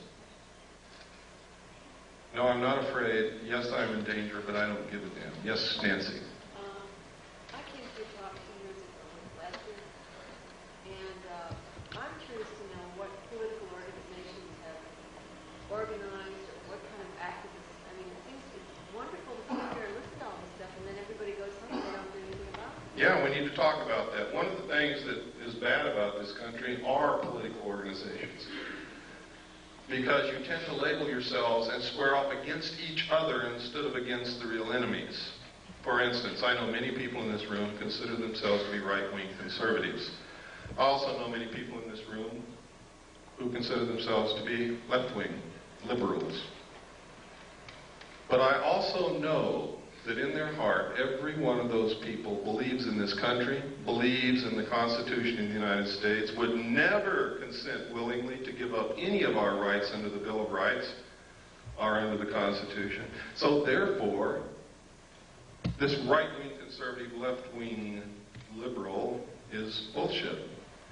They're really Americans, but they don't know it. They don't realize that they're just really Americans. Why label yourself something other than that? I'm an American, I'm a constitutionalist because that's what this country represents. The Constitution is this country. Destroy it and this country ceases to exist instantly. Therefore, I have no other political viewpoints, period. None other whatsoever. If it's allowed in the Constitution, I'm for it. If it's not, I'm against it, period. That's my political viewpoint. I would hope that it would be yours, because any other viewpoint is anti-American, anti-constitutional, anti-United States. I hope that if you think you're a right-wing conservative, that you'll stop doing that. I hope that if you think you're a left-wing liberal, I hope that you will stop doing that. I hope that you will become an American again, because that's what we all started out as, Americans, and all of a sudden we became something else. I'm black, Whitey's out to get me. I don't want them blacks in my neighborhood. They're scumbags. They're Americans, folks. Pardon? I just did. No, I asked you specifically what has been done by the people who are interested in the project. Have the senators, been contacted on that? The only thing that you can do is throw the people in Congress out. People, we've been telling you this over and over and over again for years. Somebody's not listening.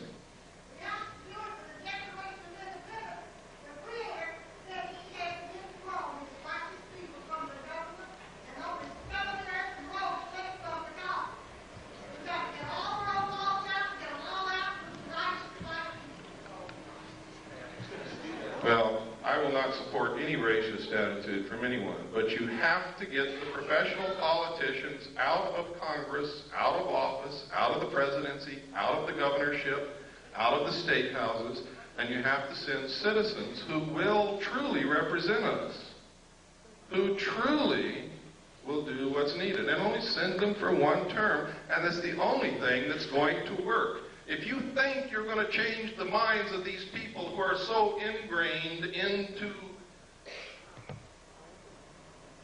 well, it's not politics, it's the destruction of this country. They're bent on it. If you think you're going to change their minds and all of a sudden they're going to start representing you, you're wrong. They're not. Yeah.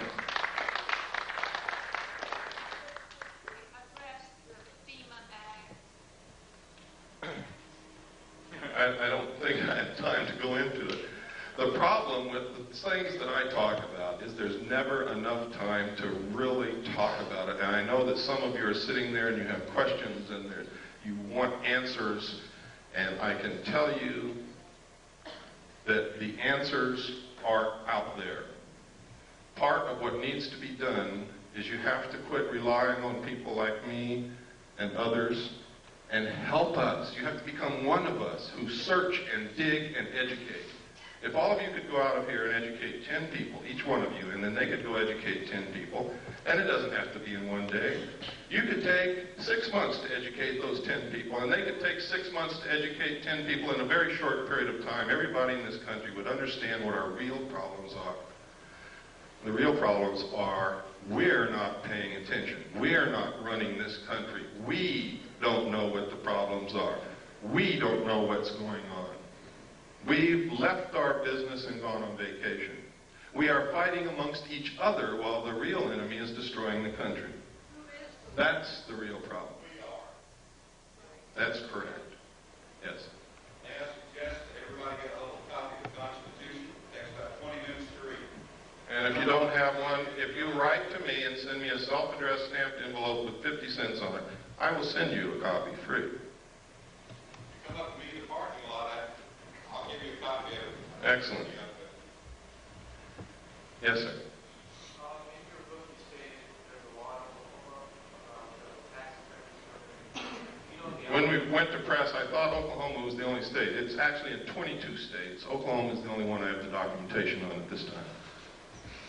Is that, the outcome? Have they actually started doing that? They have until March 15th to register all their property, everything, down to the VCR, their knives, forks, and spoons, everything.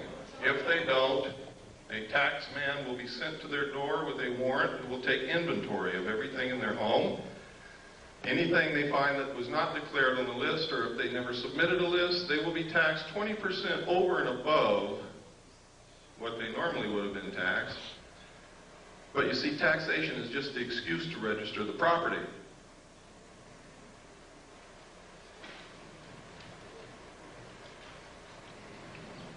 For those of you who want to order a copy of my book, I'm not a salesman. I didn't bring books with me. I never do that. I don't bring tapes with me, but we have them. Part of what I want you to do is get active. To get active, I'm not going to bring you the books or the tapes. If you want them, the order form is outside on the table. Pick one up, write to us. We'll send you a packet of information. If you order the book, send for the book, we'll send you the book. We'll do whatever we can to help you. Yes?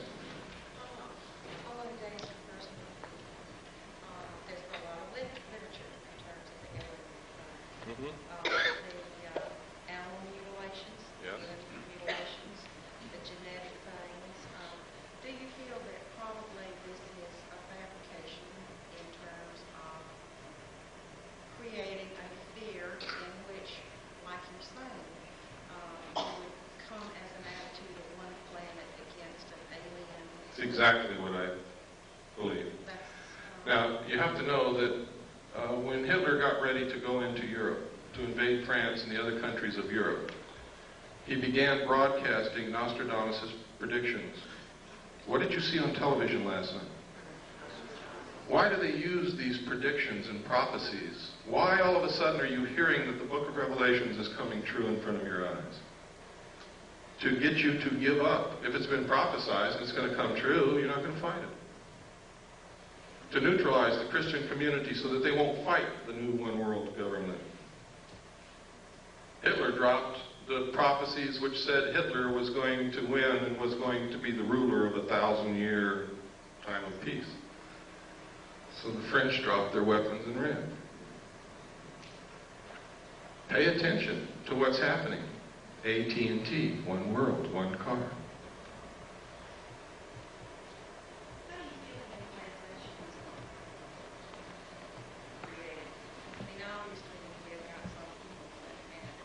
Ma'am, I really don't have the answer to that question.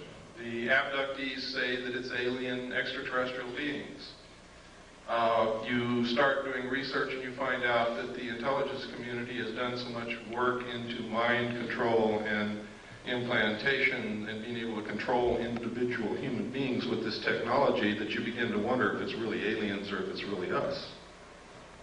And then you look in the UFO community, and you find out most of these people are connected directly to the intelligence community, are active agents that have been caught or have confessed. And you have to wonder what in the hell's going on. Which ones are those? Pardon? Which ones are those? A list of them. I can tell you that Richard Doty is, John Lear is, Bob Lazar is. You've seen evidence that Bud Hopkins is. I can tell you Whitley Strieber is, because there's no other place he could have gotten the information that he wrote in his book, Majestic, except from the same top secret documents that I saw, only he's never been in a position with a clearance to see them. He's an author. I could go on and on. Yes, sir. What about personal property? If this new war, the world over, will go like you suggested tonight, what about personal property, like land, home? Private property will be abolished. You will use what the state gives you. Remember I said totalitarian socialist state. In a socialist government, everything belongs to the state. Will there be any places in the world that will have that kind of situation? The question was, will there be any place in the world where they won't have that situation? Let me say this again, as George Bush. Read my lips. New world order.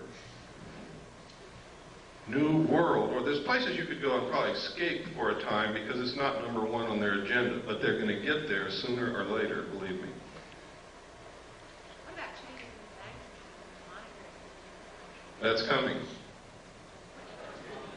I foresee a cashless system where you use a card or a laser tattoo on your hand And I'm not trying to connect this with any religious prophecy. This is what I know is coming. This is what they have planned. I've talked to bankers who already know this is coming, and they're prepared for it. They're already withdrawing $100 bills from circulation now. Next will be $50 bills. They're doing it now. The president has already said, out of the Middle East conflict will come the New World Order. And people still keep asking me, how much time do we have?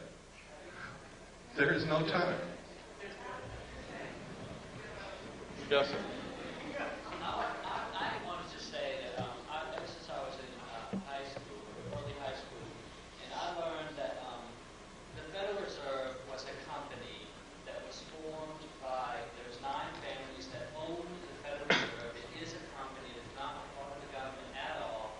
The Federal Reserve, at the same time the Federal Reserve was formed, 2 constitutional acts or amendments were passed. And one of, my point is this, is that, well, I want to ask, I put a question out there, which is that Bush made a comment the other day on the news, and I think I've followed it for years. It's very interesting to me. I watch the Federal Reserve, the news that comes out of the Federal Reserve. I understand. I'm not trying to rush you, but could you get to the point because we're running out of time? Okay. One of my 2 points. One point is that Bush made a comment that this war will not create any trouble for the banking industry, which leads me to tell that as soon as the war is over is when they're going to call the notes due, and we'll go to a cashless system with a card. And my comment about that is that I don't see how people are going to, when you go to somebody and say, okay, give me your money and here's your card, this is where you are today, you're negative $500, or you're plus 2,000, whatever. The people are so attached to their monetary value in life that I find it really difficult to see American people to battle that. In other words, that in lieu of, oh, give me the card, let me be able to sell my future and give me this card, and it's okay if I can't have a card right now. You know what I mean? It's like, I see the money thing as being another piece of the picture of going towards a totalitarian type government, because you're taking the money, your money is not yours. And most of A cashless system literally is slavery, and I'll tell you how that works. First, as it stands now, the money in your pocket is not your money. And you're going to go to the bank one day and they're going to say, I'm sorry, we're not taking this anymore. It's not yours. It belongs to the Federal Reserve. And you'll see that on the note. the Federal Reserve notes in your pocket are actually instruments of debt. And one way that they're going to get your property away from you is you can't pay for something with the debt. So you don't own what you think you own right now anyway, legally, under the Constitution.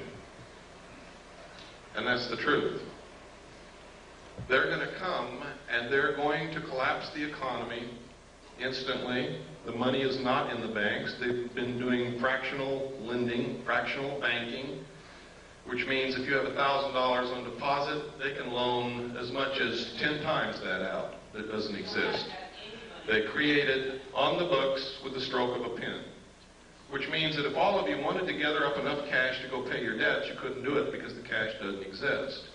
If you wanted to go draw your money out of the bank, you couldn't do that either because it's not there. It's very easy for them to collapse the system. Those of us who have done the research know that the third world nations have already pledged their natural resources to the World Conservation Bank, which is going to be the new World Bank, in exchange for forgiveness of their debts, which means they're not going to pay back all those billions that we've loaned them, which means the money is not in the bank. It doesn't exist. The economy is going to be the easiest thing for them to collapse. How are they going to get you to join the new economy? They're going to say, we have a solution. You see, one of the tricks of the Illuminati is they create a problem, and then they provide the solution when you beg them to. They're going to come to you and say, you have a house, and we have the note on your house. If you'll accept our new economic system,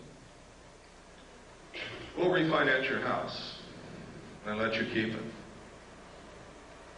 You also have a car.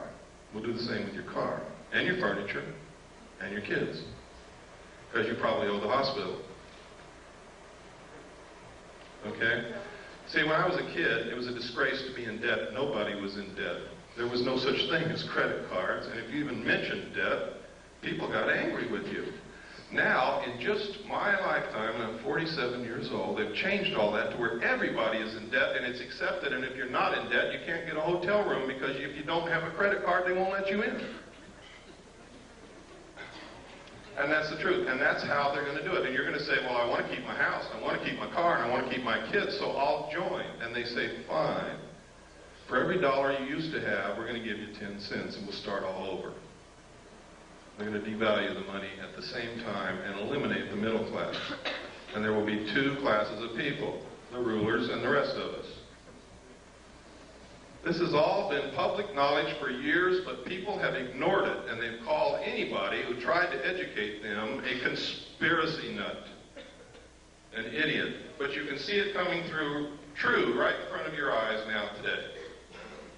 Every day you can see this happening. You can no longer call these people conspiracy nuts. I didn't believe it either until I started looking into it, and by God, they're right. Yes, sir.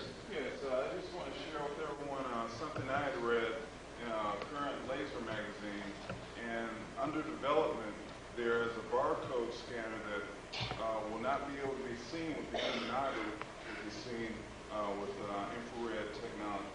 So that you could have a barcode scanner on yourself and no one. That's right. It's an invisible tattoo, but it can be scanned. I'd like to say also that the reason I left California, took my family and left, I went to vote in the last election, and I saw on the voter registration form, next to my name, the Universal Product Code. I packed up my family and I left California. I now know, and I just left California, I was just speaking in Pasadena, I have seen them, it's true. The driver's license in California now have the Universal Product Code on the driver's license. It's not far off. The UPC, yes. The barcode, for those of you who don't know what Universal Product Code is. Yes. It's been used in over 700 cities in Europe for over 70 years now, where they inject plastic under the skin in the right hand or the forehead. It's going to be the new world. It's going to be your accountant. It's not going to be any more cash. There will not be any more swap meets. There won't be any selling your mattress to your neighbor when you buy a new one. Everything will be registered. They're already starting it in Oklahoma and 21 other states. You will register all your property. If they come to your home and something's missing, you're a criminal. There will be no black market. You will not be able to work. You will not be able to buy. You will not be able to sell. You will not be able to get medical care. You will not be able to do anything except with your number through the computer. This is the truth, folks. I'm not making this up. If you have a banker that knows you well enough to be honest with you, he will tell you this. I don't know, man. I don't know. But I do know that Star Wars is not what they're telling you it's for. Star Wars is the satellite computer link-up between the nations to make the one world banking and economy system work. And it's paid for by American tax dollars. If they want to imprison you in a 2-square block area, all they have to do is zero out your computer account outside that area. And you won't be able to live if you walk off your 2-block square area. If they don't want you to leave your city, they can do the same thing. Your card will only be good in your city. Yes? Is it possible that they have developed this kind of system that is very similar to what's talked in the Bible as a psychological effect to get people to sort of... Of course. It's like I said a while ago, they're following the book of Revelations like a script to neutralize opposition against them. If you believe that it has been prophesied and is ordained by God, you won't oppose them. I'm a Christian, and I'm not buying it. I'm going to oppose them. And I don't think that God or Jesus Christ would be very pleased with me if I didn't, even if it was God bringing it to pass. Because they're not going to like it. Let me take 3 more questions, and then unfortunately we're over time. I'd like to stay and talk to you more, but we really can't. I have a brief question. Okay, and your hand has been up for a long time. I'm sorry. Go ahead. I really came here for some answers, and this is the one question I really would like to know because you've been going through such a learning experience through your research. When you saw that large ship come out of the ocean spread, it came up. This day, do you personally think that came from outer space of this earth? Personally, I don't think it was built on this earth.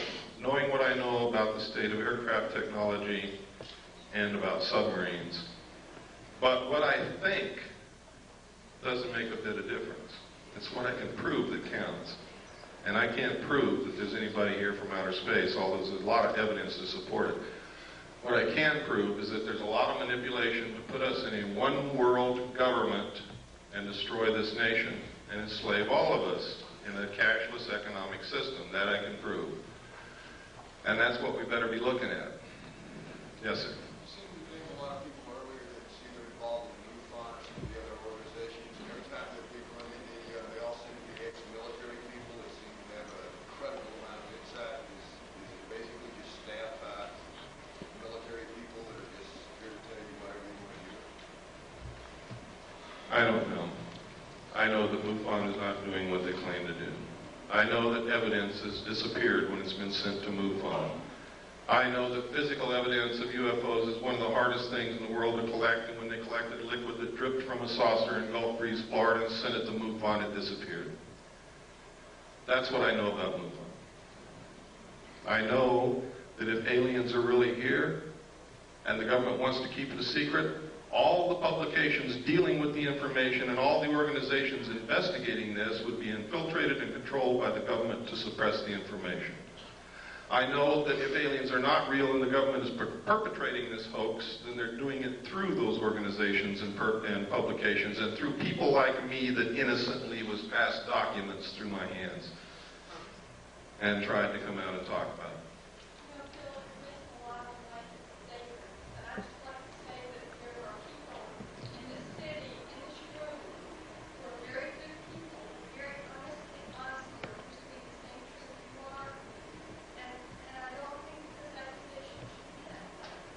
I don't know what you mean by blank. When I say MUFON, I'm talking about the people who run it and control it and finance it. I'm not talking about all the people in the little towns and stuff who are interested in UFOs.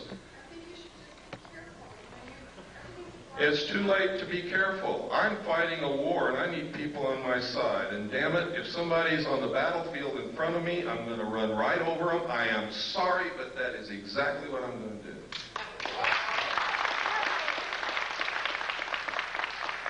Yes, sir.